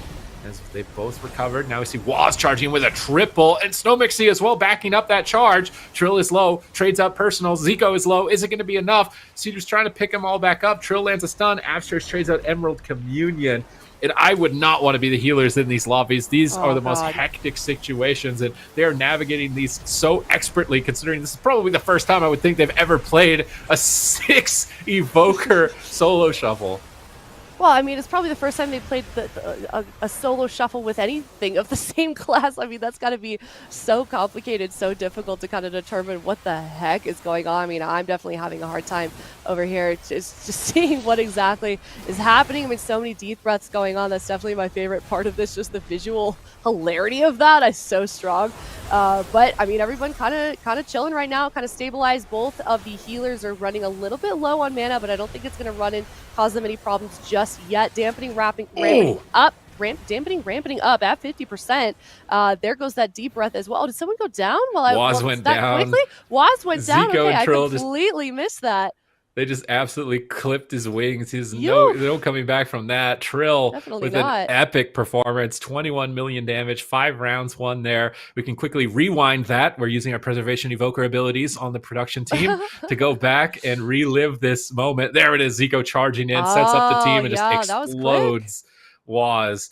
So really well coordinated there between Zico, Trill, and Cedo in our first solo shuffle round. Very entertaining games, getting me hyped up for the Evoker. I've spent a lot of my time personally on Preservation, but now I'm thinking like maybe I need to do some Devastation. Like these Deep Breaths and the stun locks and the triple setups, like that's a really satisfying visual.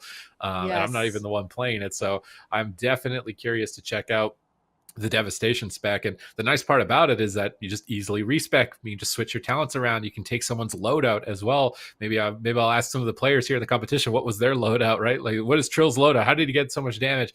I'll get his talent loadout and maybe give it a go myself on the Devastation Evoker spec. Not to mention in solo shuffle, your rating is tied to your spec. So let's say you're a really high rated Preservation Evoker. You don't want to tank your rating and play Devastation. You don't have to worry. You just respec Devastation. You get a clean slate of rating as your other spec. So you can climb the ladder as multiple specs without affecting your higher rated one. So definitely a lot of experimentation going to be open and on the table. We've got all of our contenders and contestants here listed: Zico, Snowmixy, Waz, Chaz, Trill, Absurge, and Ruki and Cedo putting on a show right now, going head to head in this chaos. Like absolute bonkersness of a competition. I almost wonder if we should do more of these like 6 stacking class just to see what can happen.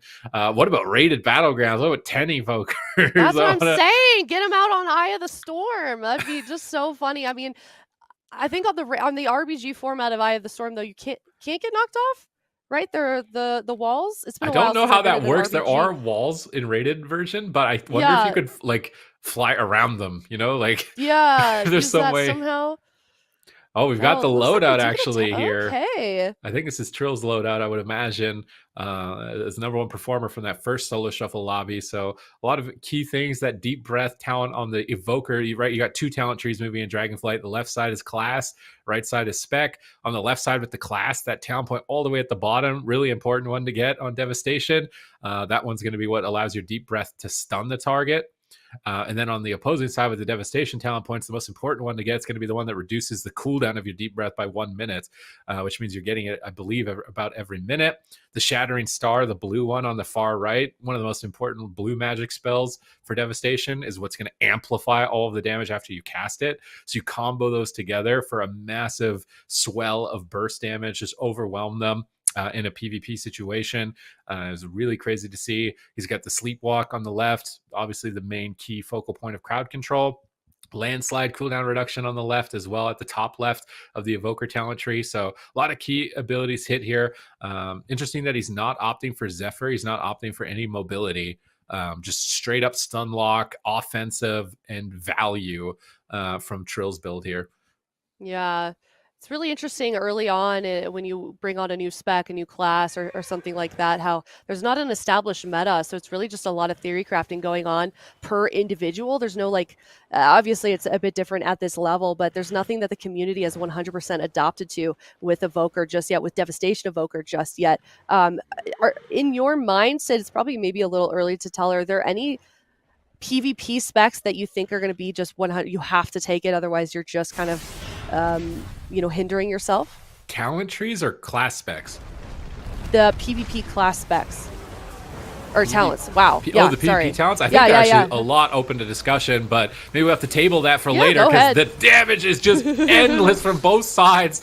As Snowmixy now will be playing that preservation, had to help us out play devastation so we get a full lobby, but now going to be playing on that main healer role, going head-to-head with Sidu here. Let's see if they can manage to stay alive as they're caught into a sleepwalk with no trinket. Chaz is actually doing damage now. What is going on? Okay. We're going to fill out these lobbies. There's going to be a lot of interesting maneuvers made throughout this one, and Zico's actually on the back foot despite Chaz flexing over onto the devastation as well. I mean, I guess everybody wants to be devastation now at some point. I kind of want to do it too a little bit after seeing all this burst damage. Snowmixy, Dream Breath hitting the whole team, getting big heal over time effect, trying to stagger some of the pressure incoming, but another sleepwalk. Venruki could be in trouble. Activates his Obsidian Scales. It's going to reduce damage. Now he's hovering in offensively. Both teams kind of pausing, waiting for those deep breaths. They're coming up in about 3 seconds. Is Chaz going to live to it, though? 1 second left on his deep breath. He wants to hit that combo.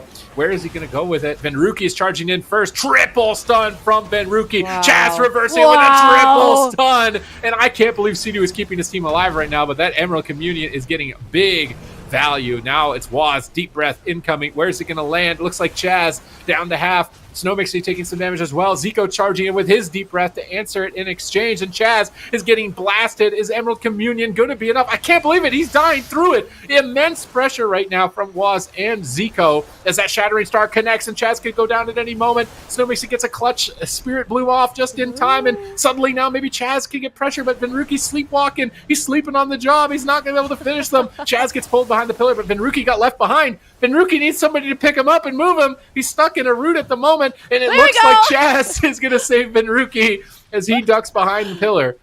Oh my god, that was so clutch by Chaz, able to get Ven back and stabilize. They're lasting just a little bit to try and buy themselves some time, but Chaz is going to be dropping low in health once again. Sidu also quickly losing health. Constantine gets out of it, but he does go down.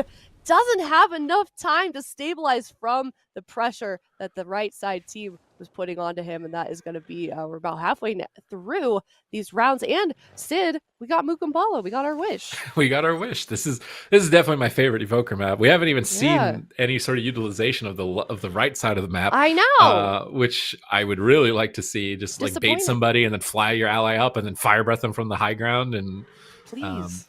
Maybe it's not as much of an advantage because your enemies can do the same thing you can do. But like when the enemy can't and you can fly somebody up the side, I know a lot of warlocks are going to be like, yo, Evokers, I want to play with you because these melee DPS keep screwing up my gateway and my portal. I can't escape. So you can just pull me up here and help me out. But Venruki is starting the fight off with a deep breath right away. Waz and Sidu answering with Obsidian Scales. Now Snow mixing deep breathing across the left side. Chaz across the right side into the corner. It's so tough to see what's going on. They're all over the place. Zico trying to go for his deep breath. Doesn't really end up connecting it though. And now we can see Zico falling a bit behind, Venruki falling a bit behind. Venruki and Zico on the same team here in this round, but Snow Mixie's in a sleepwalk. Venruki's going to use Obsidian Scales, reduce damage, good timing with that crowd control. Now Waz is flying in. Oh, doesn't land it, it looks like, at the moment. Sidu going for Dream Flight, landing a bunch of heals onto his team. Now Snow Mixie going for Dream Flight, just immediately mirroring each other. Venruki's falling behind, gets rescued by Zico, pulled back to the pillar. You're going to have that caster desk synergy here in this round of the solo shuffle. Emerald Blossom from Snow Mixie hits the whole team. Good value on that heal. Zico setting up a fire breath. Snow Mixie going for Sleepwalk. Lands it on Sidu. Chaz is isolated. Big damage incoming. And that bakery, man. It's going to be a dragon bakery between Zico and Venruki. I think a Dragonflight. I think so. A lot going on here on the board. No one's gotten it too much in trouble. These teams are really doing pretty solid trade-offs. I feel like as chaotic as it still is, I feel like it's a far cry from where we first started in the first solo shuffle. Seems like maybe people are settling into this just a little bit. And it looks like we're also seeing some utilization of the different levels, the different heights of this Mukambala map. It's kind of happening behind the camera right now. But I think everyone's down below right now at the moment. So don't really get to see that too much. Ben dropping low in health, and he dies just instantly. Was that in the deep breath from Waz? Yeah, I think it was. He just got absolutely comboed, and that's the scariest moment. You got to be paying attention to dragons overhead. You know, keep your arms and legs in the ride at all times. If even a finger is poking out, these dragons are going to be ripping it off. If you're not ready for those hits, it is good night at the moment. It looks like in this lobby, Zico's looking to try and get his first point in this round. He's going to have Waz and Snow Mixie to try and do something about it. Meanwhile, we've got Waz, Chaz, and Venruki looking to try and break their two-way tie at the moment as we're over the halfway point in this lobby as things continue to get more and more hectic. I'm so impressed that Chaz and Snow Mixie can play both the healer and the DPS just with this level of competition at the moment. Chaz gets a triple stun. Venruki is looking to back him up as well with a triple stun as well, but maybe it's my goodness, look at this damage right now. Snow Mixie going for Emerald Communion, topping not even topping the team, man. The damage is crazy. Venruki's on the back foot. Sidu's trying to recover, rewind, stasis, throw at every ability. Who cares to stay alive at this point? And they've managed to do it. They survived the initial exchange on both sides. Oh my god, so many cooldowns being utilized just right away. We haven't even gotten to a minute into this game, and so much has already happened. But everyone pretty much topped off in health right now. Sidu's got about half mana though. It looks like he used quite a bit of utility, or the resources to keep his team alive. Chaz in trouble for just a moment there. Zico not really making much happen on that deep breath. Same with Snow Mixie. But Zico actually looks like he may be dropping low in health, and I think he's going to be okay for just a little bit longer. But I mean, there's just so much going on here. If you're watching from home and you're confused, don't worry. So are we, and I'm sure these players are as well. There's just so many dragons, so many of the same abilities being fired out. I mean, deep breath after deep breath after deep breath. No one having gone down just yet. However, Snow Mixie having some trouble over there with her team. Waz and Zico both dropping low in health very, very quickly. Can she get them topped up, Sid? Oh, is Zico going to trade out? He's interrupted. He's at 30%. There's not really a lot of cooldowns for Snow Mixie. Zico needs to use that Renewing Blaze. He activates it. Now Chaz on the back foot. Sidu is interrupted, and Sidu's going to reposition Chaz, try and get that rescue shield from the Talents, go for a Nullifying Shroud to immune crowd control. Sidu needs to get some big casted heals right now with that immunity time, but he's getting blasted down. Snow Mixie fire breathing. Zico laying in as well. Is Sidu going to be able to recover? He's behind on mana at this point. It's not looking good. Snow Mixie's trying to tie it up 2-2 in this lobby. Chaz is down at half. Sidu goes for Emerald Communion. He's not going to risk anything here. Go for his biggest heal along with that stasis. Dream Projection. Big heals out from Sidu. Zico's now falling behind. and Snowmixy gets a Dream Breath. Is it going to be enough? Shattering Stars incoming onto Zico. Shattering Stars incoming onto Chaz. Back and forth. Here comes Deep Breath. Chaz gets his first. Double stun. Venruki's charging in, and Sea-Doo gets the kill. Triple Deep Breath. That was so perfectly implemented. You saw the land side go out. You saw double Deep Breath. I mean, and Deep Breath after Deep Breath, and they were both on all three of the players. I mean, that's just incredible coordination. That's like, I feel like the perfect play that you need to make happen with these triple evoker compositions, Sid. Let's go in the highlight reel. Oh yeah, for these teams. Yeah, it definitely should. I would be clipping that and be watching it every day and be like, man, that was good. Those were good times. But we are going to be heading into the 5th game in the solo shuffle, and these games are just moving so quickly. These teams, these players really aren't holding anything back. That landslide goes out almost immediately. Probably going to get some deep breaths any second here. Chaz dropping very low early on though, Sid. Sea-Doo getting swapped to on the time dilation on Chaz. Is he ready for the swap? He rewinds. He's getting deep breath multiple times at the moment. Struggling to recover, but his team has managed to pull themselves back from the brink. And we're looking at this. Zico really needs to start getting some wins. No wins in this lobby at the moment for himself. Is he going to manage to do it with Chaz and Sea-Doo? He's got 2 main healers on his team, so you'd think they're going to have the most defensive awareness in this lobby to stay alive as long as possible. Sea-Doo pulls Chaz back to the pillar. Zico gets sleepwalked. He's in midfield. He needs someone to pick him up. He gets picked up by Chaz. Where did he go? He's off the screen to the left somewhere. Sea-Doo is pulling back with Hover now as well. Chaz, Zico, and Sea-Doo focused on defense, as you kind of expect with the double healer experience that they've got, although Chaz is playing DPS in this specific instance. They're blasting away Venruki, trying to hold their ground on the corner, as both teams a little reluctant to push forward at each other, waiting for their deep breaths likely. Chaz has his. Zico's going to have his. Sea-Doo has his. Is this a big push? Double, triple landslide. Double breath incoming. Massive coordination, but no third breath. Where's Zico's breath? Why didn't he go for the breath? Couldn't tell you, Zico. That seems like a bit of a miss. Or couldn't tell you, Sid. That seems like a bit of a mess. There's Waz's deep breath right there. Chaz looks like he's in a little bit of trouble here, but he is going to be just staying with his team. They're kind of holding back a little bit still. It's really unfortunate they weren't able to make anything happen with that setup, because they're going to have to reset in order to make that play happen once again. But no one has gone down just yet. Waz looks low. Snowmixy looks a little bit low as well. Everyone is kind of just in the middle right now. No one really trying to hide behind pillars. It's just all out on the table right now. And it is going to be a devastating loss, I think, pretty soon here, because dampening, ramping up, damage is going out, and both of these sides are just absolutely relentless. We're seeing Chaz and Zico drop a little bit. Sea-Doo's going to have to be looking to top them up immediately, or it's going to be extremely devastating. Snowmixy going up those stairs. She might be hiding up behind that little pillar thing that we see at the top of Mugambala, and then we're seeing Zico, Chaz, and Sea-Doo hide as well to try and buy themselves just a little bit of time. There goes that triple deep breath from Chaz.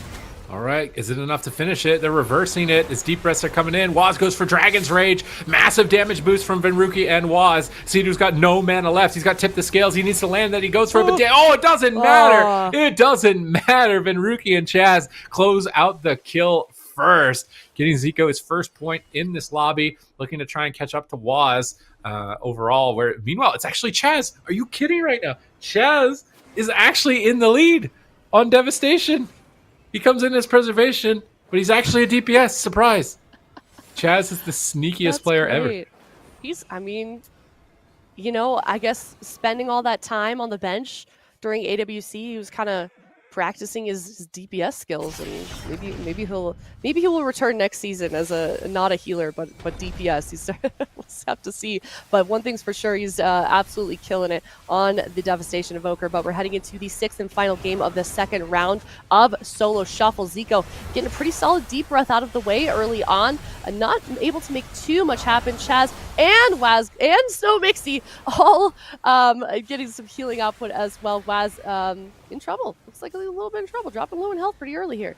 Yeah, we got Venruki and Zico, the Bakery brothers, trying to bake a dragon's pie here in the 6th round, trying to get Zico tied up with Waz on points. Will they be able to do it here together? Even Sidu, is this like the new three amigos? Zico, Sidu, and Venruki, like substitute third amigo with Zico on this roster. Honorary amigo. Honorary amigo in this dragon off. Are they going to be able to get a win? It would be devastating if they don't. Waz is getting blasted, getting low. Oh, and we're moving to the high ground. This is a big choke point area if they decide to play up here. This is going to be really hectic with how narrow the upper balcony can get. They're all stacked up, and yeah, I don't think they're going to want to stay there for very much longer. Triple landslide comes out. Snow makes you caught in a sleepwalk. Zico is down to half. Sidu's trying to pick him up. Sidu spent so much mana.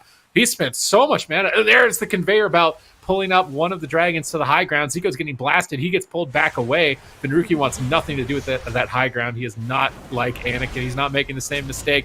Pulling away. Zico charges in with Deep Breath, setting up his team for massive damage. Sleepwalk. Sidu charges in. Can they close it out here in the final round? Chaz is at 10%. Snow Mixie's in a sleepwalk. Chaz trades out Renewing Blades. They're trying to turn it around on Zico. He's down at half. Sidu rewinds all of the damage, and it looks like both sides will stay alive.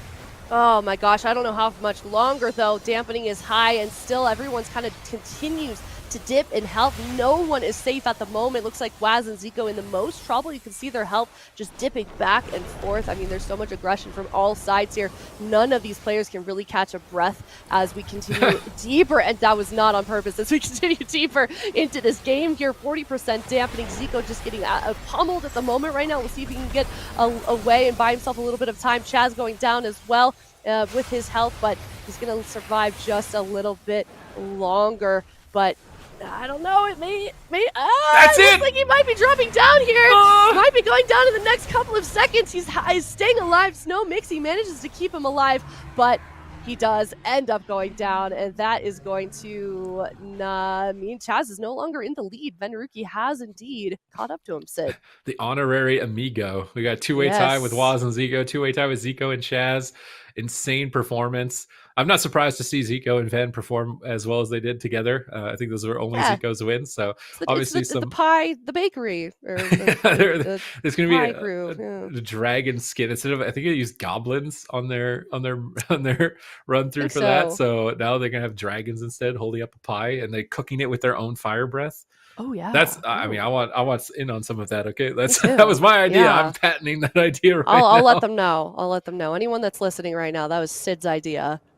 Don't let them tell you otherwise. I'm very excited for this final round. We're going to be playing on the Zareth Mortis arena map here. Very interesting. Originally, this map, the pillars were going to go up and down.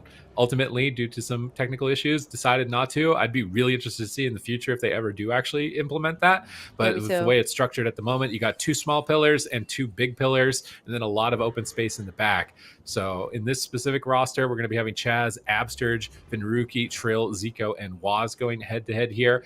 Doesn't look like anyone's going to be playing any sort of alts. You know, we say alt specializations, but they probably haven't had much experience on either of them. But I'm very excited to see how it plays out here. How are they going to stack people up? Are we going to see any swoops? Pull enemies on top of each other, triple landslides, triple deep breaths. Who's going to get the better of the exchange in the initial stages? As Waz is getting really aggressive. Okay, yeah. Well, wasn't really able to make anything happen in that first go of it, but we'll see if they can push forward and try and coordinate a play here. These are completely new teams. This is a new round. This is the third and final round of this solo shuffle. So excited to see how these teams play out. Absterge is I think Absterge and Sidu only healers that didn't have to play DPS in the solo shuffle. Waz dropping extremely low, but it looks like Absterge is able to get him back up. Ben and Waz both using those offensive cooldowns to try and make something happen here. Zico gets that deep breath out. Nothing really happens in terms of damage, except he did drop low a little bit, but Chaz able to stabilize him very, very quickly. So haven't really seen much utilization of the pillars as well that Sid was talking about in the beginning of this match. So we'll see if they do make anything happen in terms of that. Trill looking like he is in trouble in the back there. Oh, he's getting pulled back to the pillar. Abster's just flying through, but he's away from his team. Might be tough for him to heal them up. as he's trying to duck in with Verdant Embrace. Venruki was repositioning here, trying to pull away from that big pillar, get some distance, figure out where they want to navigate with these next rounds of deep breaths, which are coming up in about 5 seconds or so. So Venruki and Waz need to coordinate these, land triples. They land a double. Is Waz going to go for his? Doesn't look like it. Just spamming out Living Flame at the moment, getting pressure on Zico, pressure on Trill, and it looks like they're trying to recover. Chaz pulls him back behind the pillar. Waz ducks in with Deep Breath, and it looks like Chaz has survived the initial stages, but there's still follow-up as he has to trade Emerald Communion to recover. But even Emerald Communion didn't top off Trill. That's the biggest heal you've got pretty much as an Evoker, and here comes a triple stun in reverse from Zico onto Venruki, Waz, and Absters, but no follow-up just yet. Zico's actually the one who's falling behind. Is he going to go down here? Massive damage incoming. He's on 10%. Has some cooldowns. He's being greedy. Renewing Blaze here behind the pillar as Chaz tries to pick him up.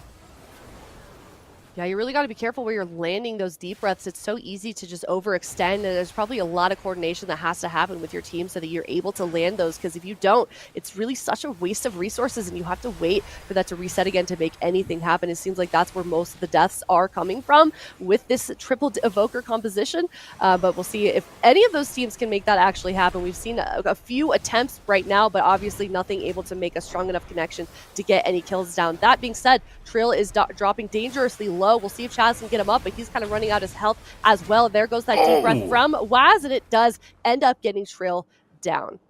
All right, first point of Venruki there, Waz and Absterge in that first round. Now we're going to be shuffling them all around again. This is our final solo shuffle round. Good sound effects, good puns. Yeah. Unintentional, but amazing. I've been trying to think up my own here. I think I've got one, okay? I've got one. All right. It's a joke, okay? What do you know, like some players, they rage, you know, when they lose. I'm one of those people that rages, okay? What do you call a raging evoker? What? A snapdragon. Yes. Okay, I can at least say really I've got one fit in. That's all I wanted, okay? Thank you for putting up with this. For that. Hopefully people in chat love that one as well. Okay, well, after that joke, we're going to get some dragon fighting in, for game number 2 in the final round of this solo shuffle. Ven getting that deep breath out early on, nothing really happening just yet. However, actually, just kidding, right side team about half health for everyone. Zico dropping dangerously low as well, but he's still going to utilize that deep breath. Kind of scary, and looks like Trill's following it up behind him. Waz uses the deep breath as well. I mean, Jesus, there's just so much happening when you have this many of the same class out on the board in a solo shuffle. It can be really so difficult to keep track of. I mean, we've talked about it so much before, Super Tees, but the healers are really the MVPs today. I couldn't imagine trying to heal and keep your team alive through this chaos. I mean, being a healer is rough just in general, man. You take you take all the blame for everything and get no credit. Like, we need to give the healers a little bit of love here throughout the variety show, I think, in all content. Definitely some love up to all the healers out there, keeping dreams alive, keeping their teammates alive. They go behind pillars, they overextend, but we're still there. We still keep them going, and Waz at the moment gets recovered by Chaz. Insane healing coming out at that moment in time by him. Zico's getting blasted at the moment. Absterge jumps in with a Verdant Embrace. This is going to be enough. He's still taking a lot of damage. Trill gets sleepwalked, and they're going to trade out the time dilation on Zico to reduce damage here and soak up some big hits. As Zico is charging in, doesn't land a stun. It looks like Trill actually immunes it and lands a double of his own. Venruki in trouble. Pre-Verdant Embrace. He's absorbing and turning that into healing. Zico's trouble still, though. He's got Verdant Embrace. He gets rescued by Absterge. Is it going to be enough? Zico is really cheeky on this evoker. Absterge pulls him to the pillar. He's like, no, I want to keep hitting him, and goes off the corner there, trying to land. No, it's Venruki's like, Zico, calm down. You got to get on the pillar, man. Like, this is too much. Oh, I wish we could hear comms right now, because that is definitely the dynamic that's going on. I'm sure they're poking fun at each other with that one right now, but Zico, you can tell he just jonesing to get out there and make something happen, but he's got to be careful. He can't overextend. Venruki yanking him back even further. It looks like they might be trying to hide behind that pillar, buying themselves a little bit of time so that Absterge has time to stabilize his team. They were able to get that health topped up, but you can see that Absterge is pretty low in mana. Chaz not close behind, however, but it kind of seems like the right side team is in a little bit better place at the moment. But once things start to reset, once those cooldowns come back up, we're going to start to see some big damage coming out very soon here, especially since we're at 50% damage. There's that landslide. There's that follow-up with the deep breath. Absterge able to be just fine, though. Look at Ven, however, quickly dropping low in health. We'll see if he can stay alive for just a couple seconds, Sid. Nope. Good night. Good night, Venruki. It's really surprising to me to see Venruki die in that round, considering how much Zico was just like, he was just wagging his tail in the middle of the map all the time, taunting people. And I'm surprised it was Ven that went down, but he got deep breathed on, and the competition is certainly scaling up as all these players are winging it throughout today's competition. I'm very excited to see how the rest of this plays out as we are tied up a lot. Waz with a slight lead, 2 points. Zico's trying to get his points. He didn't get one with Ven on his team. This is the first time he didn't win a round with Ven. They're missing the third amigo. It was no Sea-Doo. Missing the third amigo. That's it. Oh, what's going on with Absurge? Looks like he's staying in the gate for a little bit. Okay, he's good. Something weird about a dragon riding a dragon. It's it's not right. Looks a little weird. You got to use your I don't know what it's called. Like out of your Visage form, there's like an ability that you can toggle on that lets you stay out in your human form if you're not in. I don't know what it's called. Somebody can remind me. But anyways, we're heading into game number 3 here. 20 seconds, 10% dampening. Chaz already dropping low in health. However, he's full mana, so he should be able to stabilize, as we see right there. Tons of deep breaths going out. Nobody has dropped just yet, so that's a lot of damage going on, but these healers are really the star of the show, keeping their players topped up, keeping that DPS alive. Waz looks like he is on the offense, and he's dropping in health as well as Trill, but no one going down just yet. Yep, Absurge trading out some vital cooldowns to keep his team alive. Emerald Communion, his Trinket.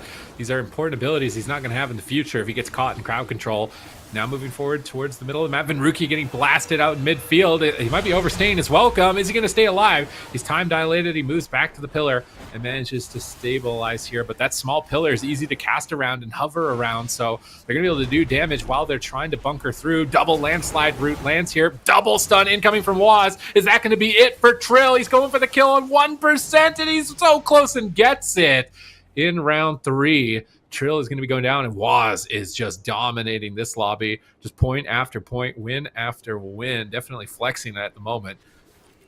Yeah, most definitely. I mean, I know we've talked a bit about DPS and healer kind of swapping their roles around in the solo shuffle, but Waz is primarily a melee player, so I know that the playstyle of Devastation is kind of not super indicative of a typical ranged class, but it is cool to see these players that are usually playing something very different adapt to a new spec. I mean, we're seeing a lot of really great gameplay come out, and it's just awesome to see this evoker being utilized to its full power. Well, maybe what? You know what? I'm going to take that back. I don't even think we've seen the full power yet. We're just getting started here with this evoker class, and we are in game number 4 for the solo shuffle, and there is already so much damage going out here.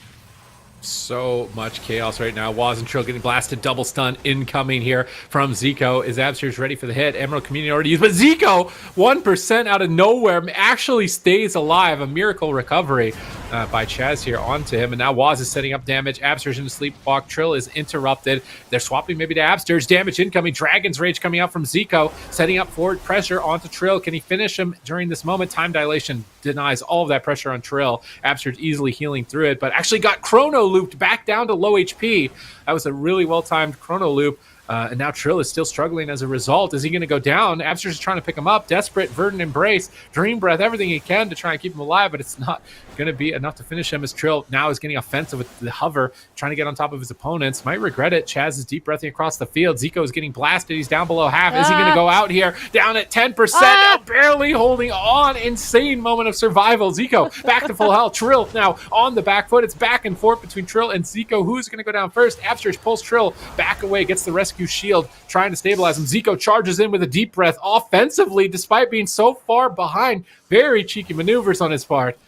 Oh, yeah, I love seeing Zico make those risky plays. He knows that he's kind of in trouble, but he still decides to go on the offense anyway. So much aggression coming from, maybe it's because he has his bestie there, Venruki, and he's got the confidence to make those plays. So we'll see if it does work out for him. I mean, Waz is at half health, but so is Zico. We'll see which side ends up going down first. Trill dipping just a little bit as well, and Absurge. So his team is definitely in trouble here. He's got about half mana. We'll see what he can do with that. But in the end, it's Zico that goes down, Sid. Even the synergy not enough here for Zico to get a win here with Venruki, and Waz just continuing domination in this lobby as we're moving to round 5. Who's going to be able to take it? Healers even at this point, 2-2, looking to break that as soon as possible. Seems like the meta is shifting heavily around these deep breaths, how you can synergize them together. Do you use them all at the same time? Do you stagger them? I'd say using them all at the same time looks really good, and I feel like Zico often is kind of like holding on to something. He'll like hold on to Dragon's Rage to try and pocket a kill later on by himself, but it's just not as threatening by itself. Whereas if all 3 players hit it at the same time, it's just goodbye. You just evaporate from the arena. Absurd setting up. Nice landslide on Venruki and Chaz, but they're not going for the deep breath. Landslides everywhere at the moment. Oh my goodness, Trill, he's going to explode. Massive damage. Absurd answers the call with a rewind, rewinding all of that damage that was inflicted and managing to recover. Now Zico gets blasted, renewing plays at low health. Is it going to be enough to stagger out the damage? Chaz is getting blasted down, just back and forth. Is it going to be enough? No! Chaz absolutely gets smoked out by Trill and Zico in that final second. The damage just endless from their side in that round. And I think this is it. Is this the final round? Second to last. Oh, it is. Oh, never mind. You're right. Sorry. The final round. This is it. This is going to be our last round of the Evoker contest. We've got our 2v2 champions, Absterge and Trill, who's going to be coming out ahead here in this solo shuffle shenanigans as we shove as many serpents as possible into one arena and see who comes out ahead, who's going to soar above the competition as the gates have opened. This is it. Can Trill tie up with Waz? There's Waz going to come out in the lead. Is Chaz going to tie up with Absterge? Is he going to close this out in the lead? As you see Waz repositioning away, Trill gets blasted. Zico's left in midfield. He's going in. Of course, Zico is going in with the deep breath. Trill's trying to deep breath. He doesn't land it on anybody there. Maybe he was just trying to escape with it. As Absterge goes for a tip the scales, Dream Breath trying to recover through this initial engagement. Waz going in with a deep breath onto Trill, setting up into a sleepwalk from Zico. Chaz in a sleepwalk disintegrates onto Venruki as he seems to be the target at the moment, but they're turning it around onto Waz. They're focusing him down. Is he ready? As he trades out Obsidian Scales, Absterge rewinds in desperation to stabilize him. Trill falls behind. It's rescued by Venruki, getting a boost of a shield there from that talent. Very key talent to take in PvP situations for sure. As Absterge sets up a sleepwalk, Chaz trinkets out of it. Doesn't want to fall behind too much here. Absterge Verdant embracing in, keeping his reversions up. Now going for a deep breath, connecting it, but not finding too much pressure off the back of it as both sides are evening out. Yeah, they certainly are. Everybody pretty good in health and mana. Lots of resources that can be utilized. I think we're going to see some pretty intense plays come out pretty soon here. We're a minute into the game and nothing too crazy has happened just yet. No one's really been in any serious danger. But I love the aggression that we are seeing. People kind of just like yeeting their deep breaths out there. It's just so much on the board. I mean, there's definitely some sweaty gamers at the moment. I think why this solo shuffle format is so fun. There's just really nothing to lose. Zico looks like he could be in a little bit of help. We'll see if trouble. We'll see if Absterge can keep his health stabilized. But I think he's going to live to see another day just yet. But what we really wanted to be looking for, if you guys are watching from home, is that landslide setup followed up by the multiple deep breaths. That's really where you're going to start to see those players just drop there instantly. And yeah, we just saw it right there. But no one has died just yet, Sid, with that setup. Chaz immediately Emerald Communion to negate any damage on that landslide. Zico's on the run. Absterge is in crowd control. This could be it for Zico. They pull Absterge behind the pillar. He's trying to heal himself up, but now Waz is left in midfield. He's getting blasted down as all 3 dragons just turret him. He's going to trade Obsidian Scales, reduce some damage, but Absterge is almost out of mana. He's desperately trying to keep his advantage, but a double deep breath lands. He goes for Emerald Communion, immuning the stuns, healing his teammates up with massive heal over time, but even that, not enough to completely top him off. Caught into another sleepwalk. Waz is trying to turn it around. They've got Dragon's Rage on Trill. They've got Dragon's Rage for Venruki. A big opportunity to take out Waz. No Obsidian Scales for him to defend himself. Are they going to go for it? Here comes Dragon's Rage number 1. Waz deep press into midfield, but he can die and he will go down. Big punish on Waz. Trill will tie it up 4-4 between NA and EU in this last solo shuffle. Oh my gosh. I feel like there's so much that we could kind of unpack here, Supatees. I mean, just first of all, we've kind of seen so much today from the Evoker, from both Devastation and Preservation. I feel like if the how exciting today's games were is any indication of how good this class is going to be as we head into the regular PvP season. I'm just, the sky is the limit for this class. That's ha ha ha ha ha. That was on purpose. Yes, I thought about that. I'm just so clever. I mean, it's been a very entertaining day. I got to say, the variety show is definitely a delight addition to kind of the quote unquote WoW esports scene. I think we're categorizing it under the same umbrella. Yeah. A lot of really cool contests and events for pro players, casual players, community members to get involved with. It's definitely been a treat. I've enjoyed this portion of it. I'd say a little bit more than the other ones, just because I'm a little bit biased to PvP. But this definitely made me excited to check out Evokers when the PvP season starts. Yeah, I think so. I knowing you said it seemed like you're gonna instantly log off once we're done here and go try and find another some more evokers to queue up with. I mean, a little bit. I might try some other classes. I'm starting to think like Evoker Warlock, maybe Evoker Boomkin. Like there's a couple of crazy combinations that might be good that I want to check out for sure. Yeah, super looking forward to that. So huge shout out to the players that participated with us today. It was really cool to see that gameplay. Really cool to see players adapt to the new Evoca meta. And I am really excited to see just kind of everything moving forward as we head into Dragonflight, because Evoker obviously is such a fun class. And before we hand it back to the variety show, Sid, any final thoughts? Well, just thank you for an amazing show, everybody that played today. Obviously, maybe not a lot of time to prepare with how long Evokers have been available, so definitely put on a good show. A lot of epic plays. Very fun show and broadcast. Thank you to everyone involved, everybody for tuning in. Hope that you've enjoyed it. Thank you for having me. It's been a delight to cast with you, Aya. Yes. That's about it. Absolutely. Sid, I couldn't agree more. And with that, we are going to hand it back to Taliesin and Evital. We'll see you in the Dragon Isles.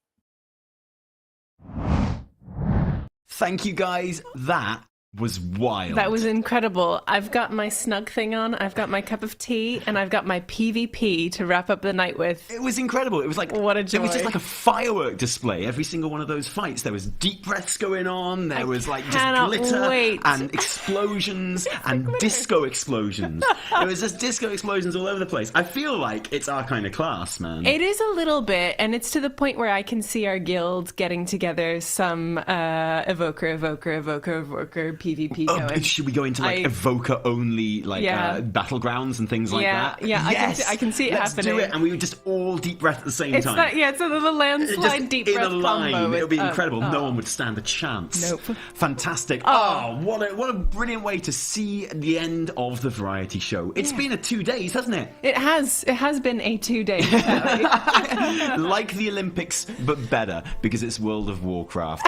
I can't get over how much I enjoyed that PvP. I always enjoy PvP, okay? I mean, you've got the hippo mount to prove it. Yeah, exactly. No one can argue. But seeing those double dragons and those triple dragons, it was something else. Absolutely incredible. But I know what you're thinking. You're thinking, Taliesin, I don't need you to tell me about the PvP. No. You can't tell me anything I don't already know. No, you definitely don't. What I want from you, my friend, is the winners of the competitions. Well, I've got good news for you. We've got a winner. We've got a winner of our first giveaway, which was the screenshot I hope there's a picture. Draw a picture of your favorite Dragonflight dungeon. What have we got? Let's take a look.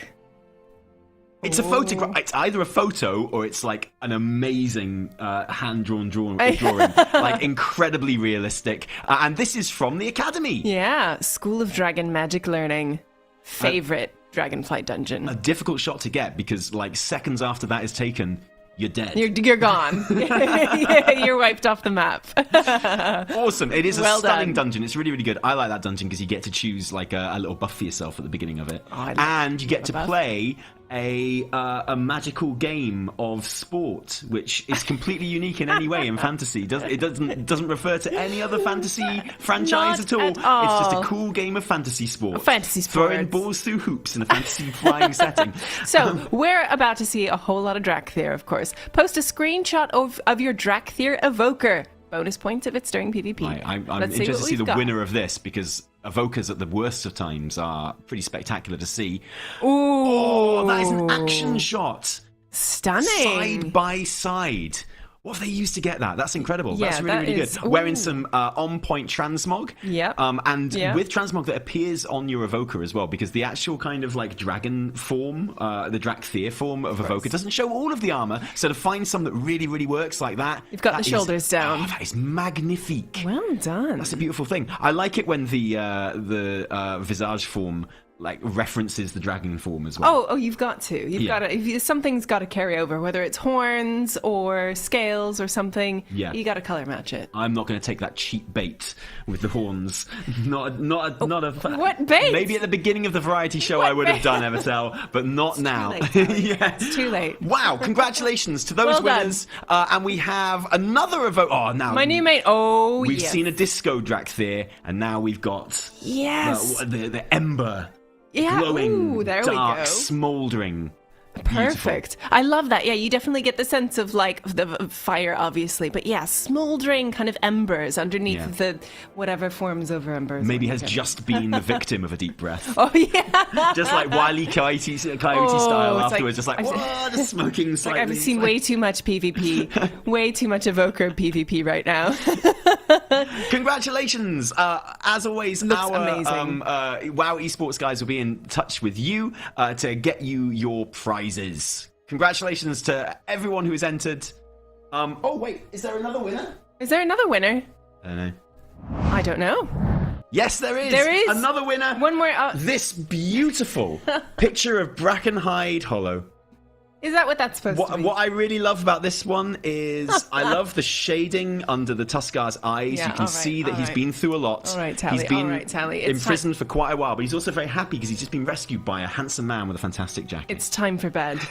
And with that, ladies and gentlemen, thank you so much for joining us for the WoW Variety Show for 2 nights running. Yeah, it's been a real pleasure kind of seeing you all, seeing some amazing community leaders, content creators, community members, and everyone tuning into the stream today. Thank you if you joined us in any of our events. Thank you to the amazing procasters who gave the events that professional sheen that frankly we really need when it's us hosting. So that elevated it above anything. But thank you most of all to you for sitting there in your house and watching. Oh, season 1 kicks off this week. Season 1 kicks off this week, so we'll have the race Cannot to world wait first. to see you there. We've got loads of MDI coming your way as well. Enjoy. Get on it. Thank you, guys. From me, Taliesin. And me, Evertel, and everyone else. Until next time, cheerio.